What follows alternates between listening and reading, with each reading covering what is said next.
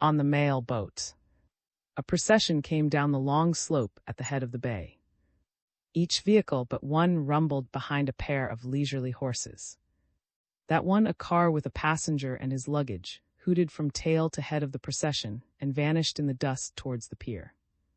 The sea stretched like a sheet of brilliant glass right out across the bay and the firth beyond to the great blue island hills, calm as far as the eye could search it. On the green treeless shores, with their dusty roads and their dikes of flagstones set on edge, there was scarcely enough breeze to stir the grasses. "We shall have a fine crossing," said the passengers in the coaches to one another. They bent round the corner of the bay and passed the little row of houses, pressed close beneath the high grassy bank, and rumbled on to the pier. The sentries and the naval guard eyed the passengers with professional suspicion as they gathered in a queue to show their passports, and then gradually straggled towards the mail boat. But there was one passenger who was particularly eyed, though if all the glances toward her were prompted by suspicion, it was well concealed. She was a girl of anything from 22 to 25, lithe, dressed to a miracle, dark-haired, and more than merely pretty. Her dark eyebrows nearly meeting, her bright and singularly intelligent eyes, her firm mouth and resolute chin, the mixture of thoughtfulness in her expression and decision in her movements, were not the usual ingredients of prettiness. Yet her features were so fine and her complexion so clear, and there was so much charm as well as thought in her expression, that the whole effect of her was delightful. Undoubtedly, she was beautiful. She was clearly traveling alone, and evidently a stranger to those parts. No one on the pier or steamer touched a hat or greeted her, and from her quick looks of interest it was plain that everything was fresh to her. The string of passengers was blocked for a moment on the narrow deck, and just where she paused stood a tall man who had come aboard a minute or two before. He took his eyes discreetly off her face, and they fell upon her bag. There on the label he could plainly read, "Miss Holland."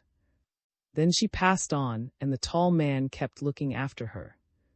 Having piled her lighter luggage on a seat in a very brisk and businesslike fashion, Miss Holland strolled across the deck and leaned with her back against the railings and her hands in the pockets of her loose tweed coat, studying with a shrewd glance her fellow passengers. They included a number of soldiers in khaki, on leave apparently, several nondescript and uninteresting people, mostly female, and the tall man. At him she glanced several times. He was very obviously a clergyman of some sort, in the conventional black felt hat and a long dark overcoat, and yet though his face was not at all, it seemed to her that he was not exactly the usual type. Then she saw his eyes turn on her again, and she gazed for some minutes at the pier just above their heads. The cable was cast off, and the little steamer backed through the foam of her own wake, and wheeling, set forth for the Isles. For a while Miss Holland watched the green semicircle slowly receding astern, and the shining waters opening ahead, and then turned to a more practical matter. Other passengers were eyeing the laden deck seat. "I'm afraid my things are in your way," she said, and crossing the deck took up a bag and looked round where to put it.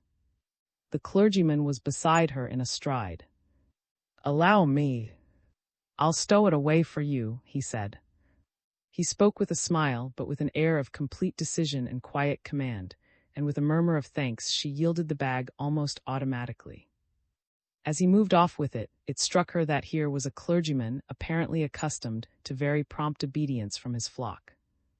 They had been standing just aft of the deck house, and with the bag in his hand he passed by this to where a pile of lighter luggage had been arranged on the deck.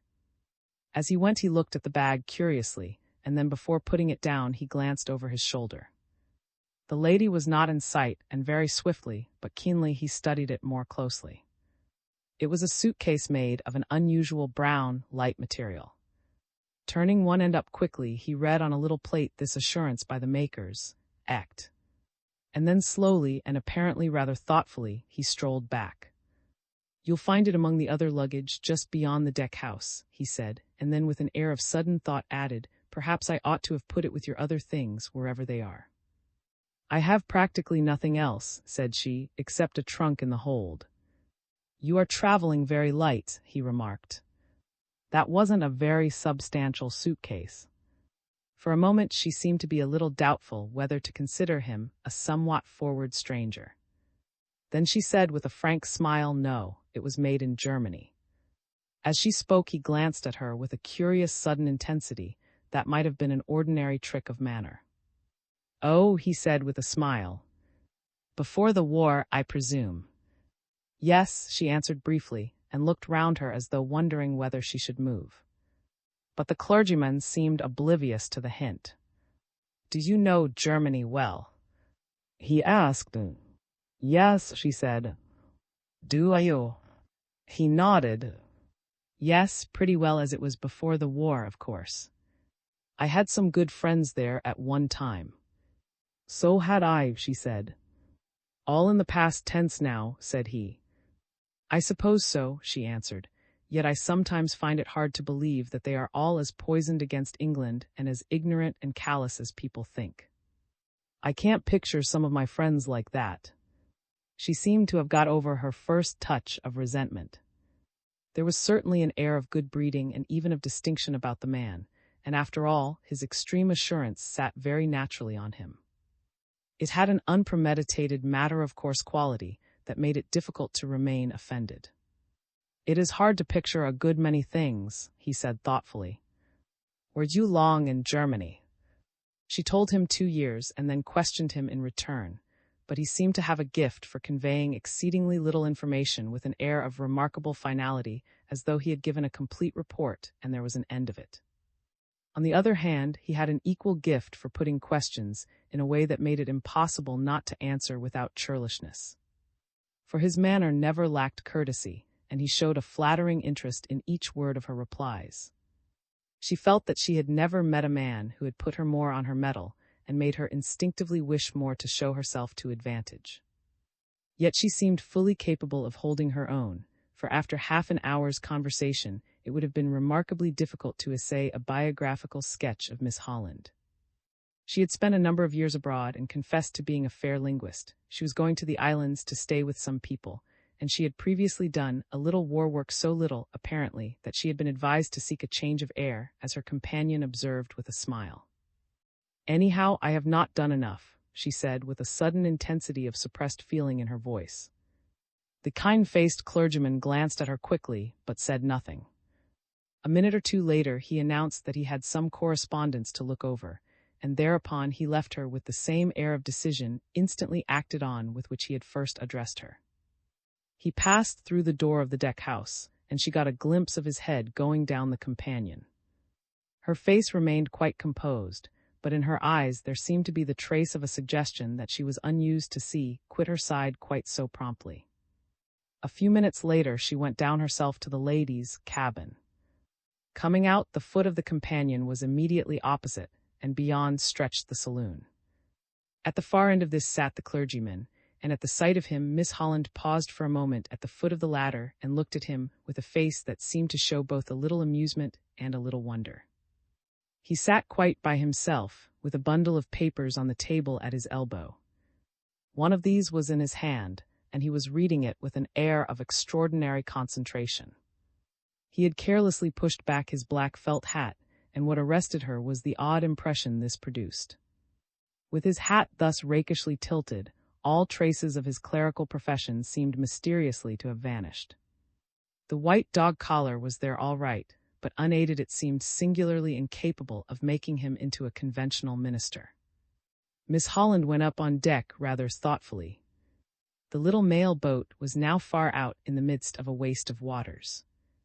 The illumined tideway was on its best, but even so there was a constant gentle roll as the oily swell swung in from the Atlantic.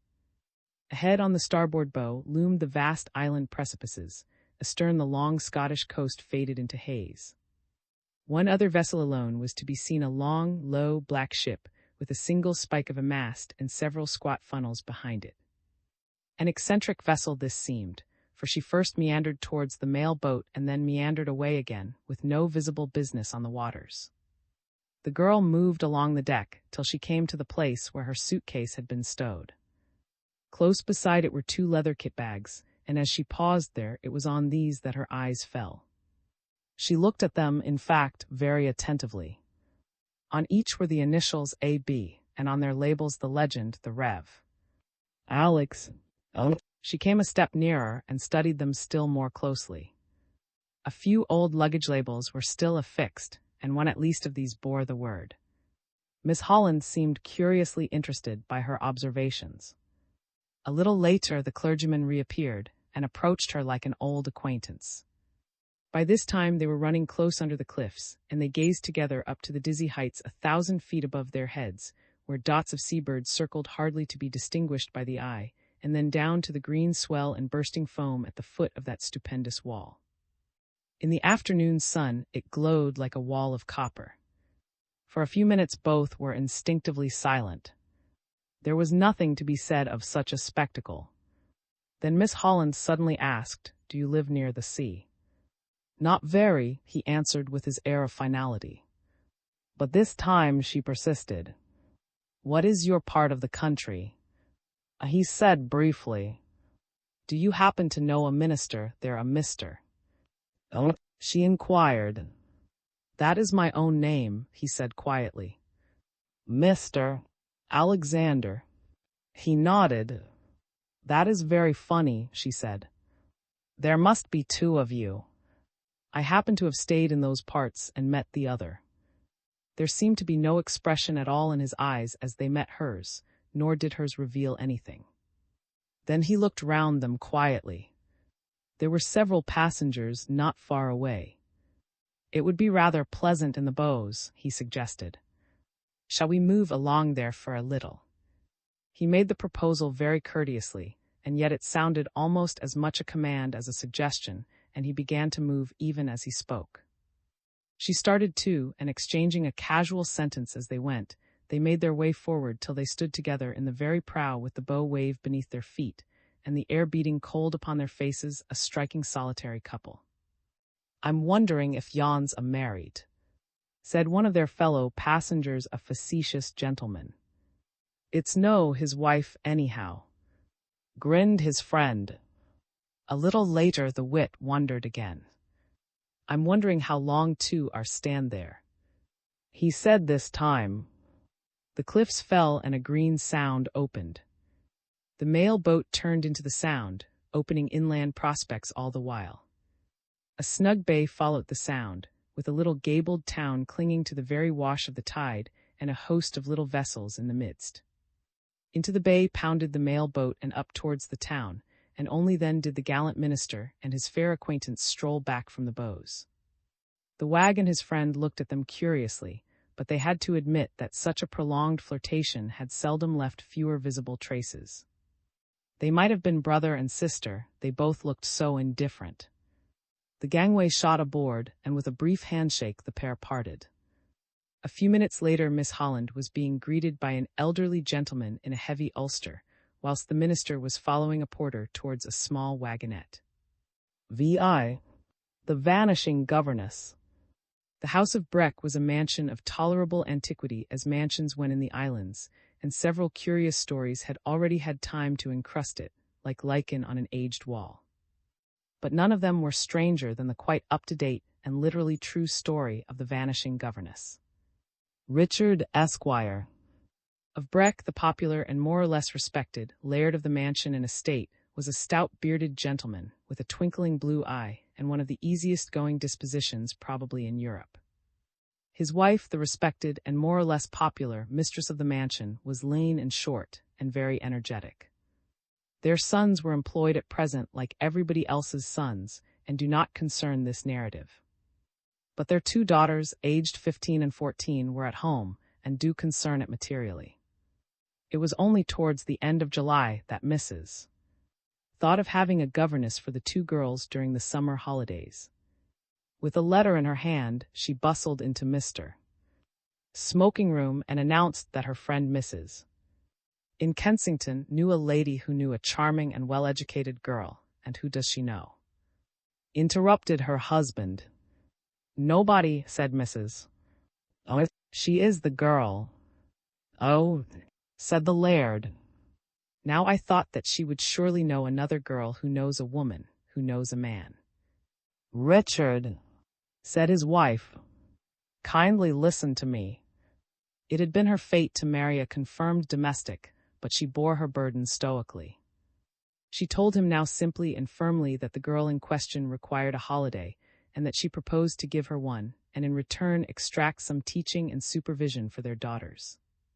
"Have it your own way, my dear. Have it your own way," said he. "It was economy yesterday. It's a governess today.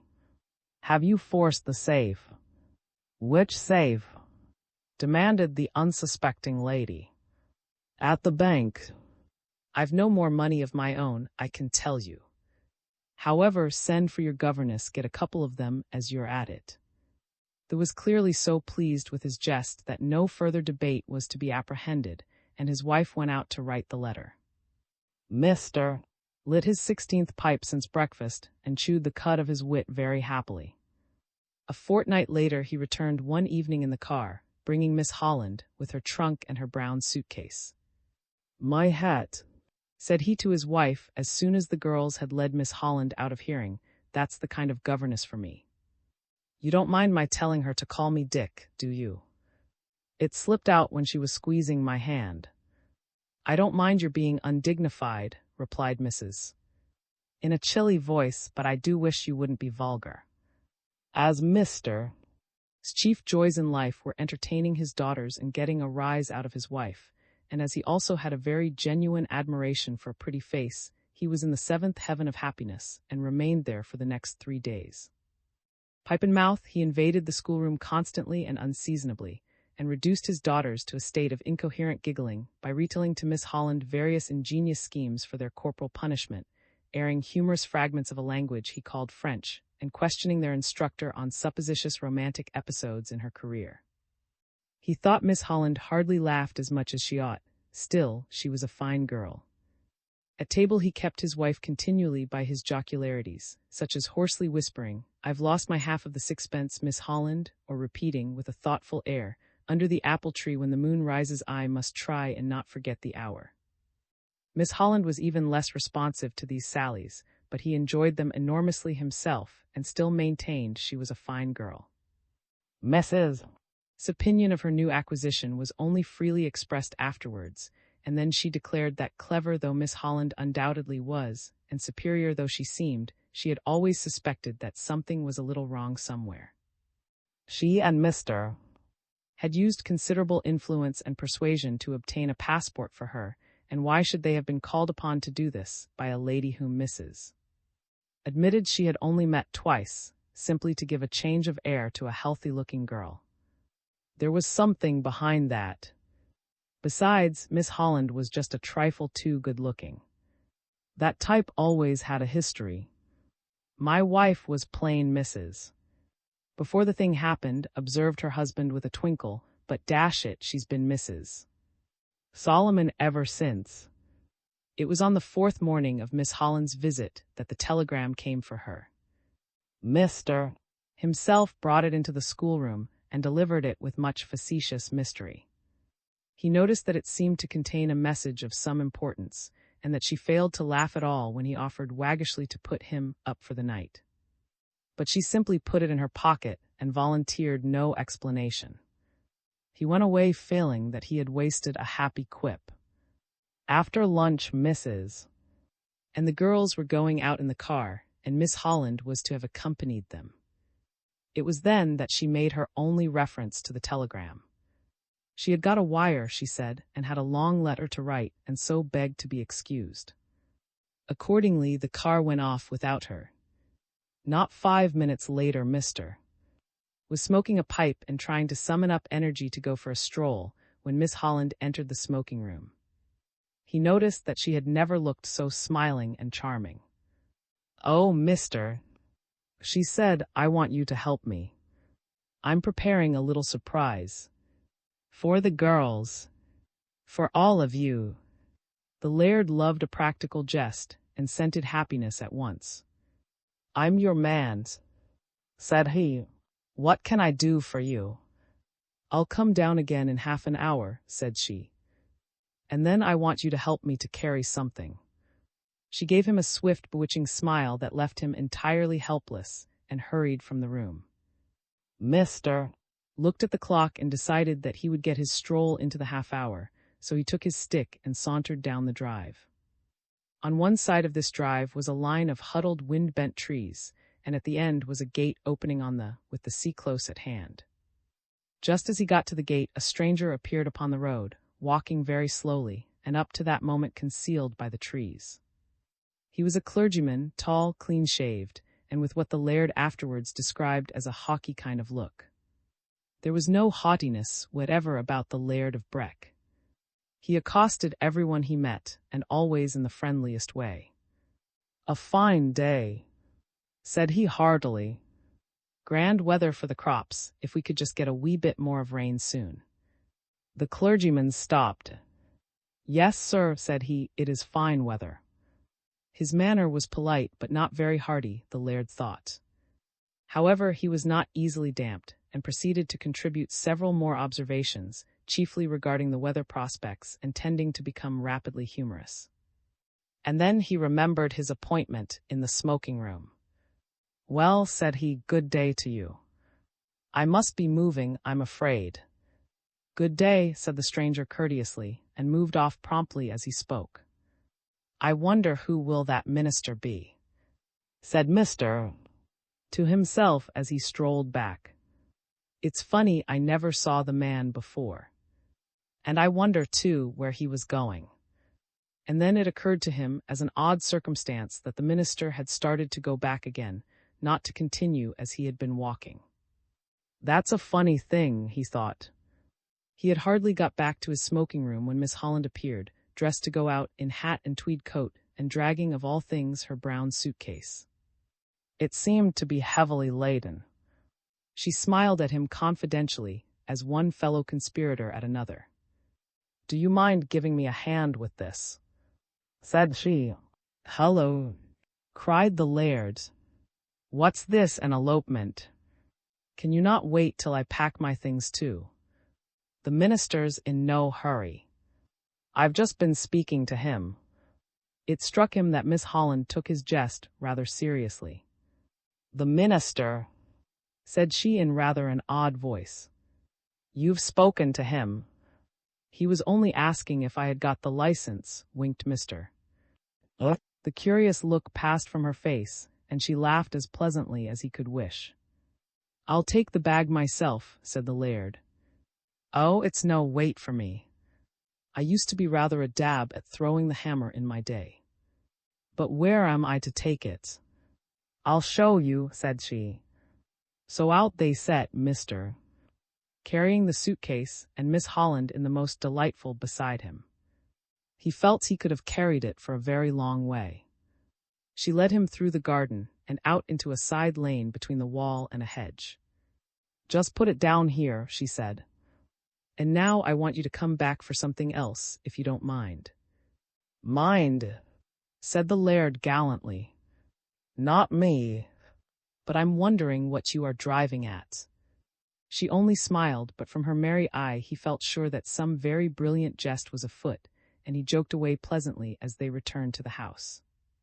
"Now," she said, "do you mind waiting in the smoking room for 10 minutes or so?" She went out, and Mr. waited but happy.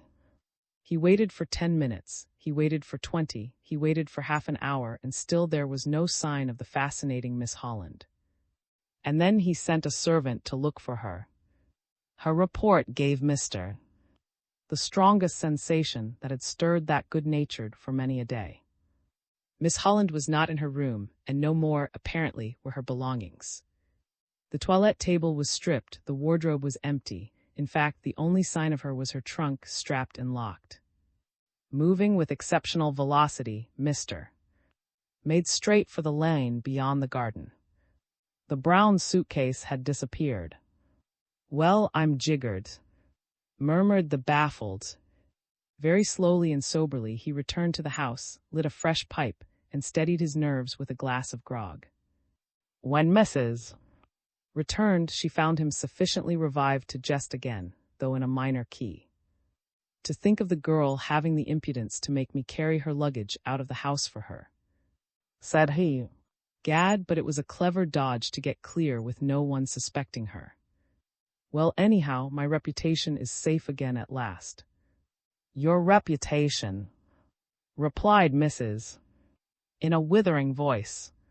"For what?" Not for common sense anyhow. You're flustered, my dear, said the laird easily. It's a habit women get into terrible easy. You should learn a lesson from Miss Holland. Dashed if I ever met a cooler hand in my life. And what do you mean to do about it? Demanded his wife. Do? Asked Mr. Mildly surprised. Well, we might leave the pantry window open at night, so that she can get in again if she's wanting to, or... It's your duty to inform the authorities, Richard. Duty? Repeated the laird, still more surprised. Fancy me starting to do my duty at my time of life. Anyhow, cried Mrs. We've still got her trunk. Ah, said Mr. Happily at last, so we have. Well, that's all right then. And with a benign expression, the philosopher contentedly lit another pipe. The meetings. As the dusk rapidly thickened and I lay in the heather waiting for the signal, I gave myself one last bit of good advice. Of him I was to meet, I had received officially a pretty accurate description, and unofficially heard one or two curious stories. I had also, of course, had my exact relationship to him officially defined. I was to be under his orders, generally speaking, but in purely naval matters, or at least on matters of naval detail, my judgment would be accepted by him. My last word of advice to myself simply was to be perfectly firm on any such point, and permit no scheme to be set afoot, however tempting, unless it was thoroughly practical from the naval point of view. From the rim of my hollow there on the hillside I could see several of the farms below me, as well as the manse, and I noted one little sign of British efficiency. No glimmer of light shone from any of their windows. At sea a light or two twinkled intermittently, and a searchlight was playing, though fortunately not in my direction. Otherwise land and water were alike plunged in darkness. And then at last one single window of the manse glowed red for an instant. A few seconds passed, and it shone red again.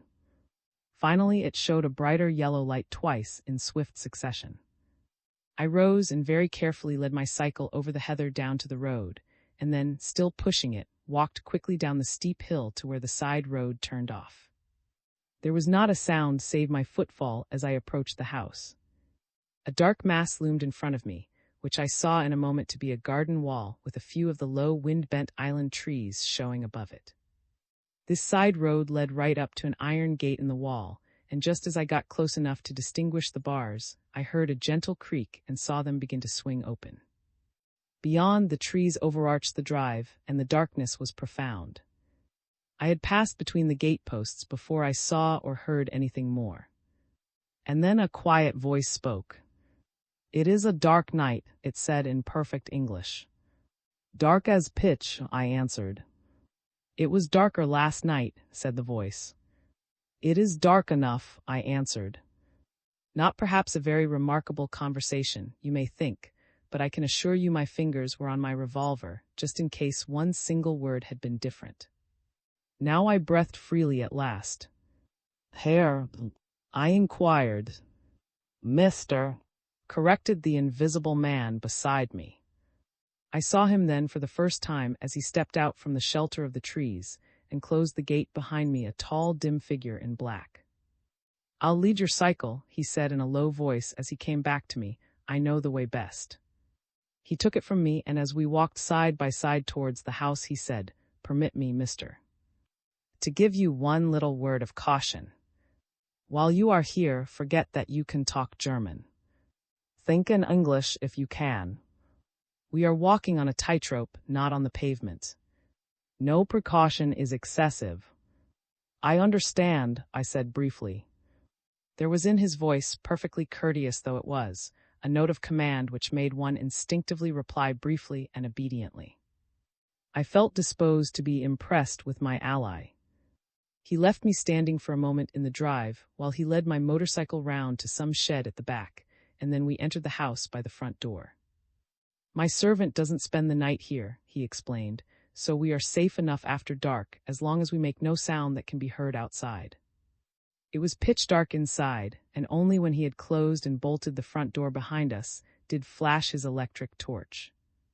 Then I saw that we stood in a small porch which opened into a little hall, with a staircase facing us, and a passage opening beside it into the back of the house. At either side was a door, and opened that on the right, and led me into a pleasant, low, lamplit room with a bright peat fire blazing, and a table laid for supper. I learned afterwards that the clergyman who had just vacated the parish had left hurriedly, and that his books and furniture had not yet followed him. Hence the room, and indeed the whole house, looked habitable and comfortable.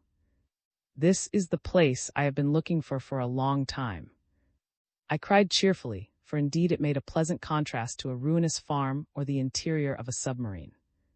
Smiled.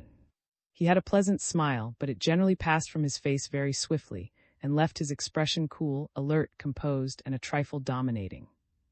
"You had better take off your overalls and begin," he said. "There is an English warning against conversation between a full man and a fasting. I have had supper already." When I took off my overalls, I noticed that he gave me a quick look of surprise. "In uniform!" he exclaimed. "It may not be much use if I'm caught," I laughed, but I thought it a precaution worth taking. "Excellent," he agreed, and he seemed genuinely pleased.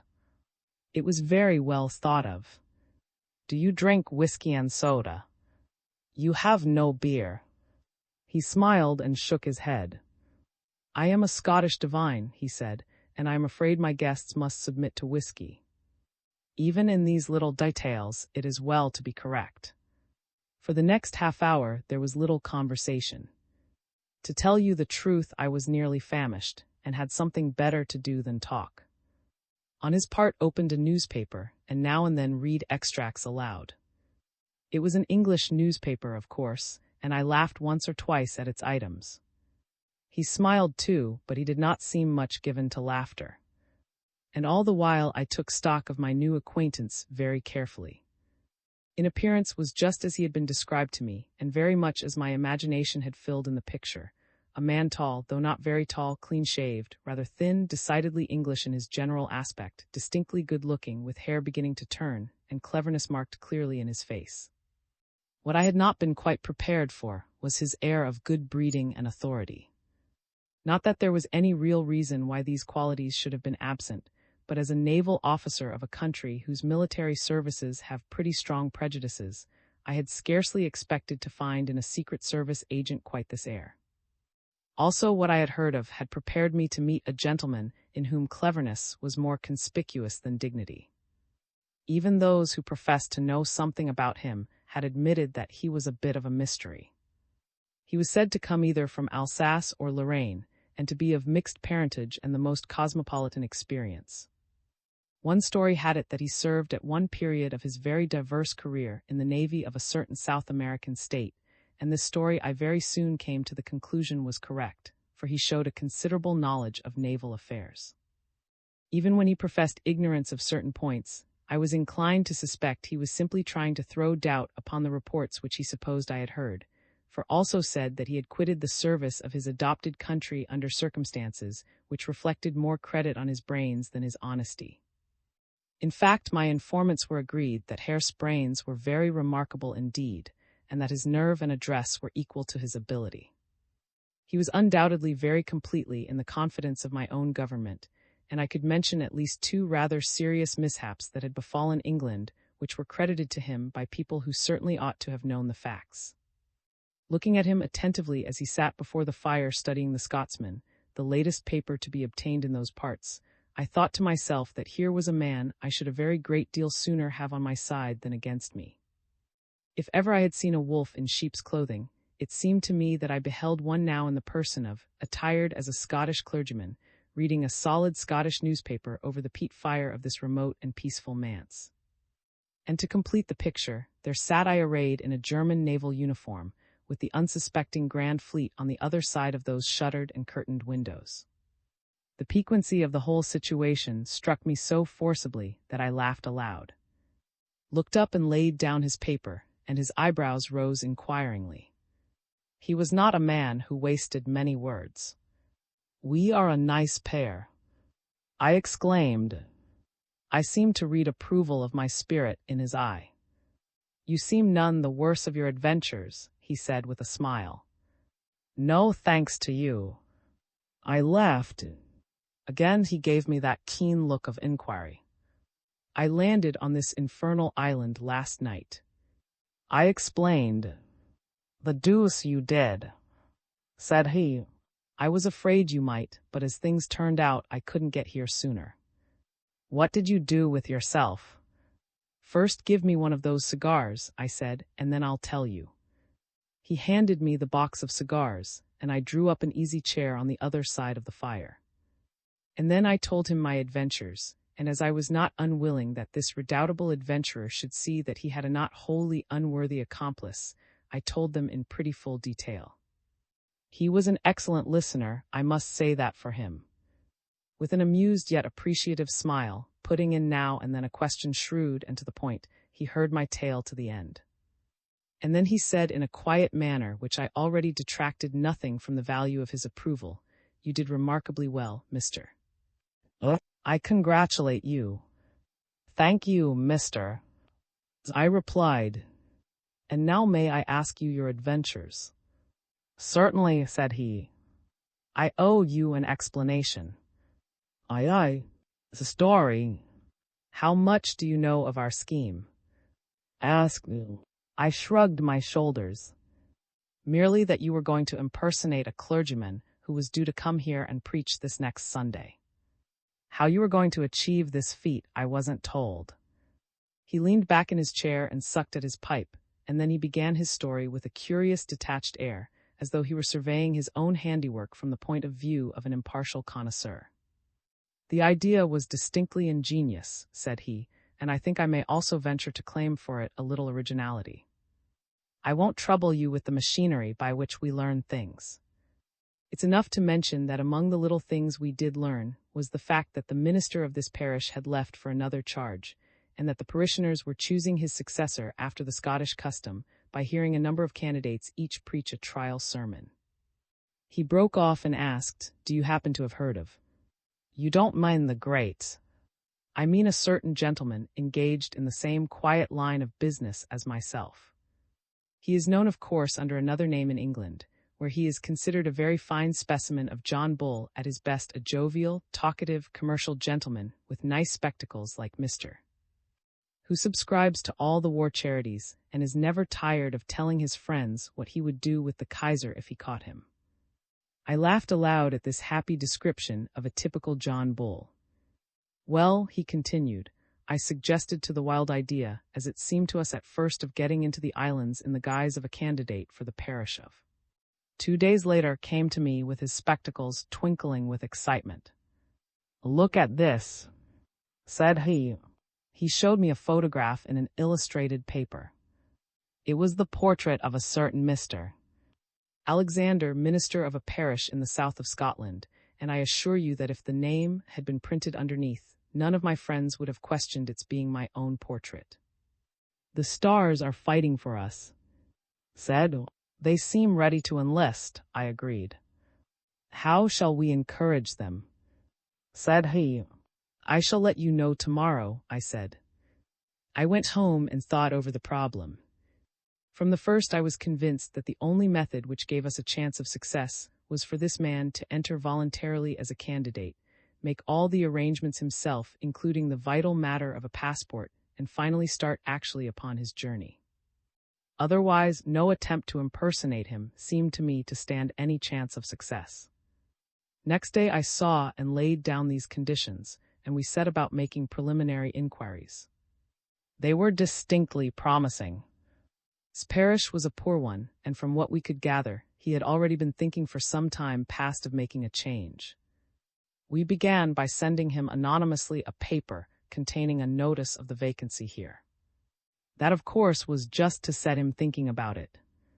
The next Sunday motored down to his parish, saw for himself that the resemblance to me was actually quite remarkable, and then after service made the minister's acquaintance. Imagine the good Mr. surprise and interest when this pleasant stranger proved to be intimately acquainted with the vacant parish of, and described it as a second Garden of Eden. Before they parted saw that the fish was hooked. The next problem was how to make the real vanish into space and substitute the false without raising a trace of suspicion till my visit here was safely over. Again, luck was with us.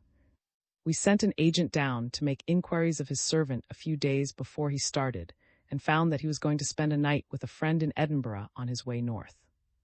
Paused to knock the ashes out of his pipe, and I remarked, at first sight I confess that seems to me to complicate the problem. You would have to wait till had left Edinburgh, wouldn't you? Smiled and shook his head. That is what we thought ourselves at first, said he, but our second thoughts were better. What do you think of a wire to from his friend in Edinburgh telling him that a Mr. Taylor would call for him in his motor car, plus a wire to the friend in Edinburgh from Mr. regretting that his visit must be postponed. Excellent. I laughed. Each wire, I may add, contained careful injunctions not to reply. And I may also add that the late Mr.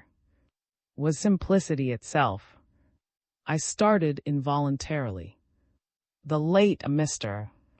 Oh, do you mind? What else could one do with him? Asked calmly. Both and I believe in being thorough. Of course this worthy pair were but doing their duty. Still I was glad to think they had done their dirty work without my assistance. It was with a conscious effort that I was able to ask calmly, how did you manage it? Mr. Taylor, with his car and his chauffeur, called at the manse. The chauffeur remained in the car, keeping his face unostentatiously concealed. Mr. Taylor enjoyed the minister's hospitality till the evening had sufficiently fallen. Then we took him to Edinburgh by the coast road. Paused and looked at me, as though to see how I was enjoying the gruesome tale. I am afraid I made it pretty clear that I was not enjoying it in the least. The idea of first partaking of the wretched man's hospitality and then coolly murdering him was a little too much for my stomach. However, seemed rather amused than otherwise with my attitude. We knocked him on the head at a quiet part of the road, stripped him of every stitch of clothing, tied a large stone to his feet, and pitched him over the cliff, he said calmly. And his clothes, I began, shrinking back a little in my chair. Are these, said, indicating his respectable-looking suit of black. Curiously enough, this was the only time I heard the man tell a tale of this sort, and in this diabolical, deliberate, almost flippant way. It was in marked contrast to his usually brief, concise manner of speaking. Possibly it was my reception of his story that discouraged him from exhibiting this side of his nature again. I certainly made no effort to conceal my distaste now. Thank God I am not in the Secret Service. I said devoutly. I understand you are in the submarine service, said in a dry voice. I am, and I am proud of it. Have you never fired a torpedo at an inoffensive merchant ship? That is very different. I replied hotly. It is certainly more wholesale, said he. I sprang up. Mister, I said, kindly understand that a German naval officer is not in the habit of enduring affronts to his service. But you think a German Secret Service agent should have no such pride? He inquired. I declined to discuss the question any further, I said stiffly. For a moment he seemed excitingly amused. Then he saw that I was in no for jesting on the subject, and he ceased to smile. Have another cigar, he said in a quiet, matter-of-fact voice, just as though nothing had happened to ruffle the harmony of the evening. You quite understand what I said? I demanded in an icy voice. I thought the subject was closed, he replied with a smile, and then jumping up he laid his hand on my arm in the friendliest fashion. My dear, said he, we are going to be shut up together in this house for several days, and if we begin with a quarrel, we shall certainly end in murder. Let us respect one another's point of view and say no more about it. I don't know what you mean by one another's point of view, I answered politely but coldly. So far as I am aware, there is only one point of view, and I have just stated it. If we both respect that, there will be no danger of our quarreling. He glanced at me for a moment in an odd way, and then said merely, well, are you going to have another cigar, or would you like to go to bed? With your permission, I shall go to bed, I said. He conducted me through the hall and down the passage that led to the back premises. At the end rose a steep and narrow stair. We ascended this, and at the top found a narrow landing with a door at either end of it. This is your private flat, he explained in a low voice. The old house, you will see, has been built in two separate, which have separate stairs and no communication with one another on the upper landing. These two rooms are supposed to be locked up and not in use at present, but I have secured their keys.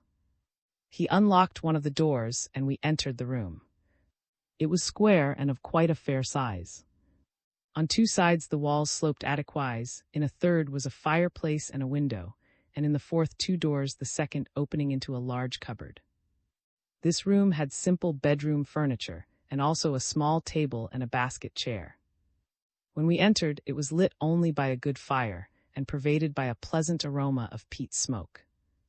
Lighted a paraffin lamp and remarked, "You ought to be quite comfortable here." Personally, I confess that my breath was fairly taken away. I had anticipated sleeping under the roof in some dark and chilly garret, or perhaps in the straw of an outhouse. "Comfortable!" I exclaimed. "Who would not be on secret service? But are you sure all this is safe? This fire, for instance, the smoke surely will be seen." "I have promised to keep the bedrooms aired while I am staying here," smiled. He then explained in detail the arrangements of our remarkable household. He himself slept in the front part of the house, up the other staircase. The room opposite mine was empty, and so was the room underneath, but below the other was the kitchen, and I was warned to be very quiet in my movements. The single servant arrived early in the morning and left about 9 o'clock at night. She lived, it seemed, at a neighboring farm, and assured me there was nothing to be feared from her provided I was reasonably careful. I had brought with me a razor, a toothbrush, and a brush and comb, and had very thoughtfully brought a spare sleeping suit and a pair of slippers. I was not at all sure that I was disposed to like the man, but I had to admit that his thoroughness and his consideration for my comfort were highly praiseworthy. In fact, I told him so frankly, and we parted for the night on friendly terms. Quietly descended the stairs, while I sat down before my fire and smoked a last cigarette, and then very gratefully turned into my comfortable bed. The plan.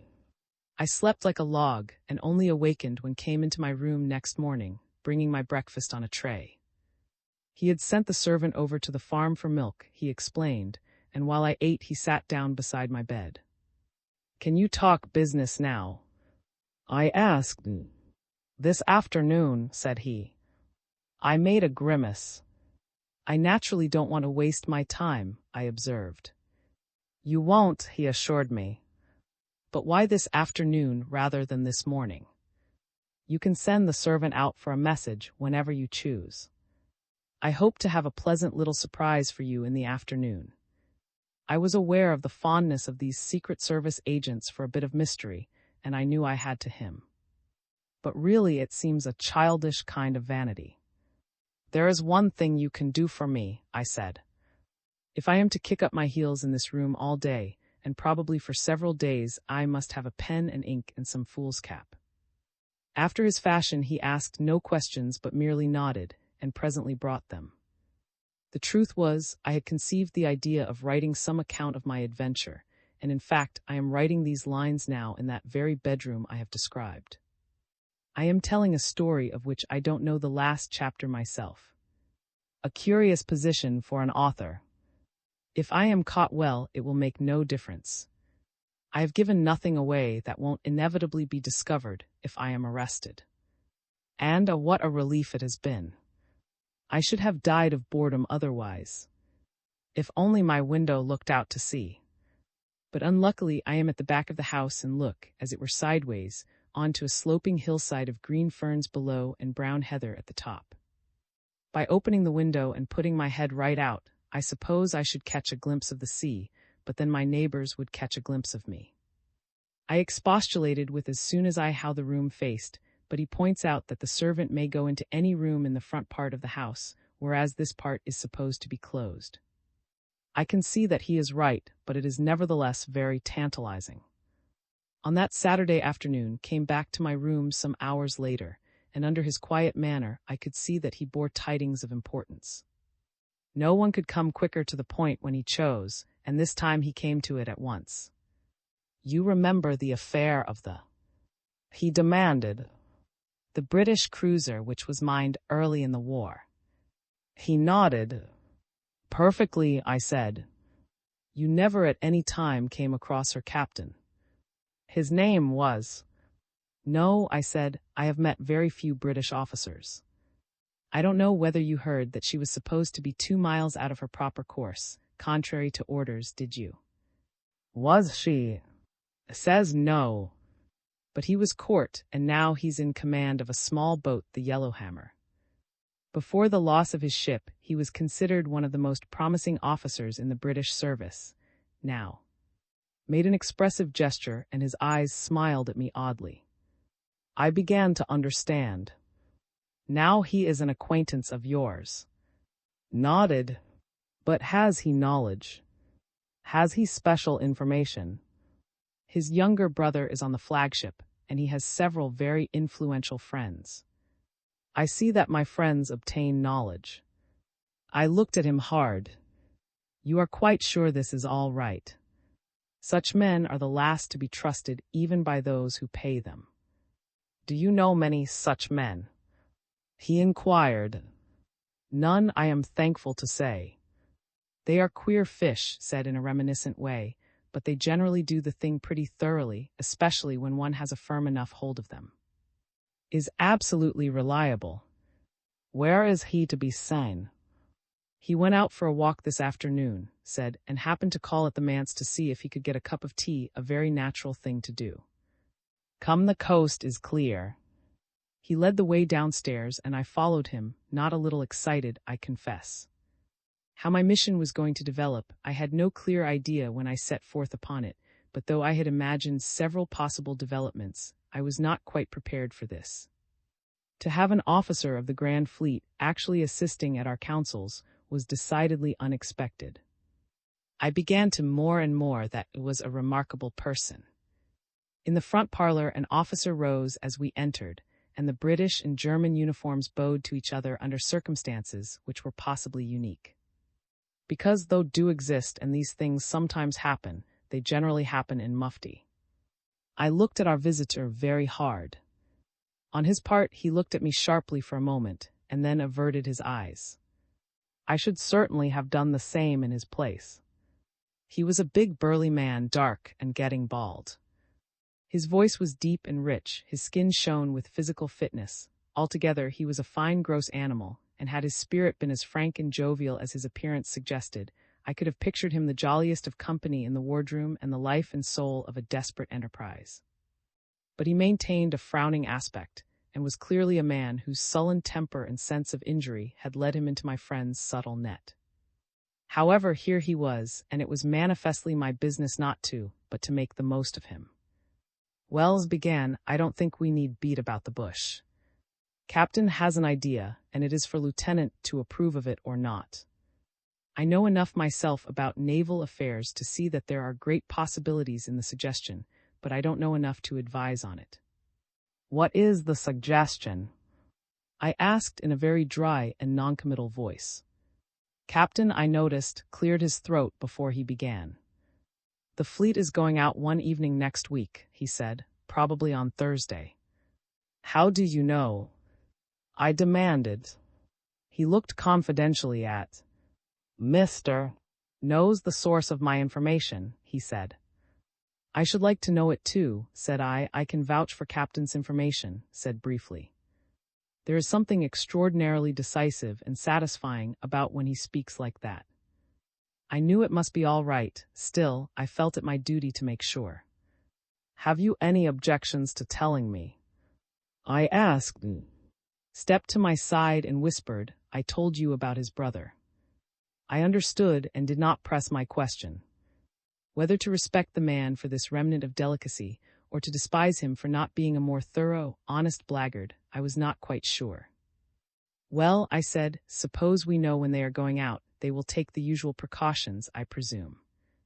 Leaned forward confidentially over the table. They are going out on a new course, he said in a low voice. I pricked up my ears, but all I said was, why is that? On account of the currents. The old passage hasn't been quite satisfactory. They are going to experiment with a new passage.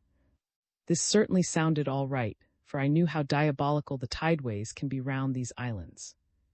Do you know the new course at all accurately? I inquired. Captain smiled for the first time, and somehow or other the sight of a smile on his face gave me a strongly increased distaste for the man. I know it exactly, he said. He took out of his pocket a folded chart and laid it on the table. The three of us bent over it, and at a glance I could see that this was business indeed. All the alterations in the minefields were shown, and the course precisely laid down. Well, said, I think this suggests something. By this time I was inwardly burning with excitement. I hope to have the pleasure of being present just about that spot, I said, pointing to the chart. Or there, suggested. Either would do very nicely, so far as I can judge, said. How many submarines can you concentrate, and how long will it take you to concentrate them? I considered the question. I am afraid there is no use in concentrating more than 2 or 3 in such narrow waters, I said. Handling of submarines, of course, is impossible except on the surface. And we clearly can't keep on the surface. Captains looked at me in a way I did not at all like. We run a few risks in the British Navy, he said. In it, you'll have a sitting target. I'd crowd in every blank submarine the water would float if I were running this stunt. You don't happen to be running it, I said coldly. Touched me lightly on the shoulder and gave me a swift smile, pleasant but admonitory. The happy means seems to be suggested, he said soothingly. There's a great deal to be said for both points of view. On the one hand you risk submarines, on the other hand you make the battle fleet run risks. One has simply to balance those. What about half a dozen submarines? I shook my head. Too many, I said. Besides, we couldn't concentrate them in the time. How many could you? 4, I said. If I can get back to my boat on Monday, we'll have them there on Thursday. Produced a bottle of whiskey, and then we sat over the chart discussing details for some time longer. It was finally handed over to me, and Captain rose to go. By the way, I said, there is one very important preliminary to be arranged. How am I to get back to my boats? That will be all right, said confidently.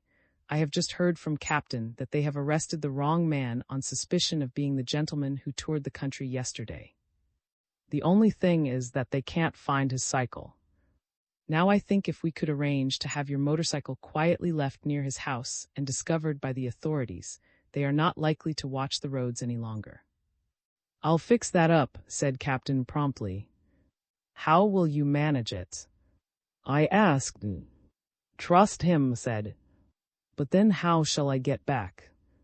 I shall drive you over, smiled.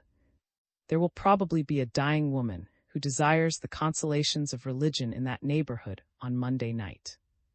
I smiled too, but merely at the cunning of the man, not at the thought of parting with my motorcycle. However, I saw perfectly well that it would be folly to ride it over, and if I left it behind at the manse well, I was scarcely likely to call for it again. Now, said, we had better get you safely back to your turret chamber. You have been away quite as long as is safe. I bowed to Captain. I could not bring myself to touch his hand, and we left his great gross figure sipping whiskey and soda. What do you think of him? Asked. He seems extremely competent, I answered candidly. But what an unspeakable scoundrel. We mustn't quarrel with our instruments, said he philosophically. He is doing Germany a good turn. Surely that is enough. I should like to think that Germany did not need to stoop to use such characters. Yes, he agreed, though in a voice, one would indeed like to think so. I could see that had not many scruples left after his cosmopolitan experiences. IV. What happened on Sunday? That evening when we had the house to ourselves, I joined in the parlor, and we had a long talk on naval matters, British and German. He knew less of British naval affairs than I did, but quite enough about German to make him a keen listener and a very suggestive talker. In fact, I found him excellent company. I even suspected him at last of being a man of good birth and quite fitting company for a German officer. But of course he may have acquired his air of breeding from mixing with men like myself. As for his name, that of course gave no guide, for I scarcely supposed that he had been throughout his adventurous career. I threw out one or two feelers on the subject, but no oyster could be more secretive than when he chose. That night I heard the wind wandering noisily round the old house, and I wakened in the morning to find the rain beating on the window. Came in rather late with my breakfast, and I said to him at once, "I have just remembered that this is Sunday. I wish I could come and hear your sermon." "I wish you could, too," said he. "It will be a memorable event in the parish." "But are you actually going to do it?" "How can I avoid it?" "You are so ingenious, I should have thought you would have hit upon a plan." He looked at me in his curious way.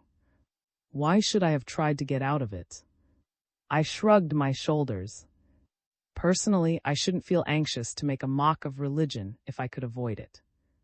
"We are such a religious people," said he, "that surely we can count on God forgiving us more readily than other nations." He spoke in his driest voice, and for a moment I looked at him suspiciously. But he was perfectly grave. "Still," I replied, "I am glad the Navy doesn't have to preach bogus sermons."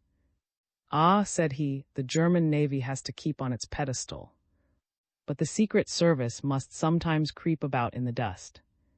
His eyes suddenly twinkled as he added, "But never fear, I shall give them a beautiful sermon. The text will be the passage about Joshua and the spies, and the first hymn will be, 'Onward, Christian Sailors.'" He threw me a humorous glance and went out. I smiled back, but I confess I was not very much amused. Neither the irreverence nor the jest about the sailors, since it referred apparently to me, struck me as in the best of taste. That morning was one of the dreariest I ever spent. The wind rose to half a gale, and the fine rain beat in torrents on the panes. I wrote diligently for some time, but after a while I grew tired of that and paced the floor in my stockinged feet for the sake of quietness, like a caged animal. My one consolation was that tomorrow would see the end of my visit. Already I longed for the cramped quarters and perpetual risks of the submarine, and detested these islands even more bitterly than I hated any other part of Britain. In the early afternoon I had a pleasant surprise. Came in and told me that his servant had gone out for the rest of the day, and that I could safely come down to the parlor. There I had a late luncheon in comparative comfort, and moreover I could look out of the windows onto the sea. And what a dreary prospect I saw! Under a heavy sky and with showers rolling over it, that open treeless country looked desolation itself. As for the waters, white caps chased each other over the wind-whipped expanse of, fading into a wet blur of moving rain a few miles out. Through this loomed the nearer lines of giant ships, while the farther were blotted clean out. I thought of the long winters when one day of this weather followed another for week after week, month after month, when the northern days were brief and the nights interminable, and this armada lay in these remote isles enduring and waiting. The German Navy has had its gloomy and impatient seasons, but not such a prolonged purgatory as that. We have a different arrangement. Probably everybody knows what it is still, one must not say. After lunch, when we had lit our cigars, said, "By the way, you will be pleased to hear that my efforts this morning were so successful that the people want me to give them another dose next Sunday." I stared at him. "Really?" I exclaimed. He nodded. "But I thought there would be another preacher next Sunday." "Oh, by no means." There was no one for next Sunday, and they were only too glad to have the pulpit filled. "But will you risk it?" He smiled confidently. "If there is any danger, I shall get warning in plenty of time." "To ensure your escape." "To vanish somehow." "But why should you wait?" He looked at me seriously and said deliberately, "I have other schemes in my head, something even bigger. It is too early to talk yet, but it is worth running a little risk for." I looked at this astonishing man with unconcealed admiration. Regulations, authorities, precautions, dangers, he seemed to treat as almost negligible. And I had seen how he could contrive and what he could effect. "I am afraid I shall have to ask you to stay with me for a few days longer," he added. "I don't think I ever got a more unpleasant shock." "You mean you wish me not to rejoin my ship tomorrow night?" "I know it is asking a great deal of you, but my dear, duty is duty." "My duty is with my ship," I said quickly. "Besides, it is the post of danger and of. Think of Thursday night. Do you honestly think you are essential to the success of a torpedo attack? Every officer will be required." "My dear, you didn't answer my question. Are you essential?" "My dear," I replied firmly, for I was quite resolved I should not remain cooped up in this infernal house, exposed to hourly risk of being shot as a spy, while my ship was going into action. "I am sorry to seem disobliging, but I am a naval officer, and my first duty is quite clear to me." "Pardon me for reminding you that you are at present under my orders," said he, "while this affair is being arranged only. But I say that I have not yet finished my arrangements." I saw that I was in something of a dilemma, for indeed it was difficult to say exactly how my injunctions met the case. "Well," I said, "I shall tell you what I shall do. I shall put it to my superior officer, commander, and ask him whether he desires me to absent myself any longer." This was a happy inspiration, for I felt certain what would say. "Then I shall not know till tomorrow night whether to count on you, and then I shall very probably lose you." I shrugged my shoulders but said nothing. Suddenly his face cleared. "My dear fellow," he said, "I won't press you. Rejoin your ship if you think it your duty." By mutual consent we changed the subject and discussed the question of submarines versus surface ships, a subject in which showed both interest and acumen, though I had naturally more knowledge and could contribute much from my own personal experience. I must add that it is a pleasure to discuss such matters with him, for he has a frank and genuine respect for those who really understand what they are talking about. Towards evening I went back to my room and fell to writing this narrative again, but about 10 o'clock I had another visit from, and again he disconcerted me, though not so seriously this time. "I had a message from asking to see me," he explained, "and I have just returned from a meeting with him. He tells me that the date of the fleet's sailing will probably be altered to Friday, but he will let me know definitely tomorrow or Tuesday." "Or Tuesday!" I exclaimed. "Then I may have to stay here for another night." "I'm sorry," said he, "but I'm afraid it can't be helped." "But can we ever be sure that the fleet will keep to a—" I have just been thinking it over, and the question struck me, why are they making this arrangement so far ahead? "That struck me too," said, "and also. But he has found out now. There is some big scheme on. Some think it is, and some think the Baltic. Anyhow, there is a definite, and they will certainly keep to it. The only uncertain thing is the actual day of sailing. It is a plan which will be nicely upset if we get our torpedoes into 3 or 4 of their super dreadnoughts." I exclaimed. He nodded grimly. "And for that we want to have the timing exact," he said. "Be patient, my friend, we shall know by Tuesday morning at the latest."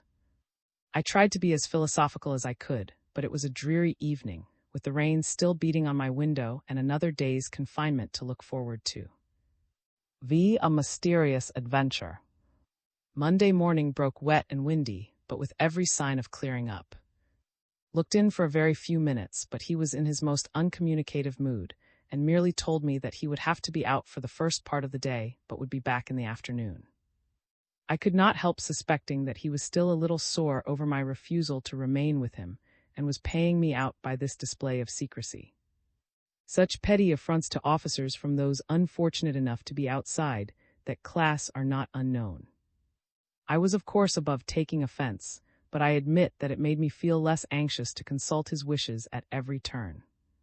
In this I wrote for a time, and at last got up and stared impatiently out of the window. It had become quite a fine day, and the prospect of gazing for the greater part of it at a few acres of inland landscape, with that fascinating spectacle to be seen from the front windows, irritated me more and more. And then, to add to my annoyance, I heard boom. Boom, boom, crashing from the seaward side and shaking the very foundations of the house. I began to feel emphatically that it was my duty to watch the British fleet at gunnery practice. Just then 2 women appeared, walking slowly away from the house.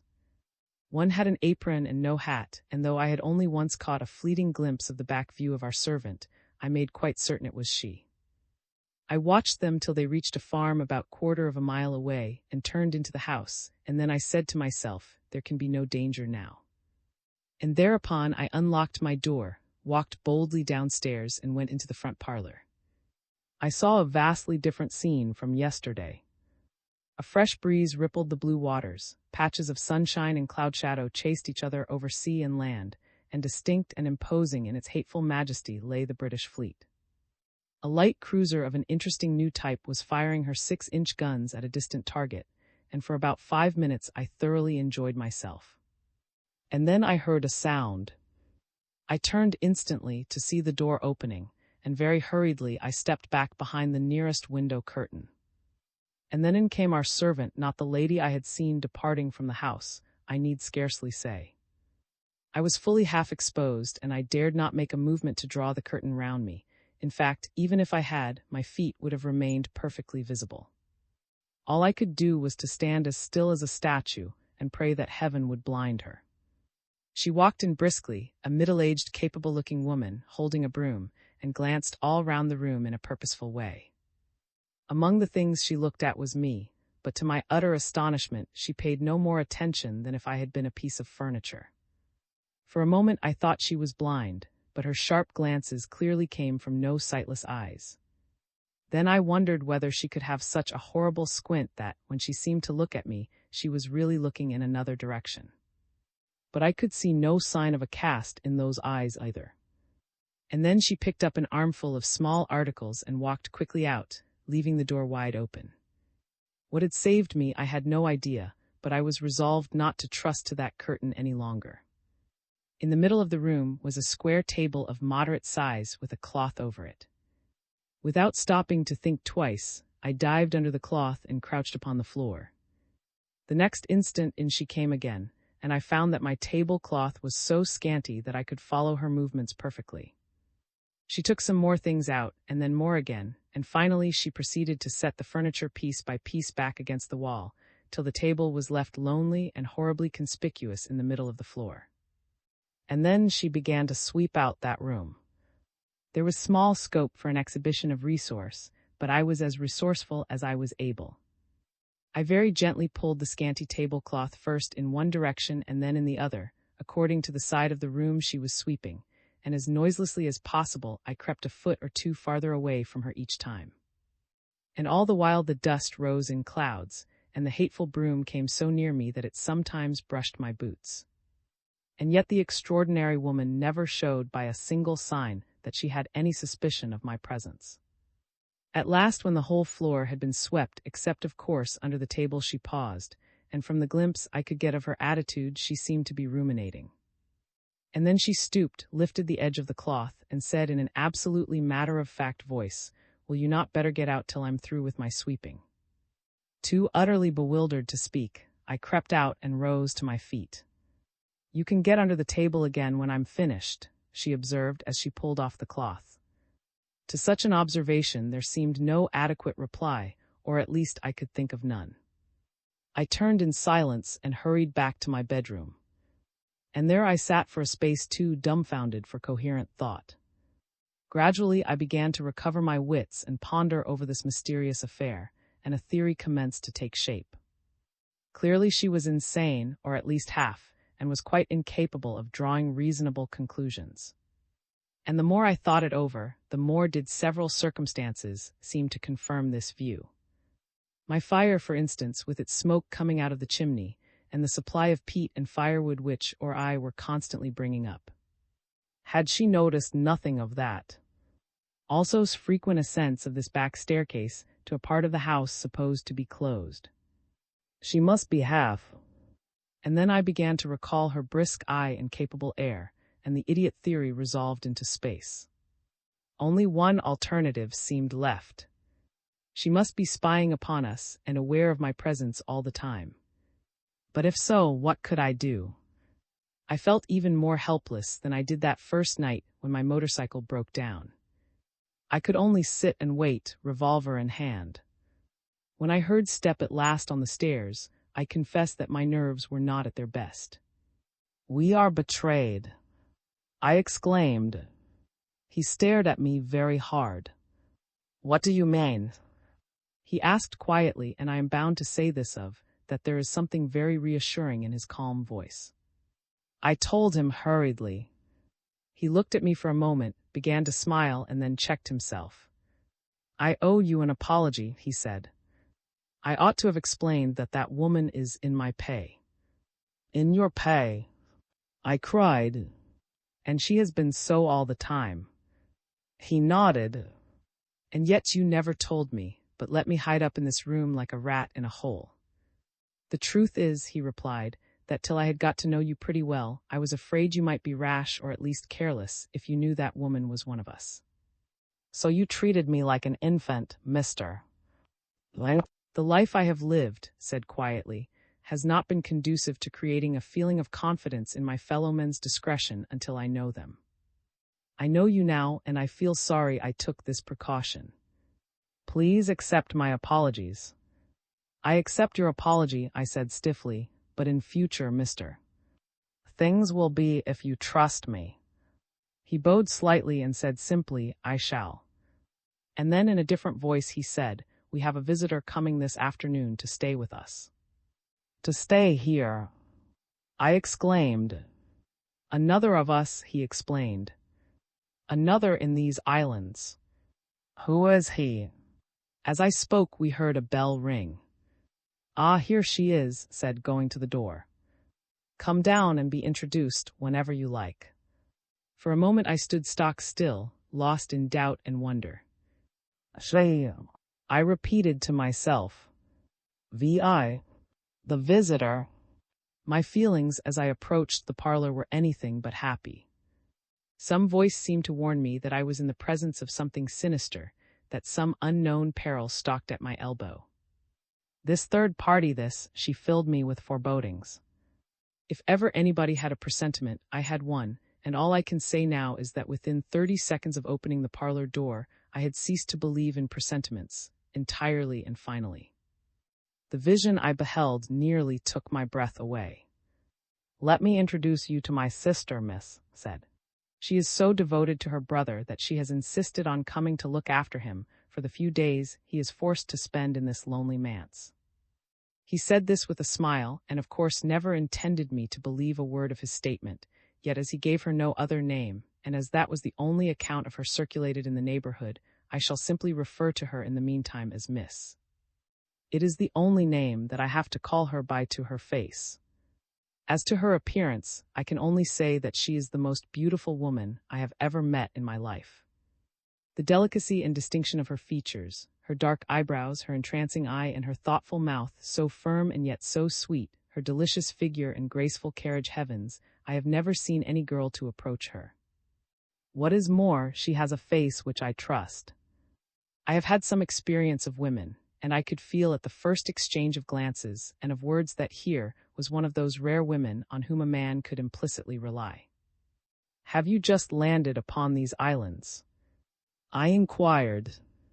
"Not today," she said, and indeed, when I came to think of it, she would not have had time to reach the house in that case. "Did you have much difficulty?" I asked. "The minister's sister is always admitted," said with his dry smile. I asked presently if she had traveled far. She shrugged her shoulders, gave a delightful little laugh, and said, "We get so used to traveling that I have forgotten what far is." Meanwhile tea was brought in, and Miss sat down and poured it out with the graceful, nonchalant air of a charming hostess in her own drawing-room, while talked of the weather and referred carelessly to the news, just like any gentleman who might have called casually upon her.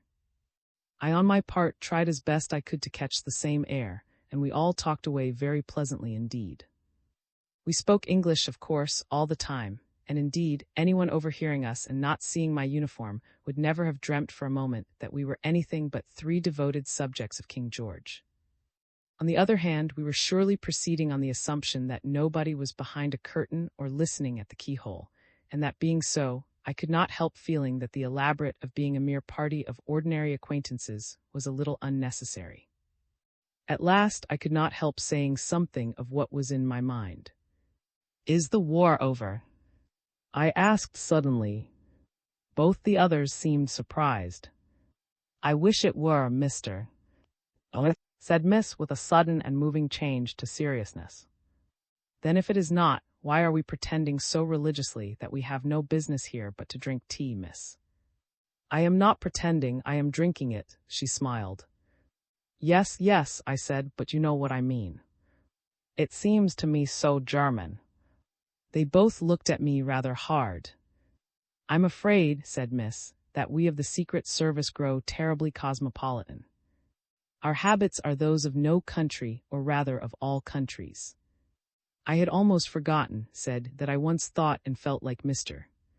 And then he added this singular opinion: "It is Germany's greatest calamity, greater even than the coming in of Britain against her, or the Battle of the Marne, that those who guide her destinies have not forgotten it too."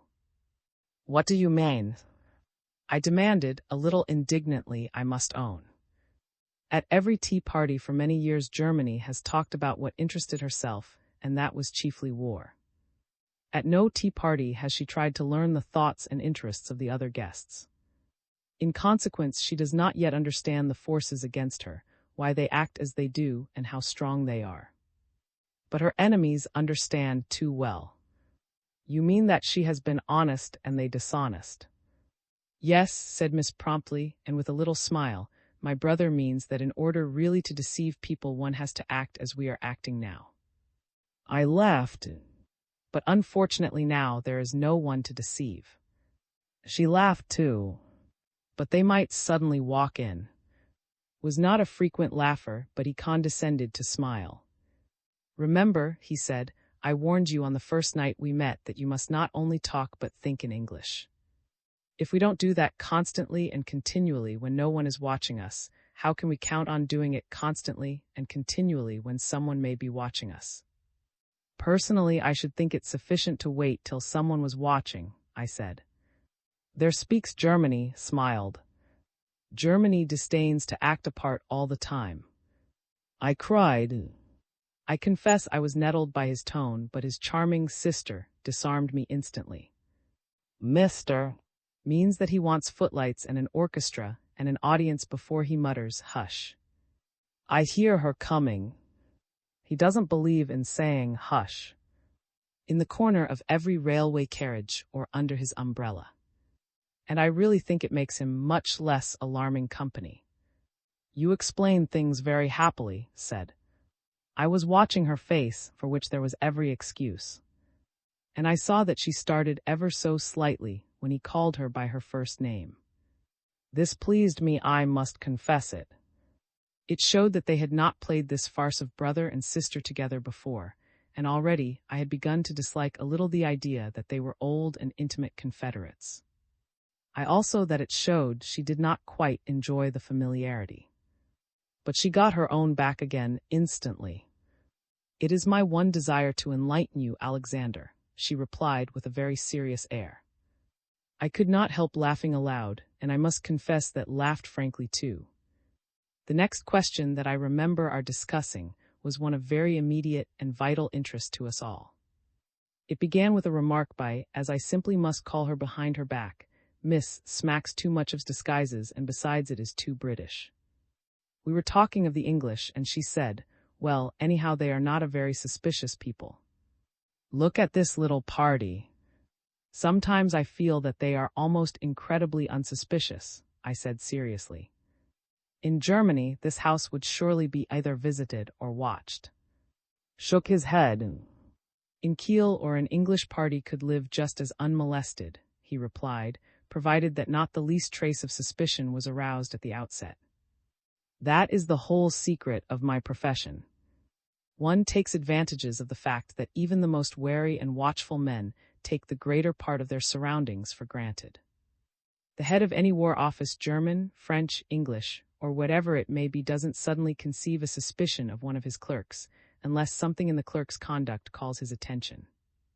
If then it were possible to enter the War Office, looking and behaving exactly like one of the clerks, suspicion would not begin. It is the beginning one has to guard against. Why don't you enter the British War Office then? Asked with a smile.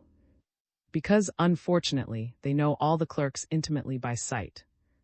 In this case, they expected a minister whom nobody knew.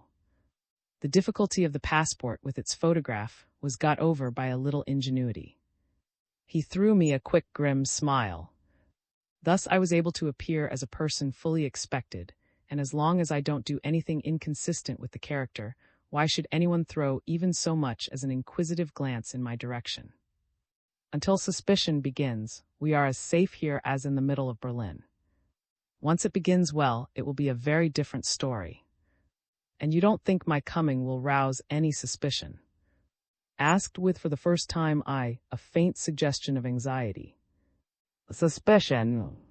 Certainly not. Just think. Put yourself in the shoes of the neighbors in the parish, or even of any naval officer who might chance to learn you were here. What is more natural than that the minister who, at the request of the people, is staying a week longer than he intended, should get his sister to look after him? The danger point in both cases was passed when we got into the islands. We know that there was no suspicion roused in either case. How do you know? I interposed. Another quality required for this work, replied with a detached air, is enough imagination to foresee the precautions that will be required. One wants to establish precaution behind precaution, just as an army establishes a series of defensive positions.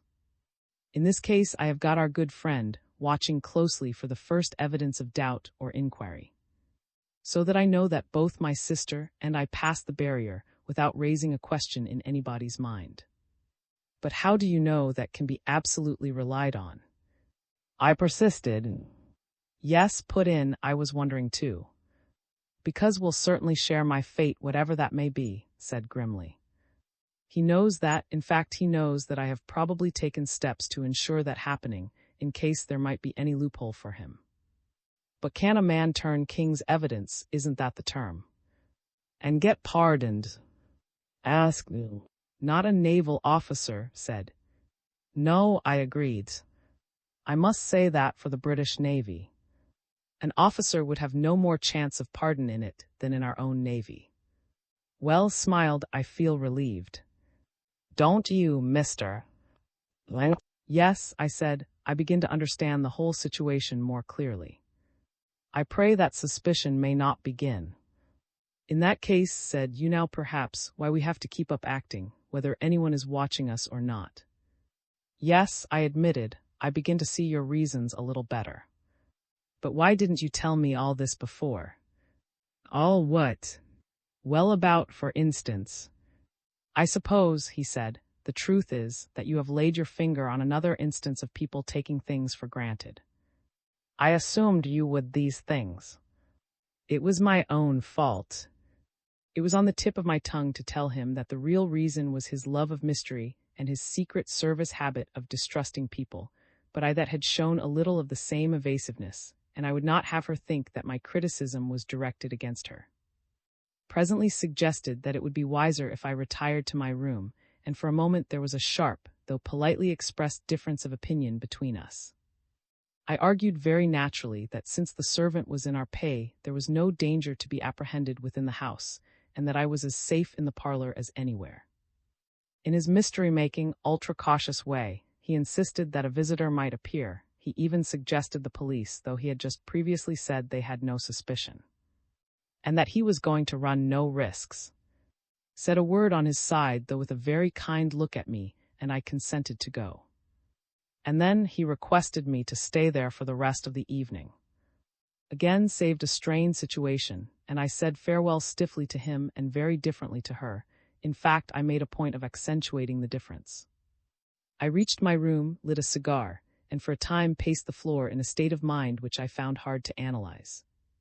I can only say that my feelings were both mixed and strong, and that at last, to give me relief, I sat down to write my narrative, and by 9 o'clock in the evening had brought it up nearly to this point.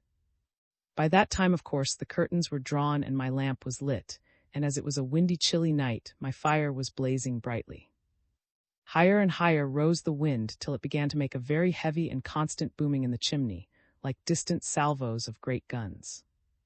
Apart from the wind, the old house was utterly quiet, and when the wooden stair suddenly creaked, I dropped my pen and sat up very sharply. More and more distinctly, I heard a firm but light tread coming up and up, until at last it ceased on the landing. And then came a gentle tap upon my door. VII.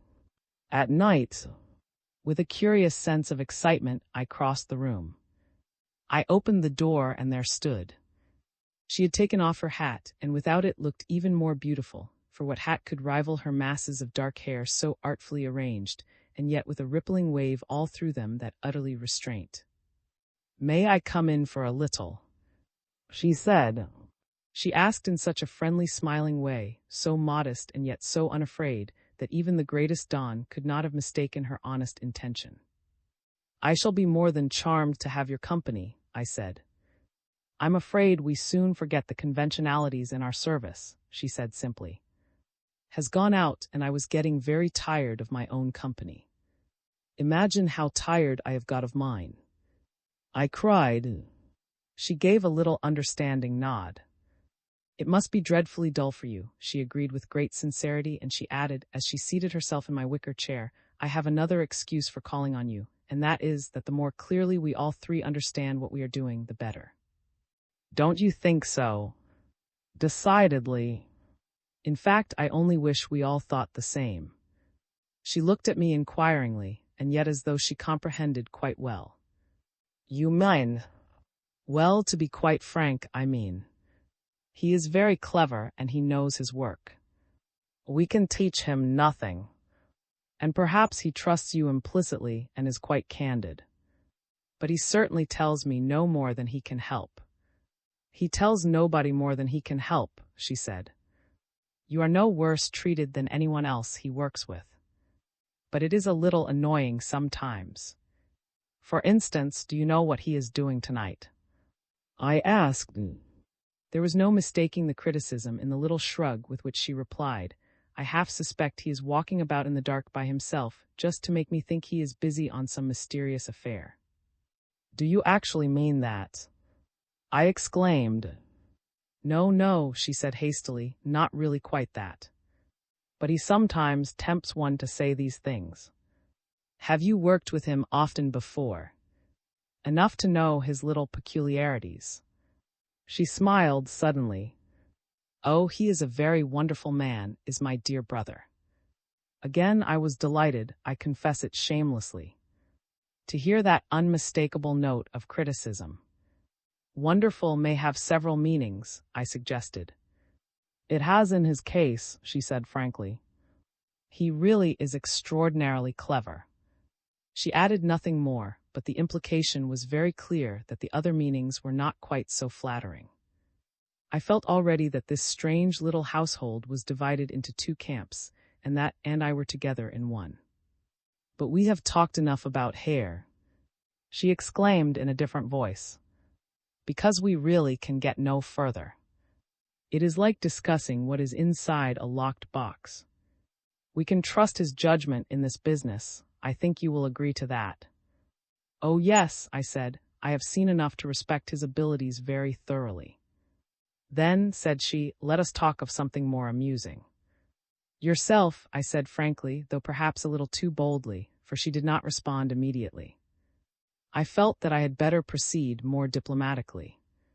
"I was wondering whether you were a pure German," I added. "My feelings towards Germany are as strong as yours, mister," she answered. "Indeed, I don't think anyone can be more loyal to their country than I am, but I am not purely German by blood. My mother was Irish, hence my name."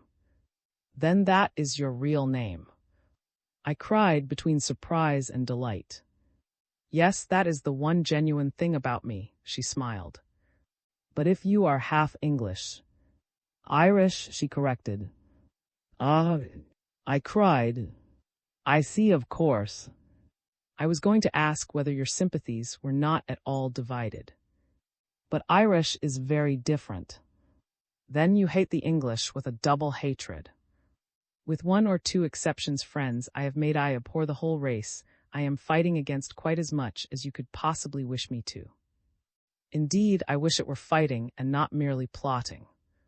There was an earnestness and intensity in her voice, and a kindling of her eye as she said this that thrilled and inspired me like a trumpet.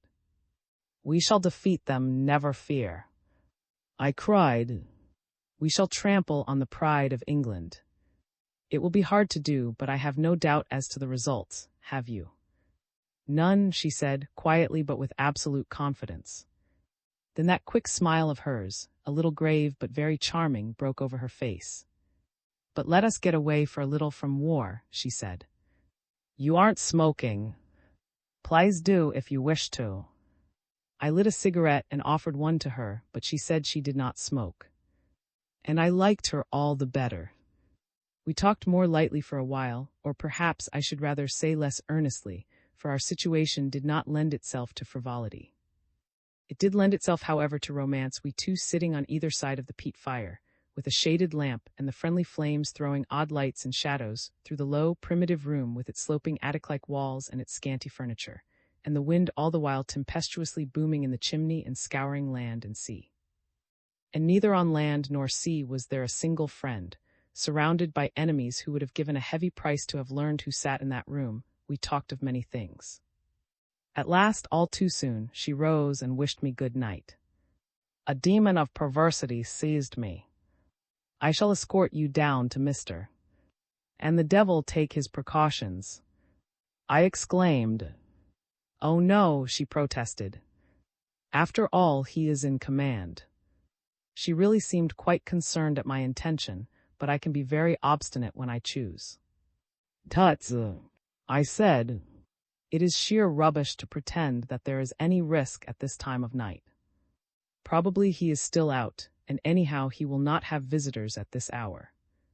She looked at me very hard and quickly as if to see if I were possible to argue with, and then she gave a little laugh and merely said, You are terribly, mister. And she ran downstairs very quickly, as though to run away from me. I followed fast, but she was some paces ahead of me as we went down the dark passage to the front of the house. And then suddenly I heard guarded voices and stopped dead. There was a bend in the passage just before it reached the hall, and had passed this while I had not, and so I could see nothing ahead. Then I heard the voice of Say Well. It was a simple word of little significance, but the voice in which it was said filled me with a very unpleasant sensation. The man spoke in such a familiar, confidential way that I suddenly felt I could have shot him cheerfully. For the instant I forgot the problem of the other voice I had heard.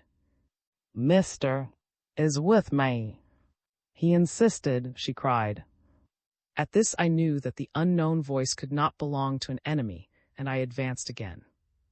As I passed the bend in the passage, I was just in time to see, closing the front door behind a man in a long dark coat with a gleam of brass buttons, and to hear him say, Good night, passed into the parlor with a smiling glance for me to follow, and came in after us. I was not in the most pleasant temper. In fact, for some reason I was in a very black. I thought you had gone out, I said to him at once. I did go out. But now I understand that the worthy captain has been visiting you here. Both these remarkable events have occurred, said. When I recalled how long had been up in my room, I that this was quite possible, but this did not, for some reason, soothe me. Why did he come? I asked. The fleet is going out on Friday. Aha! I exclaimed, forgetting my annoyance for the moment. So that is settled at last, said with a satisfied smile. He happened to turn his smile on also, and my annoyance returned. You dismissed our dear friend very quickly when you heard me coming, I remarked in no very amiable tone. Looked at me gravely. He said, You might quite well have done serious mischief by showing your dislike for so palpably the other day. Even a man of that sort has feelings. I have soothed them, I am glad to say, but he was not very anxious to meet you again. So much the better. Said I, traitors are not the usual company a German officer keeps. Many of us have to mix with strange company nowadays, mister. Said. Her sparkling eye and her grave smile disarmed me instantly. I felt suddenly conscious I was not playing a very judicious part, or showing myself perhaps to great advantage. So I bade them both good night and returned to my room. But it was not to go to bed. For 2 mortal hours I paced my floor and thought, but not about any problem of the war. I kept hearing well spoken in that hatefully intimate way, and then remembering that those two were alone all night in the front part of the house, far out of sound or reach of me. I did not doubt for an instant but that calm, cool, cosmopolitan adventurer who could knock an unsuspecting clergyman on the head and throw him over a cliff, and then tell the story with a smile what was he not capable of. Again and again I asked myself why it concerned me. This was a girl I had only known for hours. But her smile was the last thing I saw before I fell asleep at length about 3 o'clock in the morning. The decision. In the morning I came down to breakfast without asking anybody's leave, and I looked at those two very hard. To see fresh and calm and smiling gave me the most intense relief, while as for he looked as cool and imperturbable as he always did, and I cannot put it stronger than that, for nothing more cool and imperturbable than ever breathed. In fact, it could not have breathed, for it would have had to be a graven image. He looked at me critically, but all he said was, "If it wasn't too wet for your nice uniform, we might have had breakfast on the lawn. You are afraid someone may come and look in at this window?" I asked. "On the whole, there is rather more risk of that than of someone climbing up to look in at your bedroom window," said he. "You think a great deal of risks," I observed. "Yes," said he. "I am a nervous man." Laughed merrily, and I could not but confess that for once he had scored. I resolved not to give him the chance again. He then proceeded to draw the table towards one end of the room, pulled the nearest curtain part way across, and then locked the front door. But I made no comments this time. At breakfast acted as hostess, and so charming and natural was she that the little cloud seemed to blow over, and we all three discussed our coming plan of attack on the fleet fully and quite freely. Made several suggestions, which he said he had been discussing with, and as they seemed extremely sound, I made notes of them and promised to lay them before. When we had finished and had a smoke, rose and said he must go out on parish business. I asked him what he meant, and learned to my amusement that in his capacity of the Rev. Alexander he had to attend a meeting of what he called the Kirk Session. We both laughed and wished him good luck, and then before he left he said, "You had better get back to your room. Remember, we are here on business." And with that he put on his black felt hat and bade us lock the front door after him, and if anybody called, explain that it was to keep the wind from shaking it. I must say he thought of these small points very thoroughly. The suggestion in his last words that I was placing something else before my duty stung me a little. I was not going to let see that they had any effect, but as soon as he had gone I rose and said too, "It is quite clear that I ought to return to my room. I have notes to write up and several things to do before tonight." "Then you are really going to leave us tonight?" said she. "I am very sorry." So was I indeed. The thought of leaving her probably forever would have been bitter enough in any case, but to leave her alone with was maddening. It had troubled me greatly last night, yet the thought of remaining was one I did not really care to face. "I fear I must," I replied, in a voice which must have revealed something of what I felt. "Told me you absolutely refused to listen to him when he wished you to remain." "Oh no," I cried. "That is putting it far too strongly. I offered to put the case to Commander, and then at once assumed I was going to leave him, and told me to say no more about it." "Really? That is somewhat extraordinary," she exclaimed in rather a low voice, as though she were much struck with this. She had been standing, and she sat as she spoke. I felt that she wished to go further into this matter, and I sat down again too. "What is extraordinary about it?" I asked. "Do you mean to say that didn't press you?" "No," I said. "Mister," she said earnestly, I know enough of the orders under which we are acting and the plans that has got to further, to be quite certain that you were intended to stay and assist him. It is most important. You are quite sure of this? Absolutely. Then why did give up trying to persuade me so readily? Why didn't he try to use more authority? I wonder, she said in a musing tone, and yet I could see from her eye that she had an idea. You know, I exclaimed. Tell me what is in your mind. Already I guessed, but I dared not put it into words. It is difficult to guess his motives exactly, she said rather slowly. I felt I had to say it outright. Are you his motive? I demanded. She looked at me quickly, but quite candidly. I scarcely liked to say or even think such a thing, but...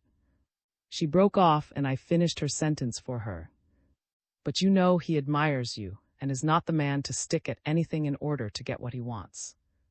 Oh, don't be unjust to him, she answered, and then in a different voice added, but to think of his letting you go like that. So it was to get rid of me and have you alone here with him. He must have had some motive, she admitted, for you ought to stay. I shall stay, I said. She gave me her smile. Really? Oh, how good of you. Or rather how brave of you, for it is certainly running a risk. If I had been decided before, I was doubly decided now. It is not the German Navy's way to fear risks, I said. It is my duty to stay for 2 reasons, and I am going to stay. And Commander, I shall simply tell him I am under higher orders, given me by Hare. If you added that there is a second plan directed against the British Navy, and that you are needed to advise on the details, it might help to convince Commander how essential your presence here is, she suggested. Yes, I agreed, it would be well to mention that. Also, she said, you would require to have all the details of this first plan so fully written out that he would not need to keep you to explain anything. You think of everything.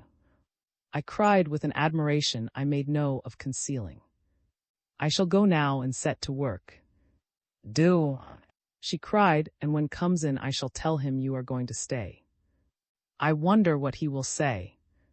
I wonder too, said I, but do you care what he says? No, she replied, because of course he won't say it. He will only think. Let him think. I laughed.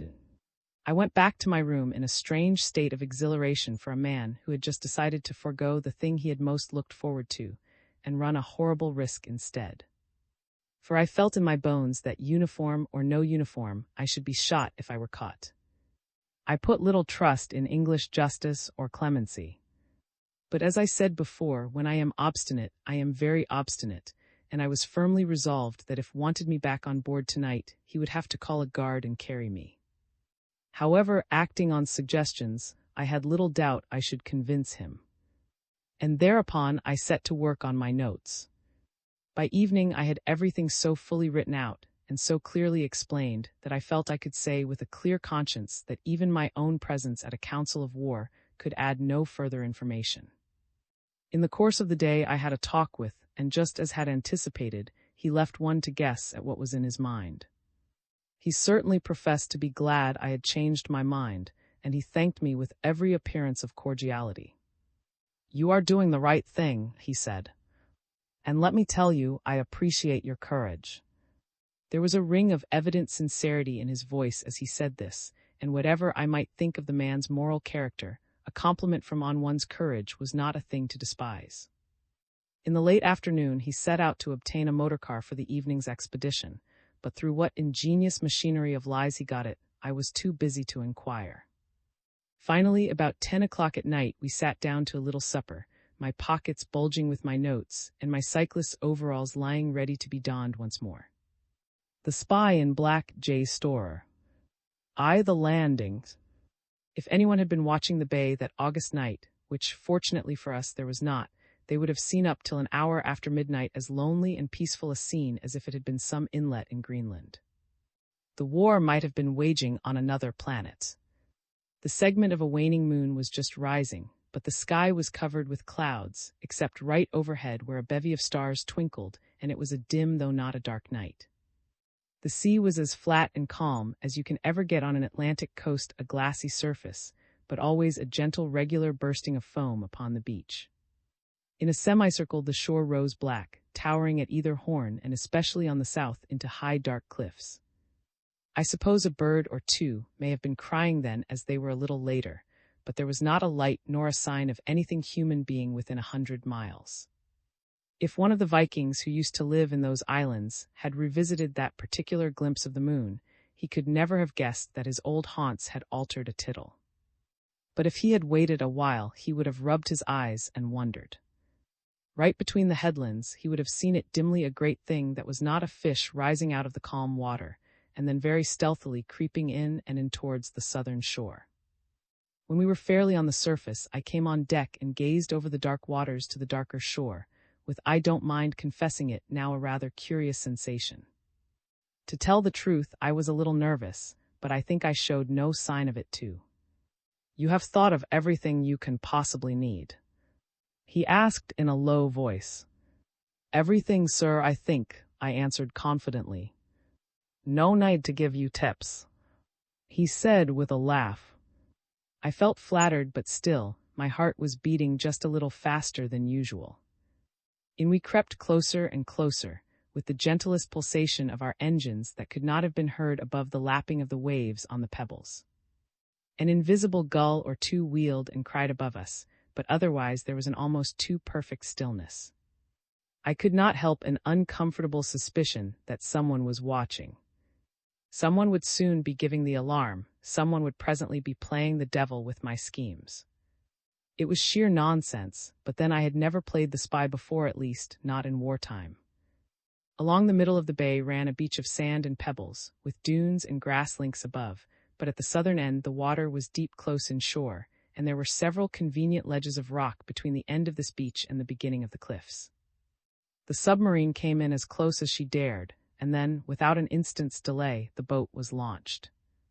Myself, two sailors, and the motor bicycle just managed to squeeze in, and we cautiously pulled for the ledges. The tide was just right, we had thought of everything, I must say that, and after a minute or two's groping along the rocks, we found a capital landing. And I jumped ashore as easily as if it had been a key, and my bicycle should have been landed without a hitch. How it happened I know not, but just as the sailors were lifting it out, the boat swayed a little, and one of the clumsy fellows let his end of it slip. A splash of spray broke over it, a mere nothing it seemed at the time, and then I had hold of it and we lifted it on to the ledge. Spoke sharply to the man, but I assured him no harm had been done, and between us we wheeled the thing over the flat rocks and pulled it up to the top of the grass bank beyond. "I can manage all right by myself now," I said. "Goodbye, sir." He gave my hand a hard clasp. "This is Thursday night," he said. "We shall be back on Sunday, Monday, and Tuesday nights, remember. The British Navy and the weather permitting." I laughed. "Do not fear," said he. "I shall be here, and we shall get you aboard somehow. Come any one of those nights that suits him." "That suits him." I laughed. "Say rather that suits Providence." "Wells," he repeated, "I'll be here anyhow." "Good luck." We saluted, and I started on my way, wheeling my bicycle over the grass. I confess, however, that I had not gone many yards before I stopped and looked back. Had disappeared from the top of the bank, and in a moment I heard the faint sounds of the boat rowing back. Very dimly against the sea, I could just pick out the conning tower and low side of the submarine. The gulls were still crying, but in a more somber key. So here was I, lieutenant in the German Navy, treading British turf underfoot, cut off from any hope of escape for 3 full days at least. And it was not ordinary British turf either. I was on the Holy of Holies, actually landed on those sacred, jealously guarded islands, which I presume I must not even name here, where the Grand Fleet had its lair. As to the mere act of landing, well, you have just seen that there was no insuperable difficulty in stepping ashore from a submarine at certain places, if the conditions were, and the moment cunningly chosen. But I proposed to penetrate to the innermost sanctuary and spend at least 3 days there, a very different proposition. I had been chosen for this service for 3 reasons: because I was supposed to be a cool hand in what the English call a tight place, because I could talk English not merely fluently, but with the real accent and intonation like a native in fact, and I believe because they thought me not quite a fool. As you shall hear, there was to be one much wiser than I to guide me. He was indeed the brain of this desperate enterprise, and I but his messenger and assistant. Still, one wants a messenger with certain qualities, and as it is the chief object of this narrative to clear my in the eyes of those who sent me, I wish to point out that they deliberately chose me for this job. I did not select myself, and that I did my best. It was my own idea to take a motor bicycle, but it was an idea cordially approved by those above me. There were several obvious advantages. A motorcyclist is not an uncommon object on the roads even of those out-of-the-way islands, so that my mere appearance would attract no suspicion, and besides, they would scarcely expect a visitor of my sort to come ashore equipped with such an article. Also, I would cover the ground quickly, and if it came to the worst, might have a chance of evading pursuit. But there was one reason which particularly appealed to me. I could wear my naval uniform underneath a suit of cyclist's overalls, and so if I were caught might make a strong plea to escape the fate of a spy. In fact, I told myself I was not a spy, simply a venturesome scout.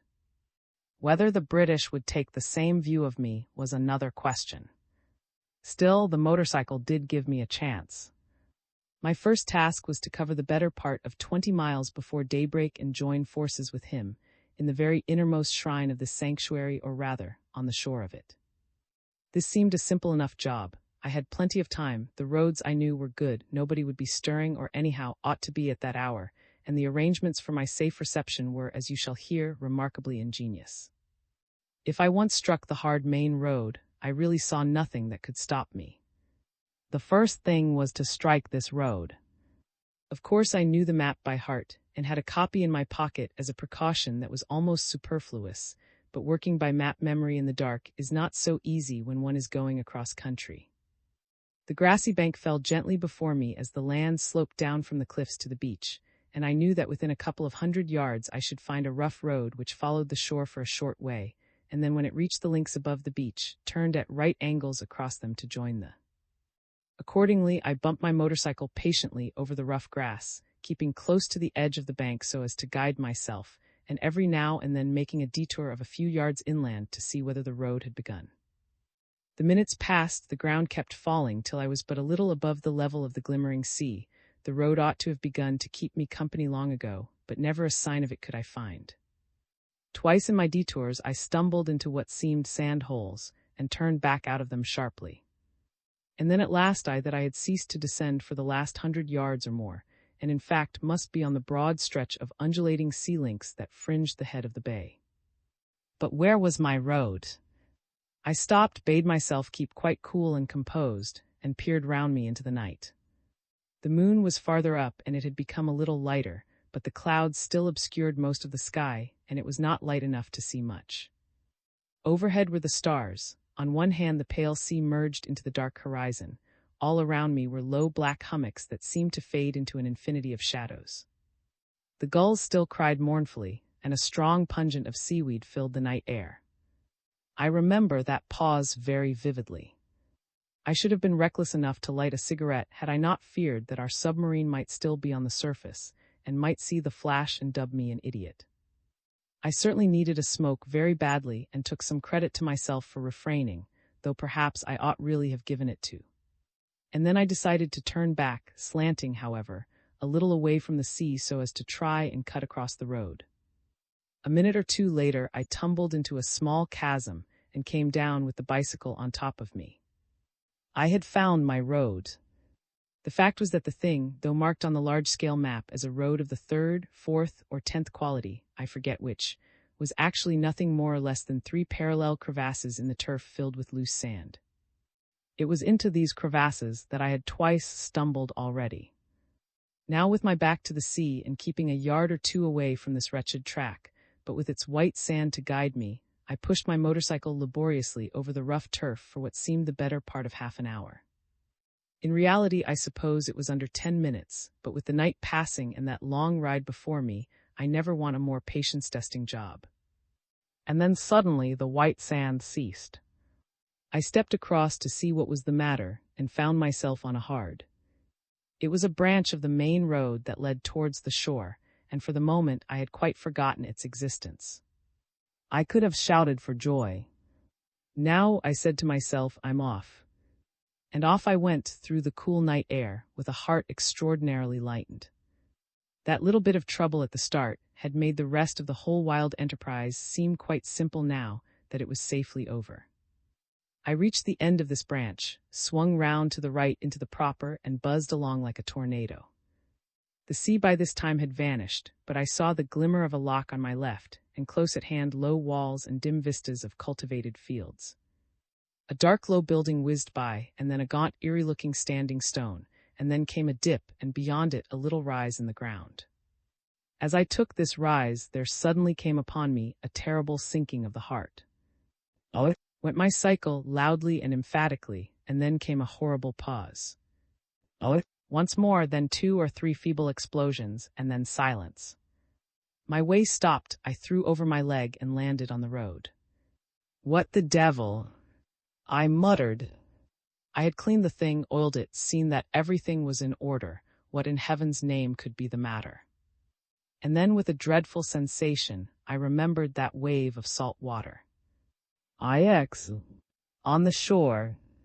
Soon after 11 o'clock, 2 dark figures slipped unostentatiously out of the back door, and a moment later a third followed them. My heart leapt with joy and surprise at the sight of it, and stopped and turned. "What's the matter?" he asked. "I'm coming too," said. "Why?" he demanded in that tone of his, which seemed to call upon the question to answer with exceeding accuracy. "Because I'd like a drive," she answered, with a woman's confidence that her reason is good enough for anybody. "As you please," he said, and with unfathomable calm, and then he turned again, and in a voice that betrayed his interest in her, asked, "What have you got on?" "Quite enough, thank you." "You are sure?" "I've lent my spare coat too, but I can get another rug." "I am quite sure," she smiled. More than ever I felt glad I was staying beside her. Sat in front and drove, and then I got in behind. He offered no objections to this arrangement, though as she seated herself while he was starting the engine, he was certainly not given much choice. And then with a deep purr we rolled off into the night.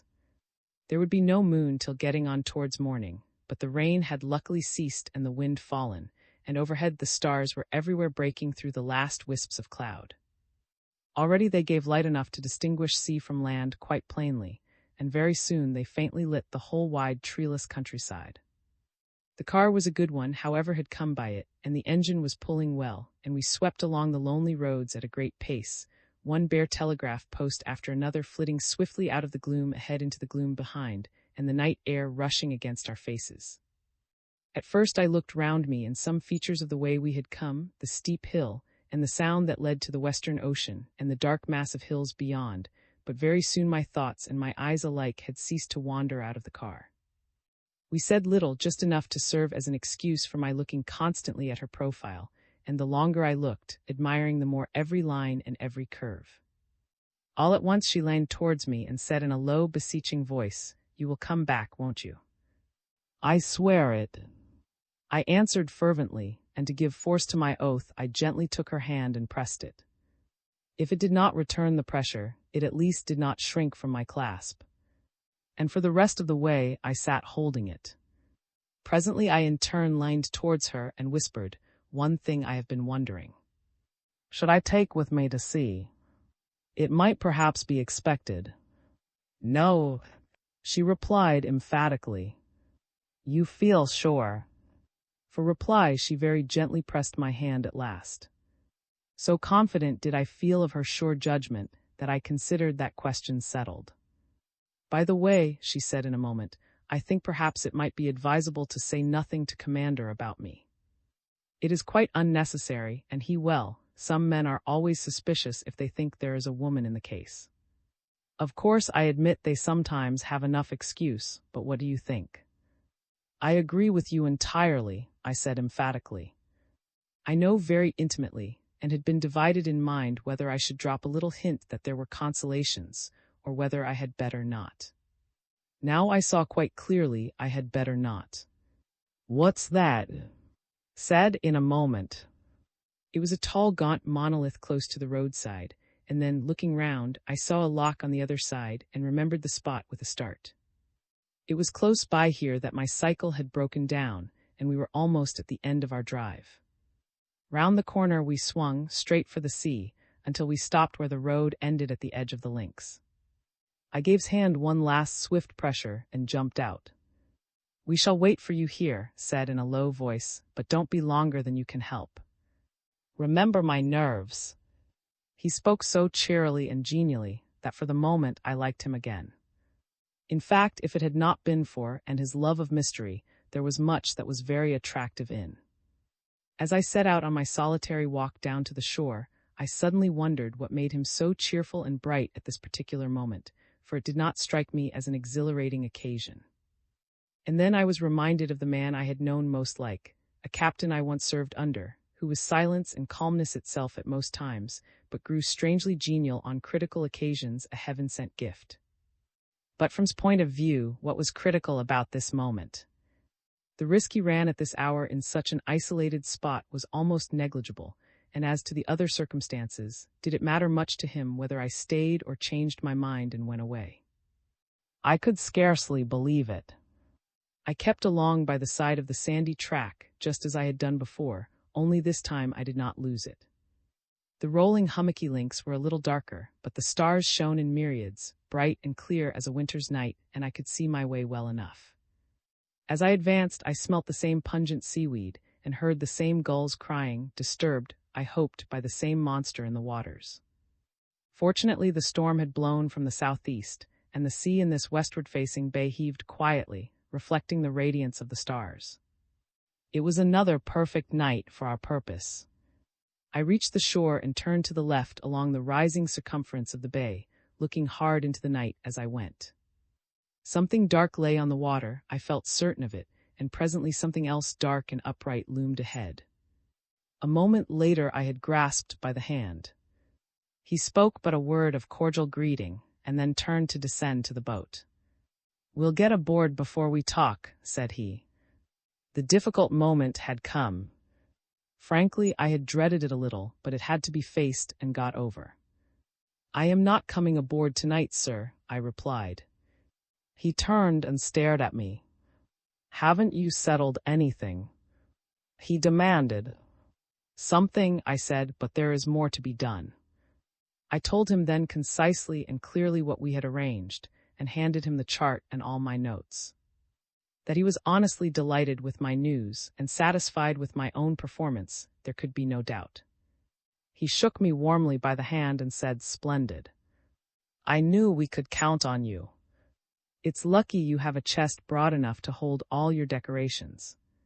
For you will get them, never doubt it. But what is all this about staying on shore? What else are you needed for? And who the devil has given you such orders?" "Here," I said. "I was placed under his orders, as you will remember, sir." "But what does he want you for? And how long does he imagine the British are going to let you stay in this house of yours unsuspected? They are not idiots. It seems to me you have been extraordinarily lucky to have escaped detection so far. Surely you are not going to risk a longer stay." "If it is my duty, I must run the risk." "But is it your duty?" "I am just wondering whether I can spare you with this attack coming on, and whether I ought to override Herr's orders and damn the consequences." I knew his independence and resolution, but just at that moment there passed before my mind's eye such a distinct, sweet picture of, that I was filled with a resolution and independence even greater than his. "If it were not my duty, sir," I said firmly, clearly and strongly pointed out by Herr, "I should never dream of asking you to spare me for a little longer." He was then very clear and strong on the question. "Extremely. And this other scheme of his, do you feel yourself that it is feasible enough to justify you in leaving your ship and running such a terrible risk? Remember, you will be a man lost to Germany." I have put down exactly what he said, though it convicts me of having departed a little from the truth when I answered, "Yes, it will justify the risk." After all, I had confidence enough in his abilities to feel sure that I was really justified in saying this, but I determined to press him for some details of his plans tomorrow. Stood silent for a moment, then he held out his hand and said in a sad voice, "Goodbye. But my mind misgives me. I fear we may never meet again." "That is nonsense, sir," I cried as cheerfully as I could. "We shall meet again very soon. And if you wish something to cheer you, just study those plans." And so we parted, he descending the bank without another word, and I setting out along the path that by now was beginning to feel quite familiar. I did not even pause to look back this time. My boats were burnt, and I felt it was better to hurry on without dwelling longer on the parting. Besides, there was a meeting awaiting me. When I reached the end of the road, I found that had been spending the time in turning the car, and now he and stood beside it, but apparently not conversing. "All right?" he asked. "Yes," I said. I met and gave him all the plans. He merely nodded and went to start the engine. Again I was forcibly reminded of my old captain, and the way in which he became calmer and more silent than ever the moment the crisis was past. But surely this crisis had been mine and not his. Anyhow, I felt a singularly strong sense of reaction, and seated myself beside without a word. We had gone for a little way on our homeward road before either of us spoke, and then it was to exchange some quite ordinary remark. I put out my hand gently, but hers was nowhere to be found, and this increased my depression.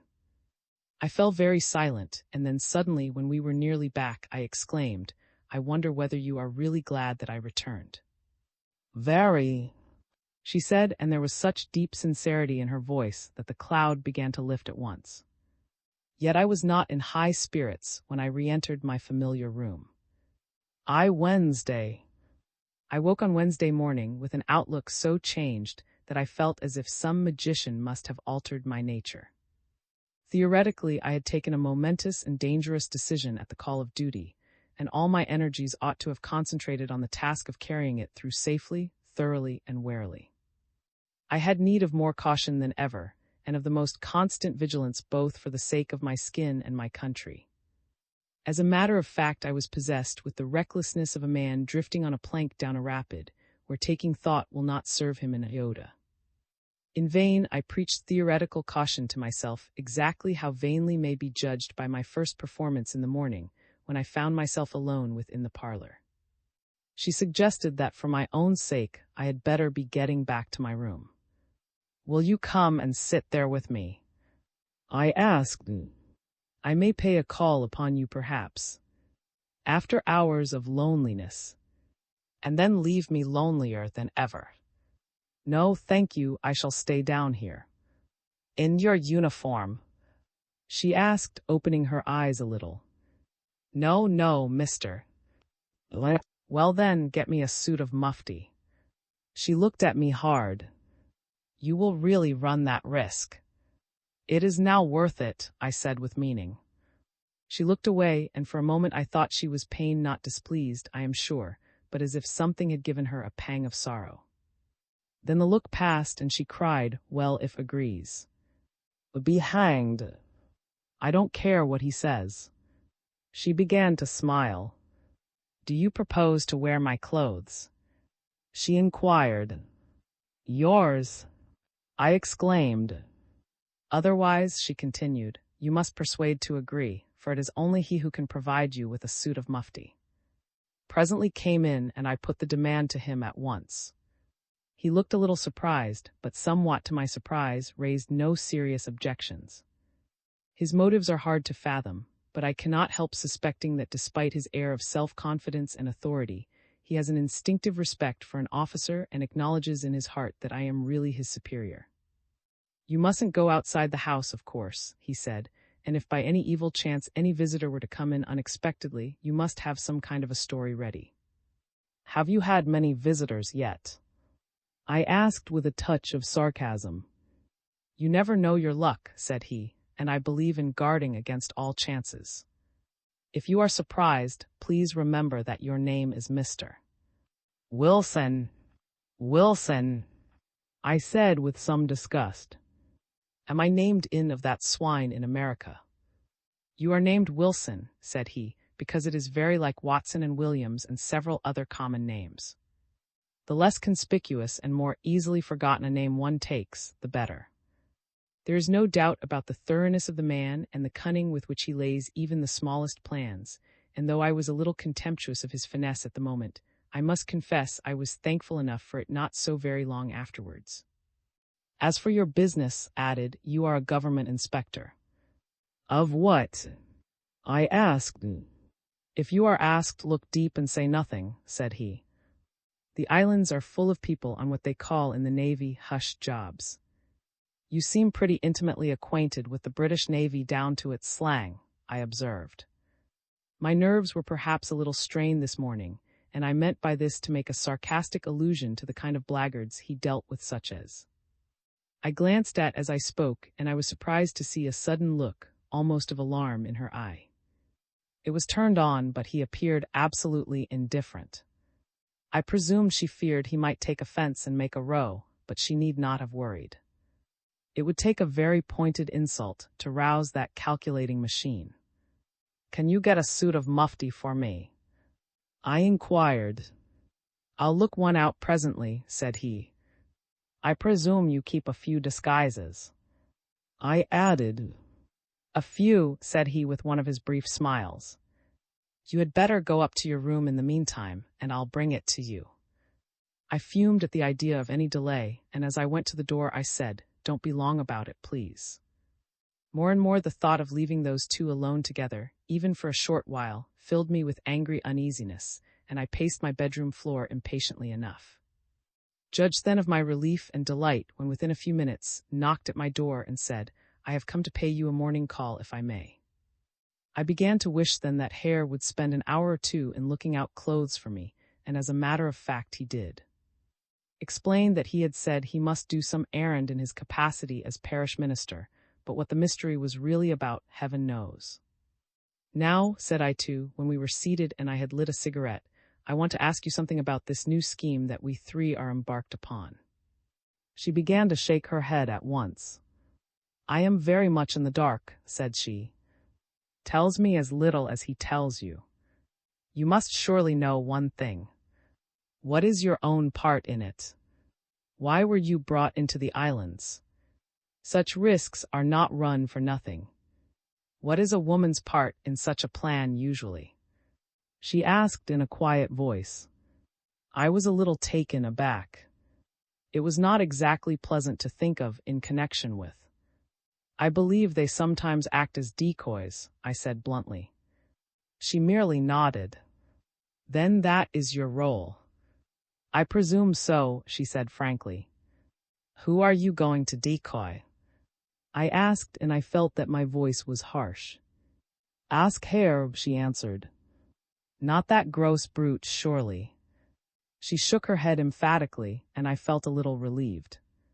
You have seen for yourself that he needs no further decoying, she said. Then it must be some even higher game you're to be flown at. I wonder, she said and smiled a little. I hated to see her smile. I don't like to think of you doing this, I exclaimed suddenly. Not even for Germany? She asked. I was silenced, but my blood continued to boil at the thought of what might not be asked of her. Would you go to any lengths? I asked abruptly. For my country I would, to any lengths. She answered proudly. Again I felt rebuked, yet still more savage at the thought. You would even become some British admiral's mistress? I asked in a low voice. Her suddenly rose, and for an instant she seemed to start. Then in rather a cool voice she said, Perhaps we are thinking of rather different things. And with that she changed the subject, nor could I induce her to return to it. I admit frankly I was a little puzzled. Her reception of my question, perfectly honestly put, had been curiously unlike the I should have expected in a girl of her strange profession, especially considering her defiance of all conventionalities in living alone here with two men, and sitting at this moment in the room of one of them. I respected her the more for her hint of affronted dignity. Yet I confess I felt bewildered. How long we had talked I know not, when at last appeared, bringing a very presentable tweed suit, and then they both left me, and I did the one thing I had so firmly resolved not to do. I discarded my uniform with what protection it gave me, and made myself liable to be shot without question or doubt. Yet my only feeling was gladness that I need no longer stay cooped up in my room, while those two spent their hours together downstairs. That afternoon, when we were all three together, I asked for some definite information regarding his scheme, and we had a long, and I must say a very interesting, talk. The details of this plan it would scarcely be safe to put down on paper at present. Or rather, I should say, the outline of it, for we have scarcely reached the stage of details yet. It is a bold scheme, as was only to be expected of, and necessitated going very thoroughly into the relative naval strengths of Germany and Britain, so that most of the time for the rest of the day was taken up with a discussion of facts and figures. And through it all sat listening. I wonder if such a talk ever before had such a charming background. Now at last I am in my room, writing this narrative up to this very point. It is long past midnight, but sleep is keeping very far away from me. The weather has changed to a steady drizzle of rain. Outside the night is black as pitch, and mild and windless. It may partly be this close damp air that drives sleep away, but I know it is something else as well. I am actually wondering if I can marry her. She must surrender, that is certain, for I have willed it, and what a German wills with all his soul takes place. It must. As to her heart, I feel sure that her kindness means what a woman's kindness always means, that a man has only to persevere. But marriage, I shall never meet another woman like her, that is certain. Yet an adventuress, a paid agent of the Secret Service, marrying is it quite conceivable? On the whole, I think no. But we can be very happy without that. I never loved a woman so much before. That is my last word for the night. Aye. Thursday. Friday morning, very early. The events of yesterday and last night have left me with more to think about than I seem to have wits to think with. If I could see daylight through everything. What is ahead, heaven knows, but here is what is behind. Yesterday morning passed as the afternoon before had passed, in further discussion of naval statistics with a background of. Then we had lunch, and soon afterwards put on an oilskin coat and went out. A thin, fine drizzle still filled the air, drifting in clouds before a rising wind and blotting out the view of the sea almost completely. Behind it the ships were doing we knew not what. Certainly they were not firing, but we could see nothing of them at all. A little later insisted on putting on a waterproof and going out too. As the minister's sister, she had to visit a farm, she said. I believed her, of course, though I had ceased to pay much attention to statements as to his movements. I knew that he knew his own business thoroughly, and I had ceased to mind if he had not the courtesy to take me into his confidence. After all, if I come safely out of this business, I am not likely to meet such as again. Left to myself, I picked up a book and had been reading for about a quarter of an hour when I was conscious of a shadow crossing the window and heard a step on the gravel.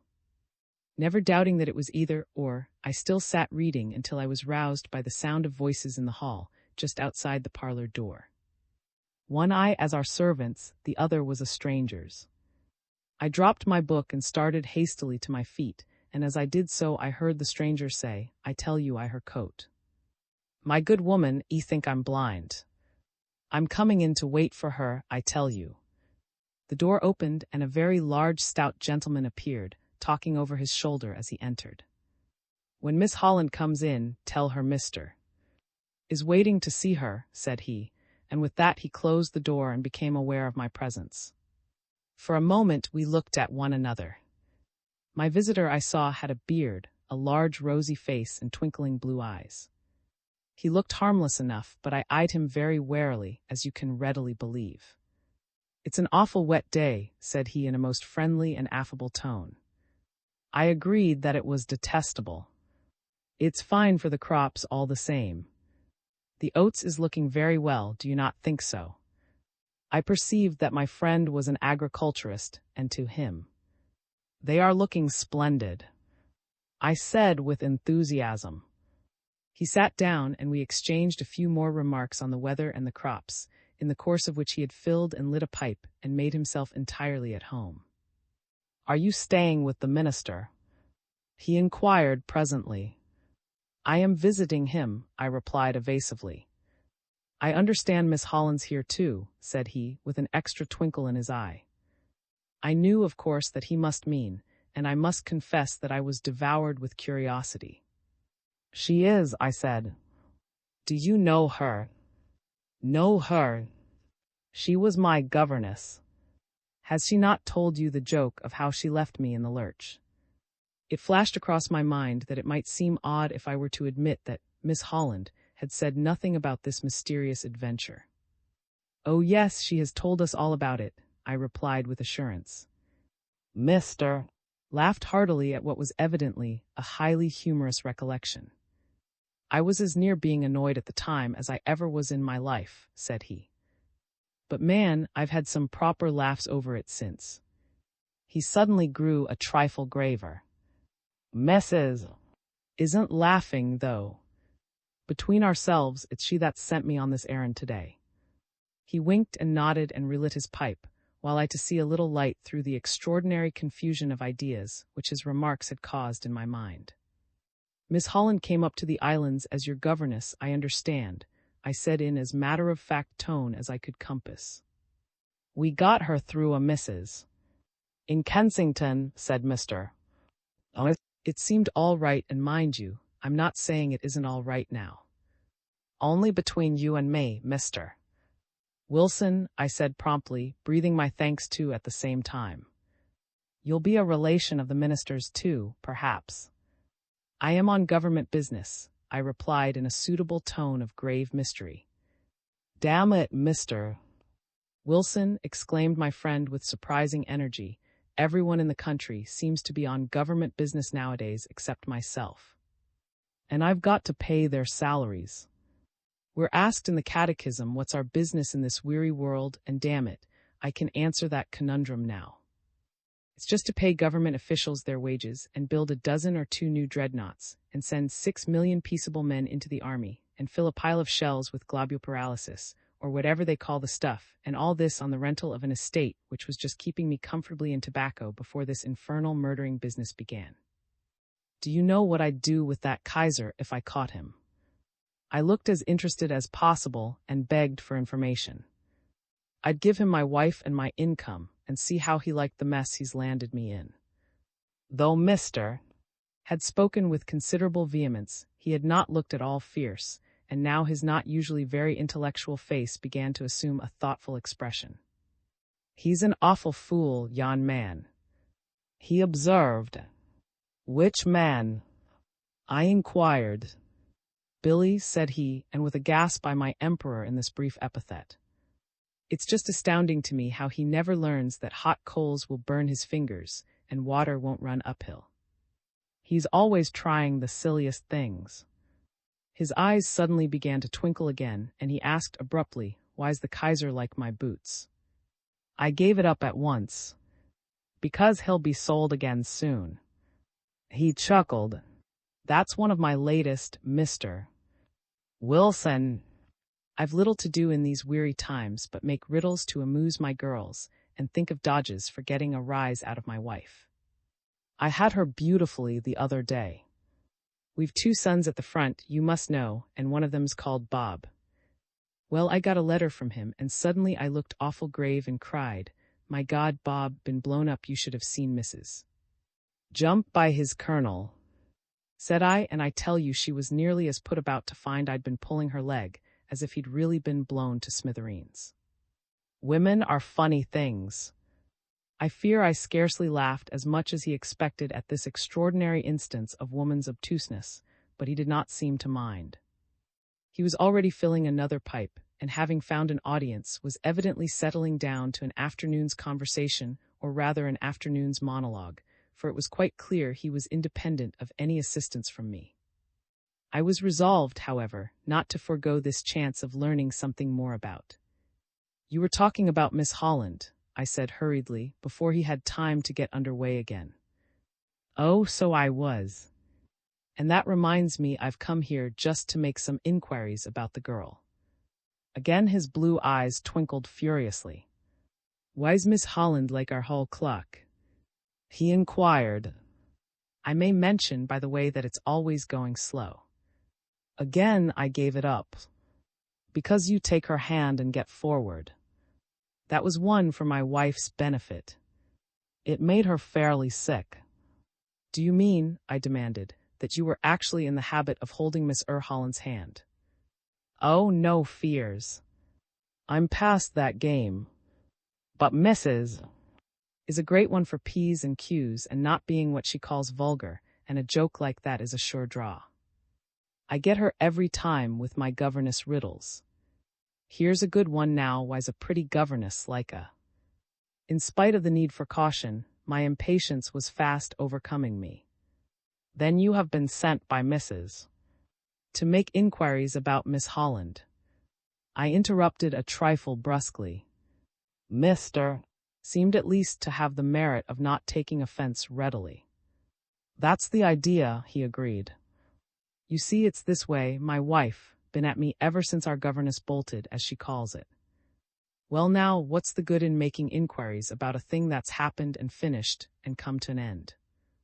If it was a case of engaging another governess, that's a different story. I'd take care not to have any German spies next time. German spies? I exclaimed with, I hope, well-simulated horror. You don't mean to suspect Miss Holland of that, surely? Oh, German spy is just a kind of term nowadays for anyone you don't know all about, said Mr. Easily. Everyone you haven't seen before is a German spy. I spotted 5 myself in my own parish at the beginning of the war, and Mrs. wrote straight off to the naval authorities and reported them all. And were they actually spies? I asked a trifle uncomfortably. Not one of them, laughed he. The nearest approach was a tinker who'd had German measles. Ha ha. It's no good my wife reporting any more spies, and I just reminded her of that whenever she worried me, and pulled her leg a bit about me and Miss Holland being in the game together, and so it was all right till she got wind of a girl who was the image of the disappearing governess being here at the manse as Mr. Sister, and then there was simply no quieting her till I'd taken the car and run over to see what there was in the story. Mind you, I didn't think there was a word of truth in it myself, but when I'd got here, by jingo, there I saw Miss Holland's tweed coat in the hall. Now that's a funny kettle of fish, isn't it? I didn't say so, but I had to admit that he was not so very far wrong. The audacity of the performance was quite worthy of, but its utter recklessness seemed not in the least like him. Had the vanishing governess's employer been anyone less easygoing than Mr. How readily our whole scheme might have been wrecked. Even as it was, I saw detection staring me straight in the face. However, I put on as cool and composed a face as I could. I understood that Miss Holland's brother had written to you about it, I said brazenly. Oh, he is really her brother, is he? Said he, looking at me very knowingly. Certainly, he being and she Holland, eh? You have heard of half-brothers, haven't you? I inquired with a condescending smile. Oh, I have heard of them, winked Mr. As good as ever, only I never happened to have heard before of half-sisters running away from a situation they'd taken without a word of warning, just whenever their half-brothers whistled. Did Mr. whistle? I inquired with, I hope, an air of calm and slightly superior amusement. Someone sent her a wire, and I presume it was Mr. Said he. By jingo. He stopped suddenly with an air as nearly approaching excitement as was conceivable in such a gentleman. What's the matter? I asked a trifle anxiously. One might get a good one about how to make a governess explode, the answer being burn it. By Jove, I must think that out.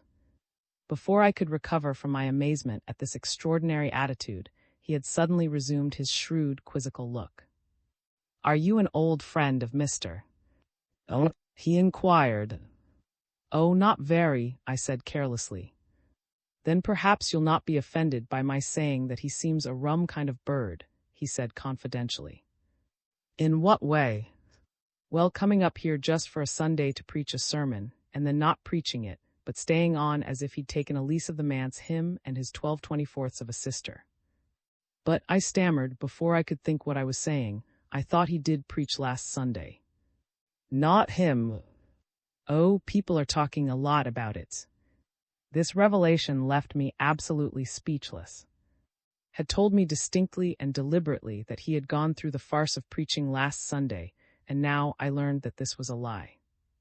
What was worse, he had assured me that he was causing no comment, and I now was told that people were talking. Coming straight on top of my discovery of his reckless conduct of affair, what was I to think of him? It was at this black moment that Anne entered the room. My heart stood still for an instant at the thought that, in their first surprise, something might be disclosed or some slip made by one of us. But the next instant, I saw that they had learned who was here and were perfectly prepared. "How do you do, mister?" I cried radiantly. Mister seemed distinctly taken aback by the absence of all signs of guilt or confusion. "I'm keeping as well as I can, thank you, considering my anxiety," said he. "About my sister, sir?" inquired with his most brazen effrontery, coming forward and smiling cordially. "Surely you got my letter." I started. The man clearly had been at the keyhole during the latter part of our conversation, or he could hardly have made this remark fit so well into what I had said. "I'm afraid I didn't." "Tut, tut," said with a well-assumed air of annoyance. The local posts seem to have become utterly. Apparently they pay no attention to civilian letters at all. "You're right there," replied Mr.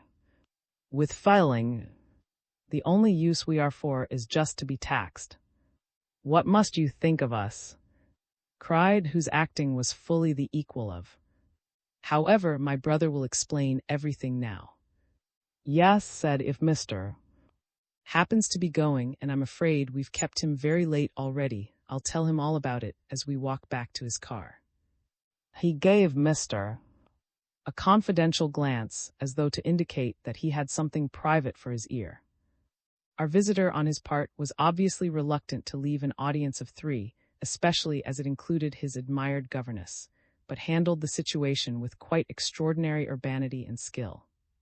He managed to open the door and all but pushed Mr. out of the room without a hint of inhospitality, and solely as though he were seeking only his convenience. I could scarcely believe that this was the man who had made at least 2 fatal mistakes, at all events, which had an ominously fatal appearance. When Mr. had wished us both a very friendly goodbye and the door had closed behind him, I turned instantly to and cried, perhaps more hotly than politely, "Well, I have been nicely deceived." "By whom?" she asked quietly. "By you a little and by very much." "How have I deceived you?" I looked at her a trifle foolishly. After all, I ought to have that she must have had some curious adventure in getting into the islands. She had never told me she hadn't, and now I had merely found out what it was. "You never told me about your governess adventure, or Mr. Or that you were called Holland," I said rather lamely. She merely laughed. "You never asked me about my adventures, or I should have. They were not very discreditable after all." "Well, anyhow," I said, "has deceived me grossly, and I am going to wring an explanation out of him." She laid her hand beseechingly on my arm. "Don't quarrel with him," she said earnestly. "It will do no good. We may think what we like of some of the things he does, but we have got to trust him." "Trust him? But how can I?" "He told me he preached last Sunday. I find it was a lie. He said nobody in the parish suspected anything in consequence of his not preaching. I find they are all talking. He mismanaged your coming here so badly that if old weren't next door to an imbecile, we should all have been arrested days ago." "How can I trust him now?" "Say nothing to him now," she said in a low voice. "Wait till tomorrow. I think he will tell you then very frankly." There was something so significant and yet beseeching in her voice that I consented, though not very graciously. I can hardly picture Hare being very frank. I replied, "But if you ask me."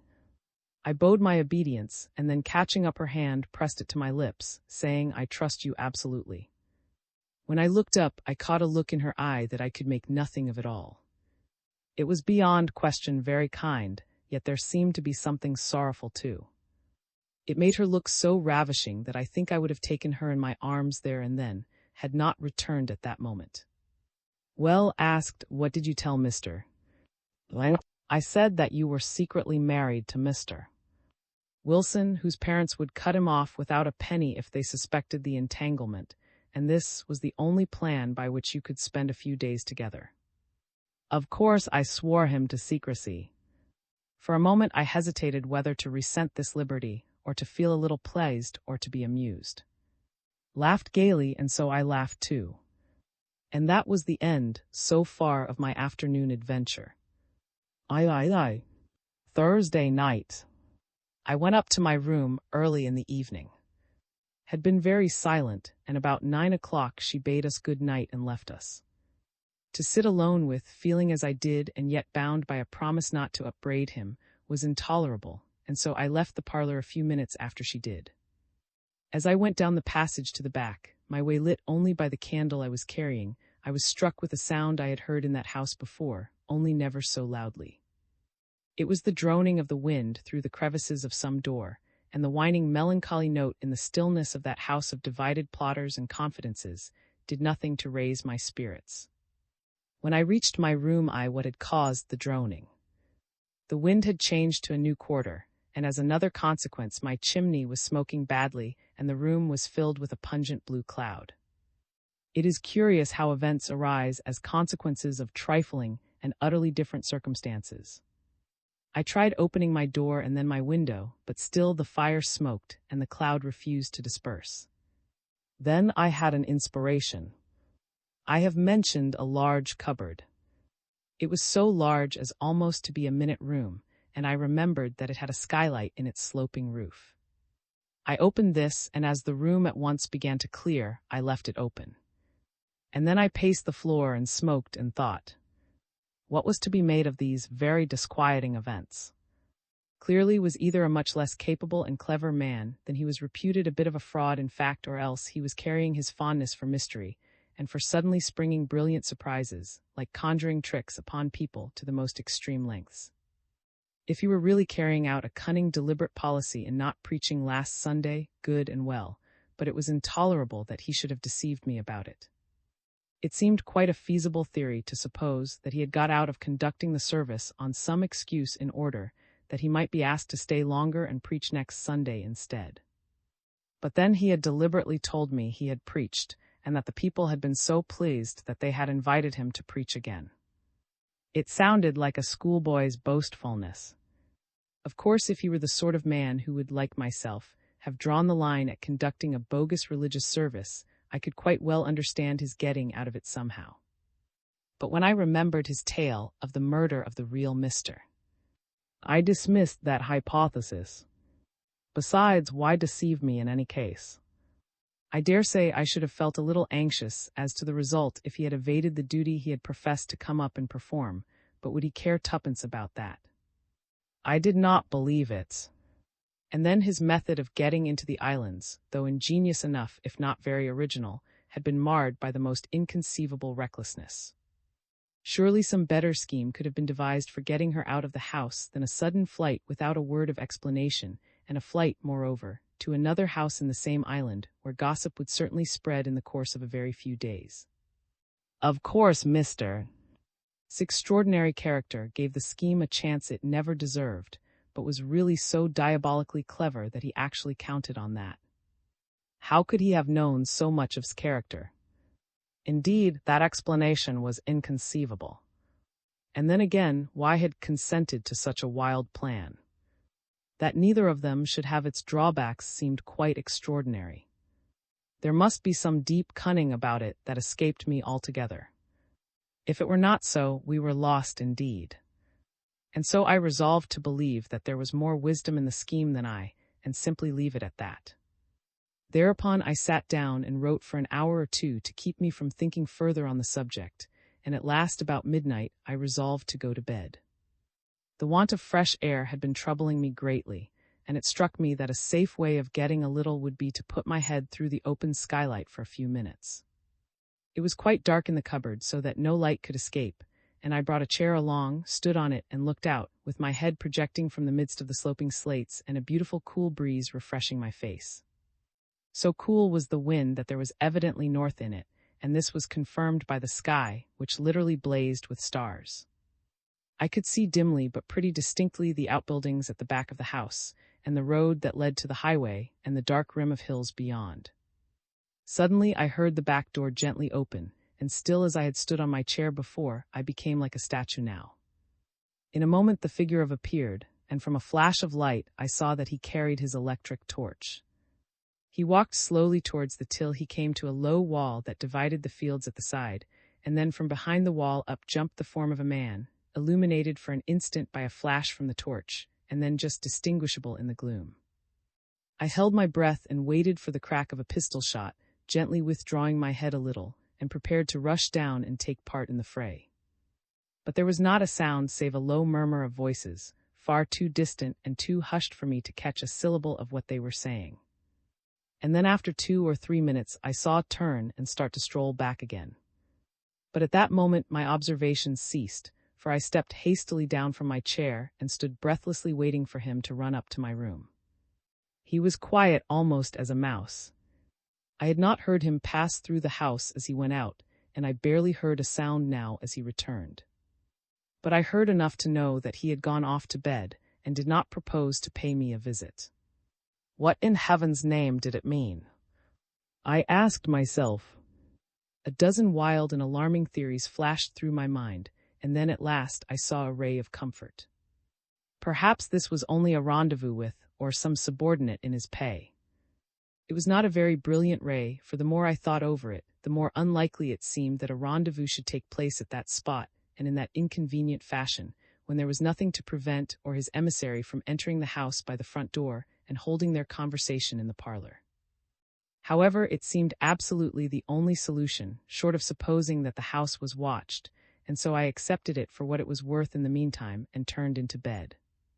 My sleep was very broken, and in the early morning I felt so wide awake, and my thoughts were so restlessly busy, that I jumped up and resolved to have another peep out of the skylight. Very quietly I climbed on the chair and put my head through again. There was the man, pacing slowly away from me, from the wall towards the... I studied his back closely, and of 2 things I felt certain. He was not a sailor of any sort, officer or bluejacket, and yet he walked like a drilled man. A tall, square-shouldered fellow in dark plain clothes, who walks with a short step and a stiff back. What does that suggest? A policeman of some sort, constable or detective, no doubt about that. At the road he turned, evidently to stroll back again, and down went my head. I did not venture to look out again, nor was there any need. I dressed quickly, and this time put on my uniform. This precaution seemed urgently and ominously called for. And then I slipped downstairs, went to the front hall, and up the other stairs and quietly called. For I confess I was not disposed to sit for 2 or 3 hours waiting for information. At my second cry he appeared at his bedroom door, prompt as usual. "What's the matter?" he asked. "Who did you speak to last night?" I asked point blank. He looked at me for an instant and then smiled. "Good heavens, it wasn't you, was it?" he inquired. "May," I exclaimed. I wondered how you knew otherwise. I told him briefly. "And now tell me exactly what happened," I demanded. "Certainly," said he quietly. "I went out, as I often do last thing at night, to see that the coast is clear, and this time I found it was. A man jumped up from behind the wall just as you saw." "Who was he?" "I can only suspect. I saw him for an instant by the light of my torch, and then it seemed less suspicious to put it out." "I don't see that," I said. "I am a cautious man," smiled, as easily as though the incident had not been of life and death importance. "And what did he say to you?" I demanded impatiently. I spoke to him and asked him what he was doing there. What did he say to that? I gave him no chance to answer because, if the answer was what I feared, he wouldn't make it. I simply told him he would catch cold if he sat there on the grass, and gave him some details about my own misfortune in getting rheumatism through sleeping in damp sheets. I see, I said, you simply tried to bluff him by behaving like an ordinary simple-minded, honest clergyman. Nodded. It was the only thing to do, unless I had shot him there and then. And there might have been more men for all I knew. Well, I said, I can tell you something more about that man. He is patrolling the road at the back at this very moment. Looked grave enough now. It looks as if the house were being watched, he said rather slowly. Looks, it is being watched. He thought for a moment. Evidently they only suspect so far. They can know nothing, or they wouldn't be content with merely watching. Thank you for telling me. We'll talk about it later. Still cool as a cucumber, he re-entered his room, and I returned to my own. What can be done? Nothing. I can only sit and wait and keep myself from worrying by writing. I have made up my fire and my door is locked, so that this manuscript will be in flames before anyone can enter, if it comes to the worst. Recalling the words of a few days ago, I shiver a little to think of what is ahead. Suspicion has begun. IV. Friday. This is written under very different circumstances and in a different place. My last words were written with my eyes shut. These are written with them open, but I shall simply tell what happened as calmly as I can. Let the events speak. I shall make no comment in the meanwhile. On that Friday morning, our breakfast was converted into a council of war. We all three discussed the situation gravely and frankly. I felt tempted to say some very bitter words too, for it seemed to me quite obvious that it was simply his gross mismanagement which had brought us to the edge of this precipice, but I am glad now I refrained. I was at no pains, however, to be overpolite. There is nothing to be done in the meanwhile, I'm afraid, said he. This coolness seemed to me all very well in its proper season, but not at present. Yes, there is, I said urgently. We might get out of this house and look for some other refuge. He shook his head. Not by daylight if it is being watched. Besides, said, this is the day we have been waiting for. We don't want to be far away, do we? Personally, I said, it seems to me that as I cannot be where I ought to be, and here I looked at somewhat bitterly, with my brave comrades in their attack on our enemies, I should much prefer to make for a safer place than this if one can be found. It can't, said briefly. And that indeed became more and more obvious the longer we talked it over. Had our house stood in the midst of a wood, or had a kindly fog blown out of the North Sea, we might have made a move. As it was, I had to agree that it would be sheer folly before nightfall anyhow, and there was nothing for it but waiting. To add to the painfulness of this ordeal, I found myself obliged to remain in my room, now that I had resumed my uniform. This time it did not need to bid me take this precaution. In fact, I was amazed to hear him suggesting that I would be just as safe in the parlor. At the time, I naturally failed altogether to understand this departure from his usual caution, and I asked him sarcastically if he wished to precipitate a catastrophe. We have still a good deal to discuss, said he. I thought there was nothing more to be said. I mean in connection with the other scheme. The devil may take the other scheme, said I, anyhow till we escape from this trap. What is the good in planning ahead, with the house watched night and day? We only suspect it is watched, said he calmly. Suspect, I cried. We are not idiots, and why should we pretend to be? And so I went up to my room and spent the most miserable and restless day of my life. How slowly the hours passed, no words of mine can give the faintest idea. In my present state of mind, writing was impossible, and I tried to distract myself by reading novels, but they were English novels, and every word in them seemed to gall me. I implored to come and keep me company. She came up once for a little, but the devil seemed to have possessed her, for I felt no sympathy coming from her at all, and when at last I tried to be a little affectionate, she first repulsed me, saying it was no time for that, and then she left me. With baffled love added to acute anxiety, you can picture my condition.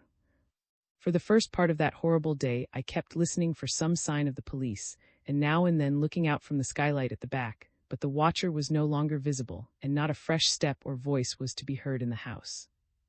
My door stood locked, my fire was blazing, and my papers lay ready to be consumed, and at moments I positively longed to see them blazing and myself arrested and get it over, yet nothing happened. In the afternoon, the direction of my thoughts began to change as the hour approached when the fleet should sail, and my country reaped the reward of the enterprise and fidelity which I felt conscious I had shown, and the sacrifice which I feared I should have to make. I began to make brief visits to the parlor to look out of the window and see if I could see any signs of movement in the Armada. And then for the second time I saw in a genial cheerful, and this time there was no doubt of the cause. He too was in a state of tension, and his mind, like mine, was running on the coming drama. In fact, as the afternoon wore on, his thoughts were so entirely wrapped up in this that he frankly talked of nothing else. Was I sure we should have at least 4 submarines? He asked me, and would they be brought well in and take the risk? Indeed, I never heard him ask so many questions, or appear so pleased as he did when I reassured him on all these points. As for she was quite as excited as either of us, and when was not asking me questions, she was, until once again Prudence drove me back to my room. On one of my visits she gave us some tea, but that is the only meal I remember any of us eating between our early and hurried lunch and the evening when the crash came. The one thing I looked for as I gazed out of that window was the rising of smoke from the battle fleet, and at last I saw it. Stream after stream, black or gradually mounted, first from one Leviathan and then from another, till the air was darkened hundreds of feet above them, and if our flotilla were in such a position that they could look for this sign, they must have seen it.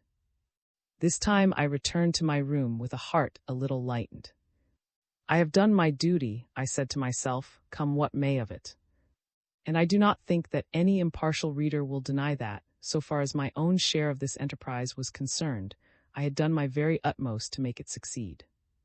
The next time I came down, my spirits rose higher still, and for the moment I quite forgot the danger in which I stood. The light cruisers, the advance guard of the fleet, were beginning to move.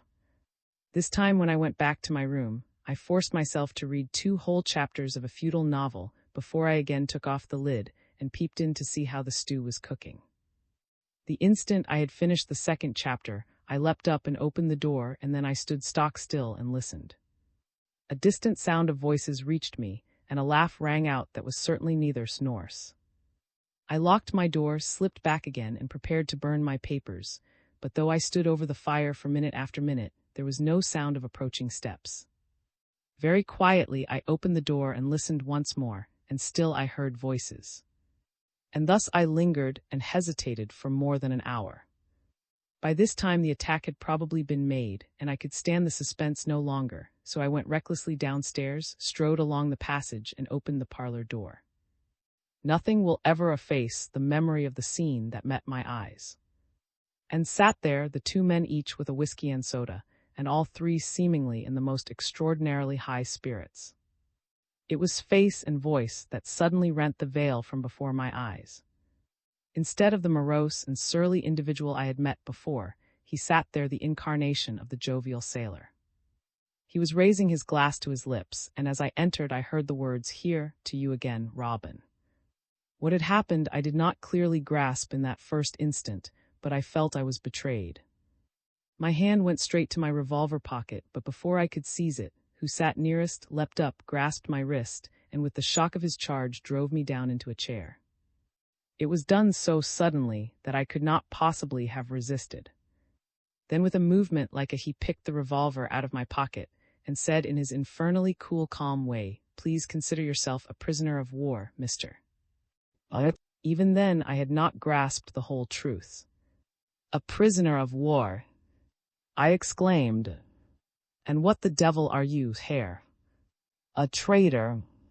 "You have got my name a little wrong," said he, with that icy smile of his.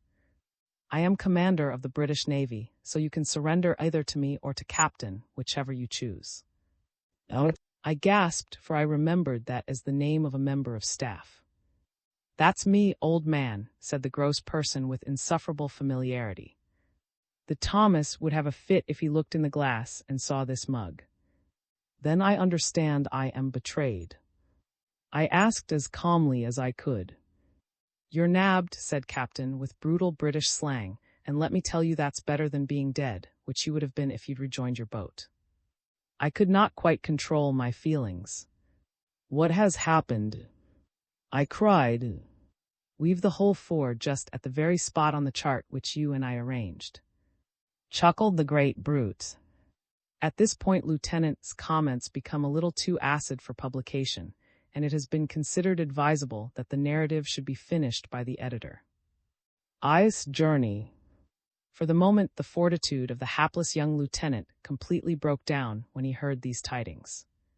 It took him a minute to control his voice, and then he said, "Please give me back my revolver. I give you my word of not to use it on any of you three." Commander shook his head. "I am sorry we can't oblige you," said he. "Poor old chap," said with genial sympathy, "it's rotten bad luck on you, I must admit." These well-meant words seemed only to incense the captive. "I do not wish your damned sympathy," he cried. "Hush, hush." "Ladies present," said soothingly. Turned a lowering eye on Miss Holland. She had said not a word and scarcely moved since he came into the room, but her breathing was a little quicker than usual, and her gaze had followed intently each speaker in turn. "Ach so," he said, "the decoy is still present. I had forgot." His eye blazed dangerously. "Mister," he said, "Captain and I have pleaded very strongly that, in spite of your exceedingly ambiguous position, and the fact that you have not always been wearing uniform, you should not suffer the fate of a spy. But if you make any more remarks like your last, I warn you we shall withdraw this plea." For the first time spoke. "Please do not think it matters to me, Captain," she began. In a whisper interrupted her. "I wash," he said. "It's the only way to treat a Hun, show him the stick." The hint had certainly produced its effect. Shrugged his shoulders and merely remarked, "I am your prisoner. I say nothing more." "That's distinctly wiser," said Captain, with a formidable scowl at the captive and a wink at Miss Holland. For a few moments kept his word and sat doggedly silent. Then suddenly he exclaimed, "But I do not understand all this. How should a German agent be a British officer? My government knew all about I was told to be under his orders. It is impossible you can be he." Turned to the other two. "I almost think I owe Mr. an explanation," he said with a smile. "Yes," cried eagerly, "do tell him, and then he will understand a little better." Filled a pipe and leaned his back against the fireplace, a curious mixture of clergyman in his attire and keen professional sailor in his voice and bearing, now that all need for was gone. "The story I told you of the impersonation and attempted murder of Mr. Alexander," he began, "was simply a repetition of the tale told me by at Inverness, where, by the way, he was arrested." Started violently. "So," he cried, then you never were." "I am thankful to say I never was, for a more complete scoundrel never existed. He and his friend actually did knock Mr. on the head, tie a stone to his feet, and pitch him over the cliff. Unfortunately for them, they made a bad job of the knot, and the stone came loose. In consequence, Mr. floated long enough to be picked up by a patrol boat, which had seen the whole performance outlined against the sky at the top of the cliff above her. By the time they had brought him back to a certain base, Mr. had revived and was able to tell of his adventure. The affair, being in my line, was put into my hands, and it didn't take long to see what the rascal's game was. "No," commented, "I suppose you spotted that pretty quick." "Practically at once. A clergyman on his way here, clothes and passport stolen, left for murdered chauffeur, so like him that the minister noticed the resemblance himself in the instant the man was knocking him down. What was the inference? Pretty obvious, you'll agree. Well, the first step was simple. The pair had separated, but we got at Inverness on his way north, and within 24 hours afterwards at Liverpool. Good business, said. I hadn't heard about before. Well, continued, I interviewed Mr. And I found I'd struck just about the worst thing in the way of rascals it has ever been my luck to run up against. He began to bargain at once. If his life was spared, he would give me certain very valuable information. Oh, cried. Did a German actually say that? Belongs to no country, said. He is a cosmopolitan adventurer without patriotism or morals. I told him his skin would be safe if his information really proved valuable, and when I heard his story, I may say that he did save his skin. He gave the whole show away, down to the passwords that were to pass between you when you met. He suddenly turned to and smiled. It's curious how the idea came to me. I've done a good bit of Secret Service work myself, and felt in such a funk sometimes that I've the temptation to give the show away if I were nailed. Well, as I looked at, I said to myself, there, but for the grace of God, stands Robin. And then suddenly it flashed into my mind that we were really not at all unlike one another, same height, and tin-opener nose, and a few streaks in our hair, and so on. I know, old thing, said his friend, it's the wife-poisoning type. You see 'em by the dozen in the Chamber of Horrors. Their Teutonic captives seem to wax a little impatient. What happened then? He demanded. What happened was that I decided to continue Mr. S journey for him. The arrest and so on had lost a day, but I knew that the night of your arrival was left open, and I had to risk it. That splash of salt water on your motorbike and your resource in dodging pursuit just saved the situation, and we arrived at the house on the same night. So that was why you were late. Exclaimed. Fool that I was not to have questioned and suspected. It might have been rather a nasty bunker, admitted, but luckily I got you to lose your temper with me when I reached that delicate part of my story and you forgot to ask me. You always were a tactful fellow, Robin murmured. Of course, resumed, I was in touch with certain people who advised me what scheme to recommend. My only suggestion was that the officer sent to advise us professionally should be one whose appearance might lead those who did not know him to suspect him capable of treasonable inclinations. My old friend, Captain. Robin, roared his old friend, I read your message. You asked for the best-looking officer on the staff and the one with the nicest manners. Get on with your story. These interludes seemed to perplex their captive considerably. You got a pretended traitor. I see, he said gravely. Exactly. I tried you first with of the whom I slandered grossly, by the way.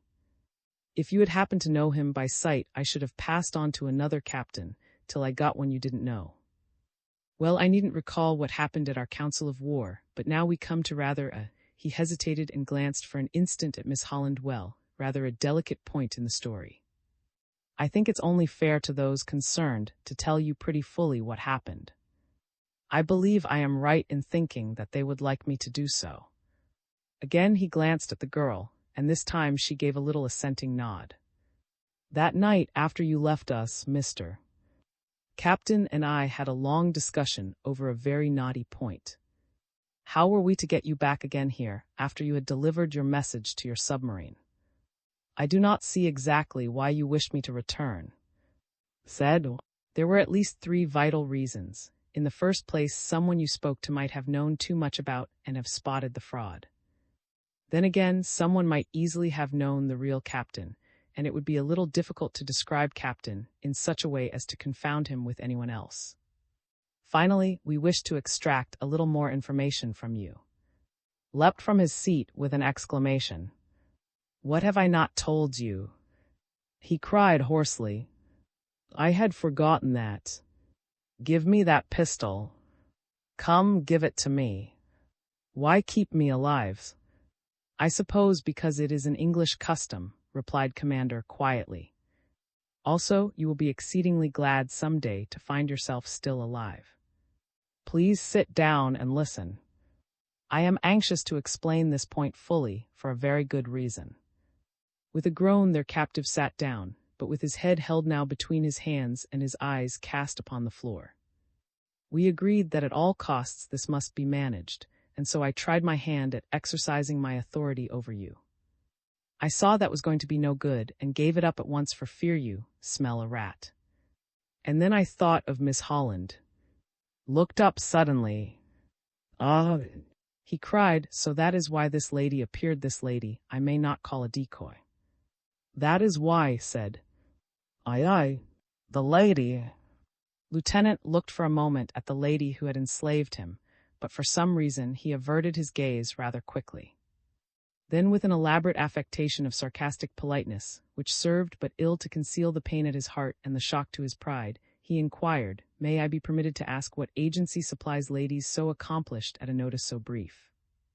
Providence, said promptly and simply. Miss Holland had never undertaken any such work before, and her name is on the books of no bureau. I believe you entirely, said ironically. You taught her trade then, I presume. I did. The German stared at him. Is there really any need to deceive me further? He inquired. I am telling you the simple truth, said unruffled. I had the great good fortune to make Miss Holland's acquaintance on the mailboat crossing to these islands. She was going to visit that intellectual gentleman you met yesterday under the precise circumstances he described. I noticed Miss Holland the moment she came aboard the boat. He paused for a moment and then turned to with a smile. I have a confession to make to you, Miss Holland, which I may as well get off my chest now. My mind, naturally enough perhaps, was rather running on spies, and when I discovered that you were traveling with a suitcase of German manufacture, I had a few minutes' grave suspicion. I now laughed. Only a few minutes, she exclaimed. It seems to me I got off very easily. That was why I was somewhat persistent in my conversation, he continued, still smiling a little, but it quickly served the purpose of satisfying me absolutely that my guns were on the wrong target. And so I promptly relieved you of my conversation. He turned again to, then, Mr. A very curious thing happened, which one of us may perhaps be pardoned for thinking diabolical and the other providential. Miss Holland happened to have met the real Mr. and bowled me out. And then I had another lucky inspiration. If Miss Holland will pardon me for saying so in her presence, I had already been struck with the fact that she was a young lady of very exceptional looks and brains and character, and moreover, she knew Germany and she knew German. It occurred to me that in dealing with a young, and probably not man, such an ally might conceivably come in useful. Robin interrupted his old friend with his rich laugh. You are the coldest-blooded brute I ever met. To plot against a man like that.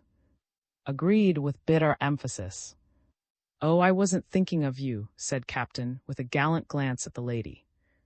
However, on you go with your yarn. Well, I decided on the spot to take Miss Holland into my confidence, and I should like to say that confidence was never better justified. She seemed inclined to do what she could for her country. Commander paused for an instant and added apologetically, I am putting it very mildly and very badly, but you know what I mean. She was, in fact, ready to do anything I asked her on receipt of a summons from me. I had thought of her even when talking to Captain, but I felt a little reluctant to involve her in the business, with all it entailed, unless no other course remained open. And no other course was open. And so I first telegraphed to her, and then went over and fetched her. That was how she came to play the part she did, entirely at my request and instigation. You then told her to make me admire her? Asked in an unsteady voice. Frankly, I did. Of course, it was not for me to teach a lady how to be attractive, but I may say that we rehearsed several of the scenes very carefully indeed, I mean in connection with such matters as the things you should say to Commander, and so on. Miss Holland placed herself under my orders, and I simply told her what to say. She was in no sense to blame. Blame? Cried Captain. She deserves all the decorations going. I was trying to look at it from Mr. S point of view, said, as I think Miss Holland probably desires. She gave him a quick, grateful look, and he continued, It was I who suggested that she should appear critical of me, and, as it were, to divide our household into two camps, so that you should feel you were acting against me when you were actually doing what I wished. I tell you this frankly so that you may see who was responsible for the deceit that we were forced to. Forced? Cried the young lieutenant bitterly. Who forced you to use a woman? Could you not have deceived me alone? No, said candidly, I couldn't, or I should not have sent for Miss Holland. It was an extremely difficult problem to get you to risk your life and stand out against your commanding officer's wishes and your own inclinations and your apparent duty, and come back to this house after the whole plan was arranged and every argument seemed to be in of your going aboard your boat again. Nobody but a man under the influence of a woman would have taken such a course. Those were the facts I had to face, and well, the thing came off thanks entirely to Miss Holland. I have to her 20 times already for making such a use of her, and I again. Suddenly the young German broke out. Oh, but were there not consolations? What do you mean? You and Miss Holland living by yourselves in this house, is it that you need for? Miss Holland never spent a single night under this roof, said quietly. Not a night, stammered. Then where? She stayed at a house in the neighborhood.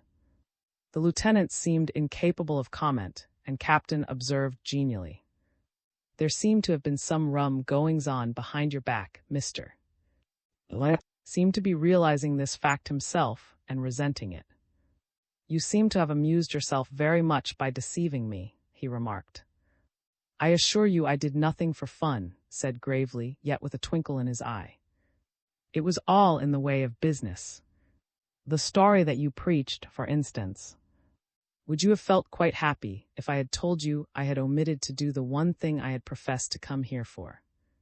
Gave a little sound that might have meant anything. Then he exclaimed, but your servant who was not supposed to know anything that was to annoy me, I suppose. To isolate you. I didn't want you to speak to a soul but me. The captive sat silent for a moment and then said, You had the house watched by the police, I see that now. A compliment to you, mister. Smiled the commander, and then he added, You gave me 1 or 2 anxious moments, I may tell you. Your demand for mufti necessitated a very hurried interview with the commander of a destroyer, and Old's visit very nearly upset the apple cart. I had to tell him pretty nearly the whole truth when I got him outside. But those incidents came after the chief crisis was over. The nearest squeak was when I thought you were safely engaged with Miss Holland, and a certain officer was calling on me who was not captain. In fact, he was an even more exalted person. Miss Holland saved the situation by crying out that you were coming, or I'm afraid that would have been the end of the submarine attack. So, said the young German slowly and with a very wry face, and then he turned to. Then, Miss Holland, every time you did me to appear kind and visit me, you were carrying out one of this gentleman's plans. And every word you spoke was said to entangle me in your net, or to keep me quiet while something was being done behind my back. I hope that some day you may enjoy the recollection as much as I am enjoying it now. Mister, she cried, I am very deeply sorry for treating even an enemy as I treated you. She spoke so sincerely and with so much emotion that even Captain assumed a certain solemn expression, which was traditionally never seen on his face except when the chaplain was actually officiating, and jumping up she came a step towards the prisoner. There she stood, a graceful and beautiful figure, her eyes glowing with fervor. All I can say for myself, and all I can ask you to think of when your recollections of me pain you, is only this: if you had a sister, would you have had her hesitate to do one single thing I did in order to defeat her country's enemies? Looked at her for a moment with frowning brow and folded arms. Then all he said was, Germany's cause is sacred. Her eyes opened very wide. Then what is right for Germany is wrong for her enemies. Naturally. How can Germany both be right as she is and yet be wrong? I don't think you quite understand what I mean, she said with a puzzled look. Germany never will, said quietly. That is why we are at war. A tramp of footsteps sounded on the gravel outside, and Captain sprang up. Your guard has come for you, mister. He said, I'm sorry to interrupt this conversation, but I'm afraid you must be moving. Aye. The empty envelope. Commander closed the front door. Chilly night, he observed. It is rather, said. The wind droned through a distant keyhole mournfully and continuously.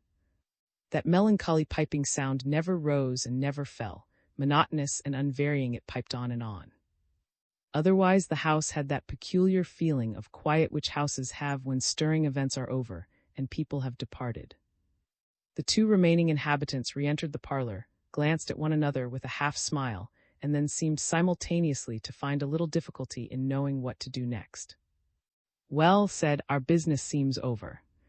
He felt he had spoken a little more abruptly than he intended, and would have liked to repeat his observations in a more genial tone. Yes, said she almost as casually, there is nothing more to be done tonight, I suppose. I shall have to write up my report of our friend Mr. Life and last words, said he with a half-laugh. And I have got to get over to Mrs. Brown's, she replied, and so I had better go at once. Oh, there's no such desperate hurry, he said hastily. I haven't much to write up tonight. We must have some supper first. Yes, she agreed. I suppose we shall begin to feel hungry soon if we don't. I'll see about it. What would you like? The cold ham and a couple of boiled eggs will suit me.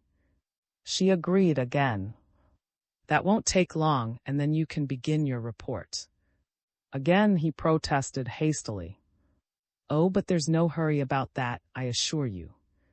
I only wanted to save trouble. While she was away, he stood before the fire, gazing absently into space and scarcely moving a muscle. The ham and boiled eggs appeared, and a little more animation became apparent, but it was not a lively feast. She talked for a little in an ordinary, cheerful way, just as though there was no very special subject for conversation, but he seemed too absent-minded and silent to respond even to these overtures, except with a brief smile and a briefer word. They had both been quite silent for about 5 minutes, when he suddenly said in a constrained manner, but with quite a different intonation, Well, I am afraid our ways part now. What are you going to do next? I've been wondering, she said, and I think if Mrs. still wants me I ought to go back to her. Back to the... he exclaimed. And become a governess again. It will be rather dull at first, she laughed, but one can't have such adventures as this every day, and I really have treated them rather badly. You see, you told Mr.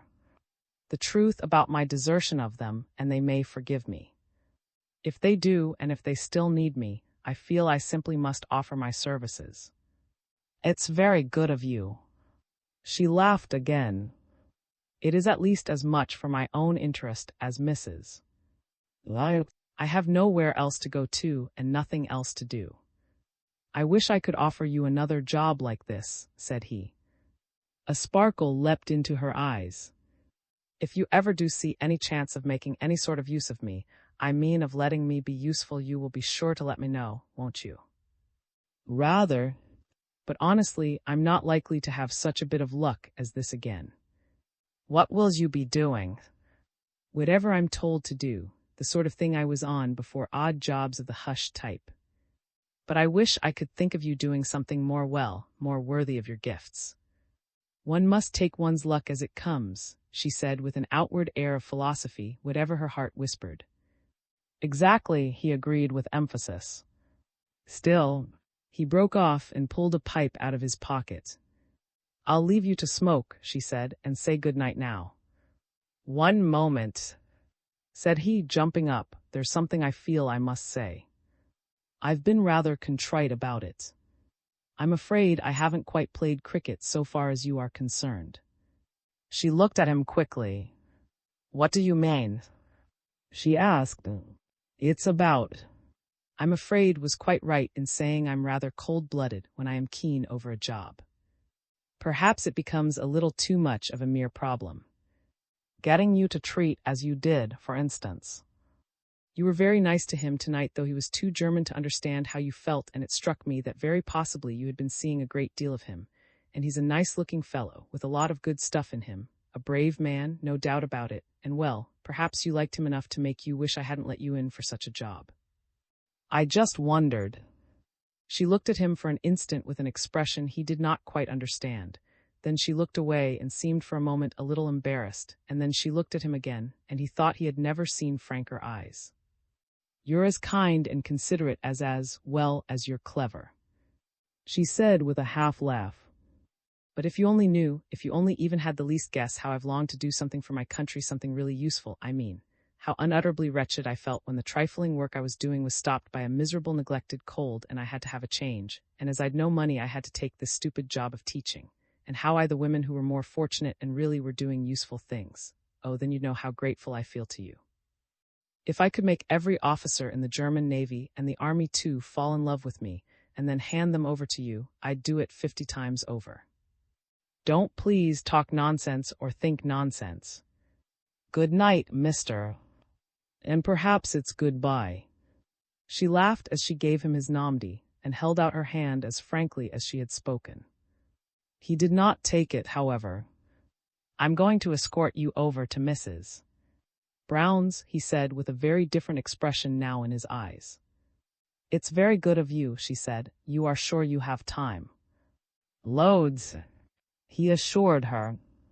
He opened the door for her, but she stopped on the threshold. A young woman was waiting in the hall. Mrs. Brown has sent her girl to escort me, she said, so we'll have to. She corrected herself. We must say good night now. Is it goodbye, or shall I see you in the morning? His face had become very long again. I'm very much afraid not. I've got to report myself with the Lark. Goodbye. The front door closed behind her, and Commander strode back to the fire and gazed at it for some moments. Well, he said to himself, I suppose, looking at things as they ought to be looked at, Mrs. Brown's girl has saved me from making a damned fool of myself. Now to work, that's my proper stunt. He threw some sheets of foolscap on the table, took out his pen, and sat down to his work. For about 5 minutes he stared at the foolscap, but the pen never made a movement. Then abruptly he jumped up and exclaimed, Dash it, I must. Snatching up an envelope, he thrust it in his pocket, and a moment later was out of the house. Miss Holland and her escort were about 50 yards from Mrs. Brown's house when the girl started and looked back. There's someone crying on you, she exclaimed, stopped and peered back into the night. It had clouded over and was very dark. Very vaguely, something seemed to loom up in the path behind them. Miss Holland, cried a voice. It's the minister, said the girl. The who? Exclaimed and added hastily, oh yes, I know who you mean. A tall figure disengaged itself from the surrounding night. Sorry to trouble you, said the voice in curiously quick and jerky accents, but I've got a note I want this girl to deliver immediately. He handed her an envelope. Hand that in at the first farm on the other side of the manse, he commanded, pointing backwards into the darkness. I'll escort Miss Holland. Which, began the girl. The first you come to, said the commander peremptorily. Quick as you can. Then he looked at and for a moment said nothing. What's the matter? She asked anxiously. Has anything gone wrong? Yes, he said with a half-laugh, I have. I even forgot to lick down that envelope. How the deuce I'm to explain an empty, unaddressed, unfastened envelope, the Lord only knows. His manner suddenly changed, and he asked abruptly, Are you in a desperate hurry to get in? I've something to say to you.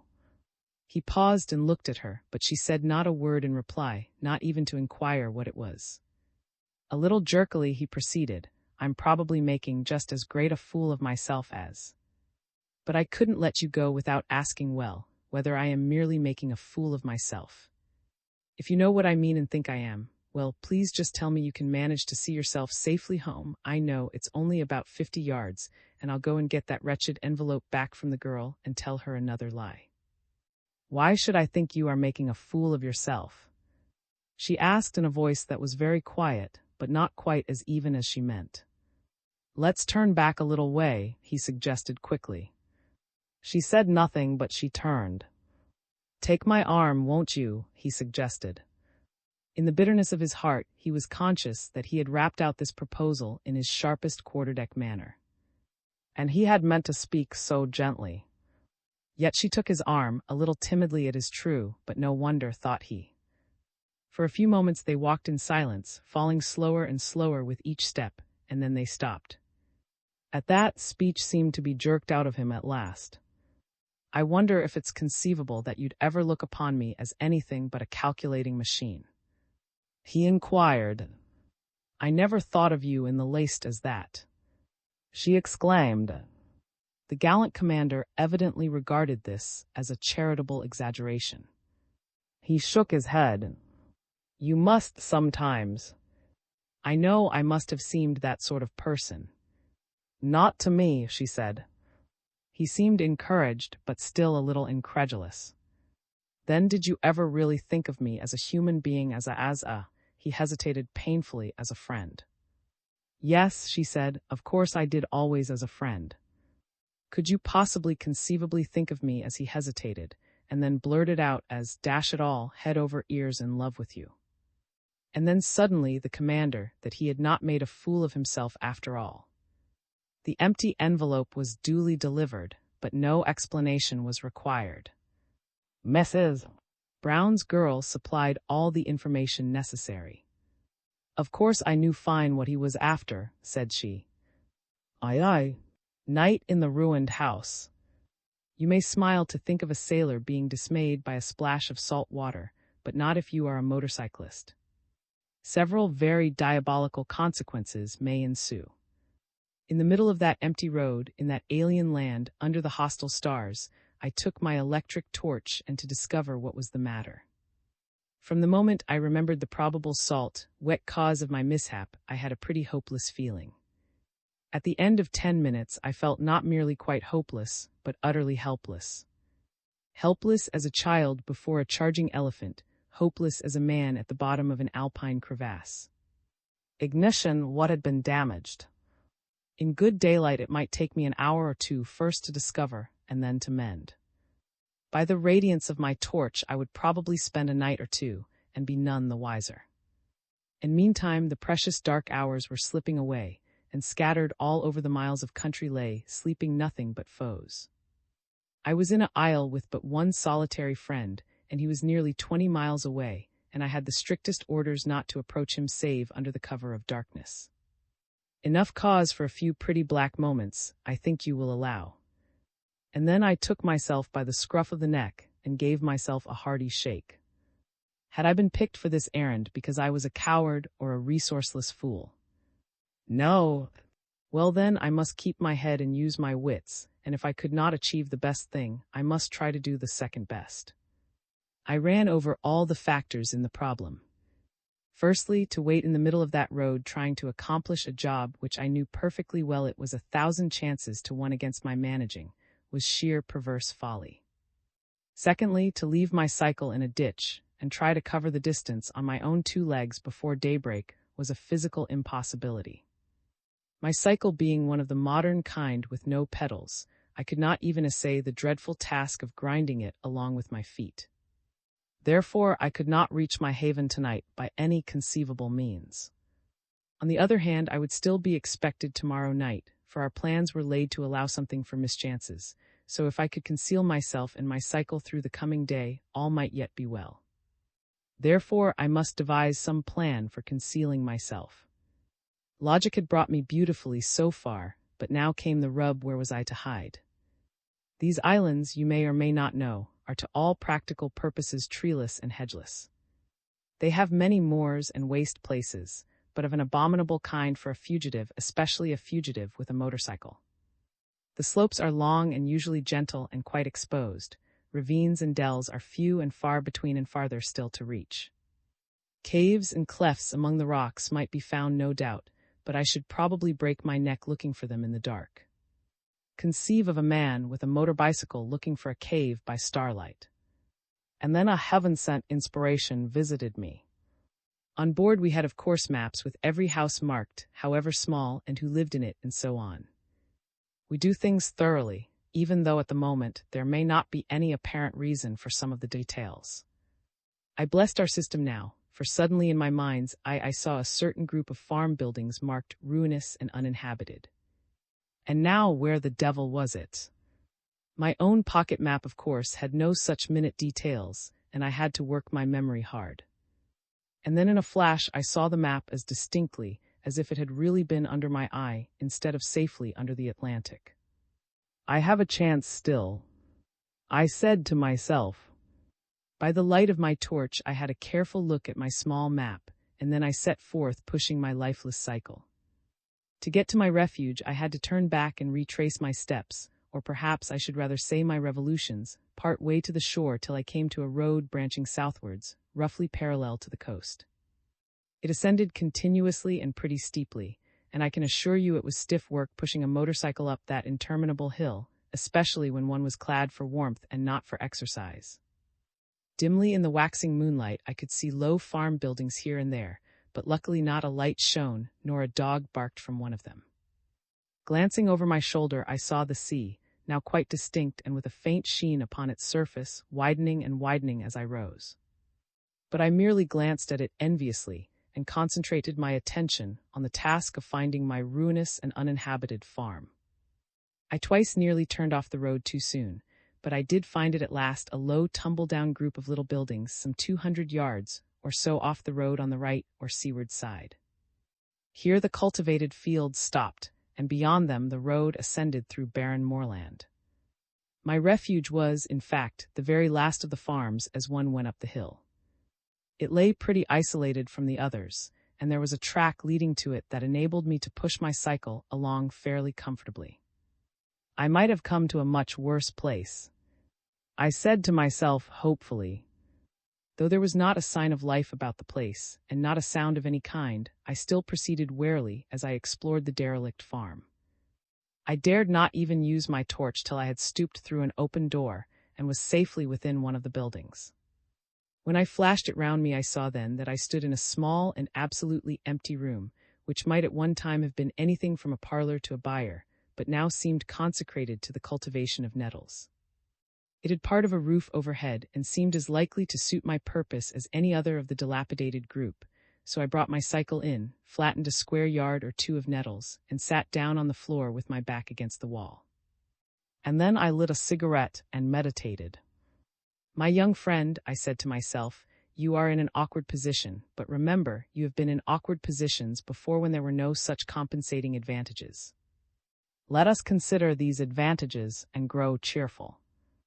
You are privileged to render your country such a service as few single Germans have been able to render her if this plan succeeds. If it fails, your sacrifice will not be unknown or unappreciated. Whatever happens, you will have climbed a rung or two up the ladder of duty and perhaps of fame. This eloquence pleased my young friend so much that he lit another cigarette. Consider again, I resumed, what an opportunity you have been unexpectedly presented with for exhibiting your resourcefulness and your coolness and your nerve. If it had not been for that wave of salt water, your task would have been almost too simple. Your own share of the enterprise would merely have consisted in a couple of easy rides on a motorcycle, and perhaps the giving of a few suggestions or the making of a few objections, which would probably have been brushed aside as worthless. Now you have really something to test you. This oration produced a less exhilarating effect. In fact, it set me to wondering very gravely how I could best justify this implied tribute to my powers of surmounting difficulties.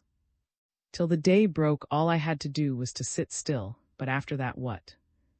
I pondered for a few minutes, and then I came to the conclusion that an hour or two's sleep would probably freshen my wits.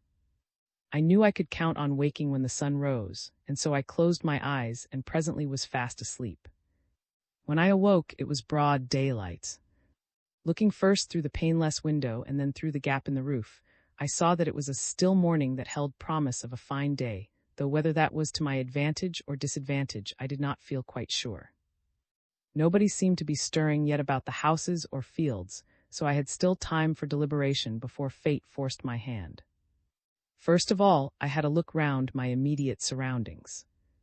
I was well sheltered, as all the walls were standing, and there was most of a roof over my head, the last being a point of some importance in case any aircraft chanced to make a flight in this direction. It is true that the door was gone, but even here I seemed fortunate, for another small building, also dilapidated-looking but in somewhat better condition, stood right opposite the open doorway and hid it completely. This little building still had a door which stood closed, and for a moment I half thought of changing my shelter and taking possession of it, and then I decided that where fate had directed my steps, there should I abide. The next thing obviously was to overhaul my motorcycle, and this I set about at once, though all the time my thoughts kept working. In the course of an hour or so I had located the trouble in thee and put it right again, and I had also begun to a few of the pros and cons of the situation. I now ate a few sandwiches, had a pull at my flask, lit a cigarette, and put the case to myself squarely. With a motorcycle, the whole island at my disposal, and daylight in which to search it through, I can surely find a hiding place a little farther removed from inquisitive neighbors, I said to myself. So the sooner I am off the better. But then I answered back, on the other hand, it may take me some hours to find a better spot than this, and a man tearing about the country on a motorcycle is decidedly more conspicuous in the early morning than in the middle of the day or the afternoon when cyclists are natural objects.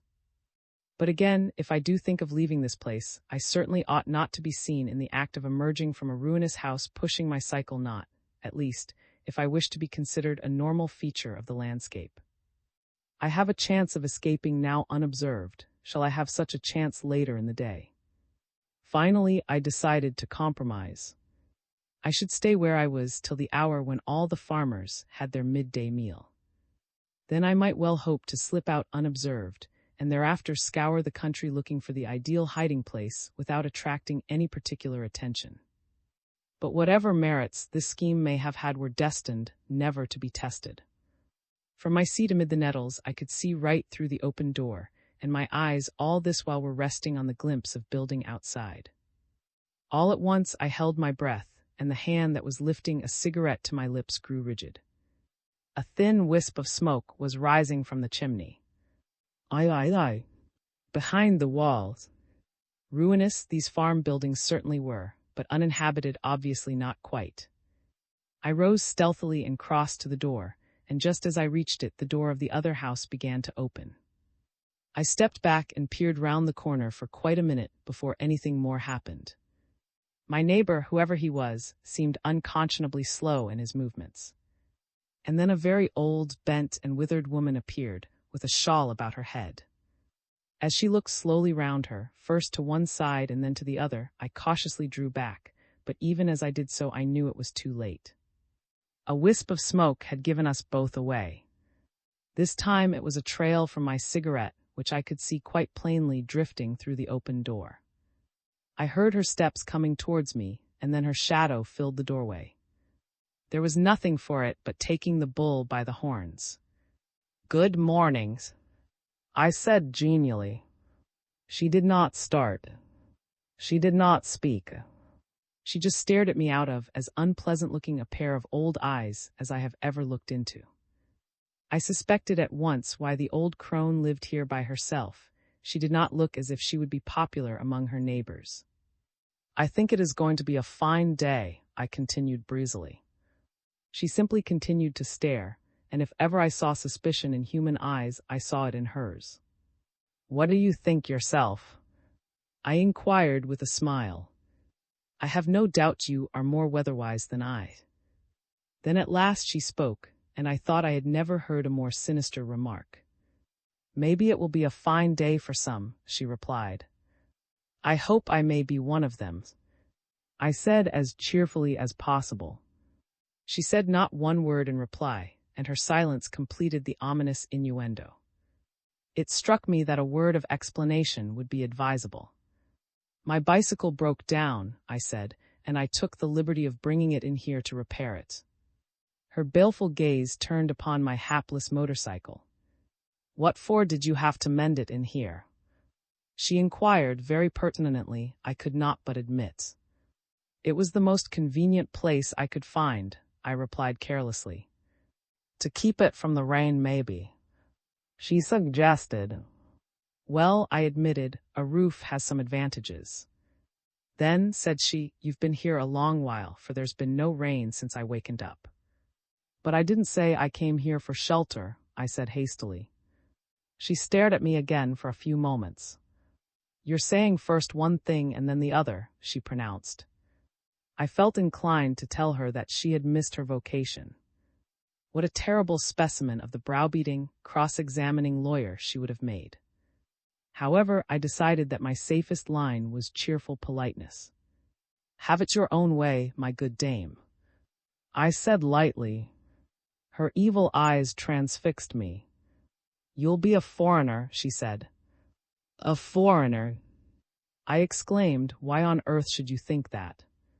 You're using queer words, she replied. What words? I demanded. Dame is the German for an old woman, said she.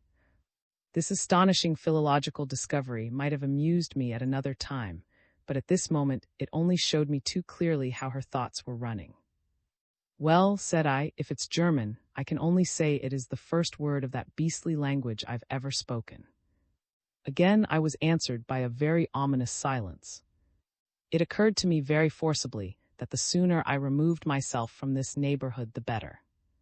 Well, I said, my bicycle is mended now, so I had better be off. You had that, she agreed. Goodbye, I cried as I led my cycle out, but she never spoke a syllable in reply. Fate has not lost much time in forcing my hand, I said to myself as I pushed my motorcycle along the track towards the.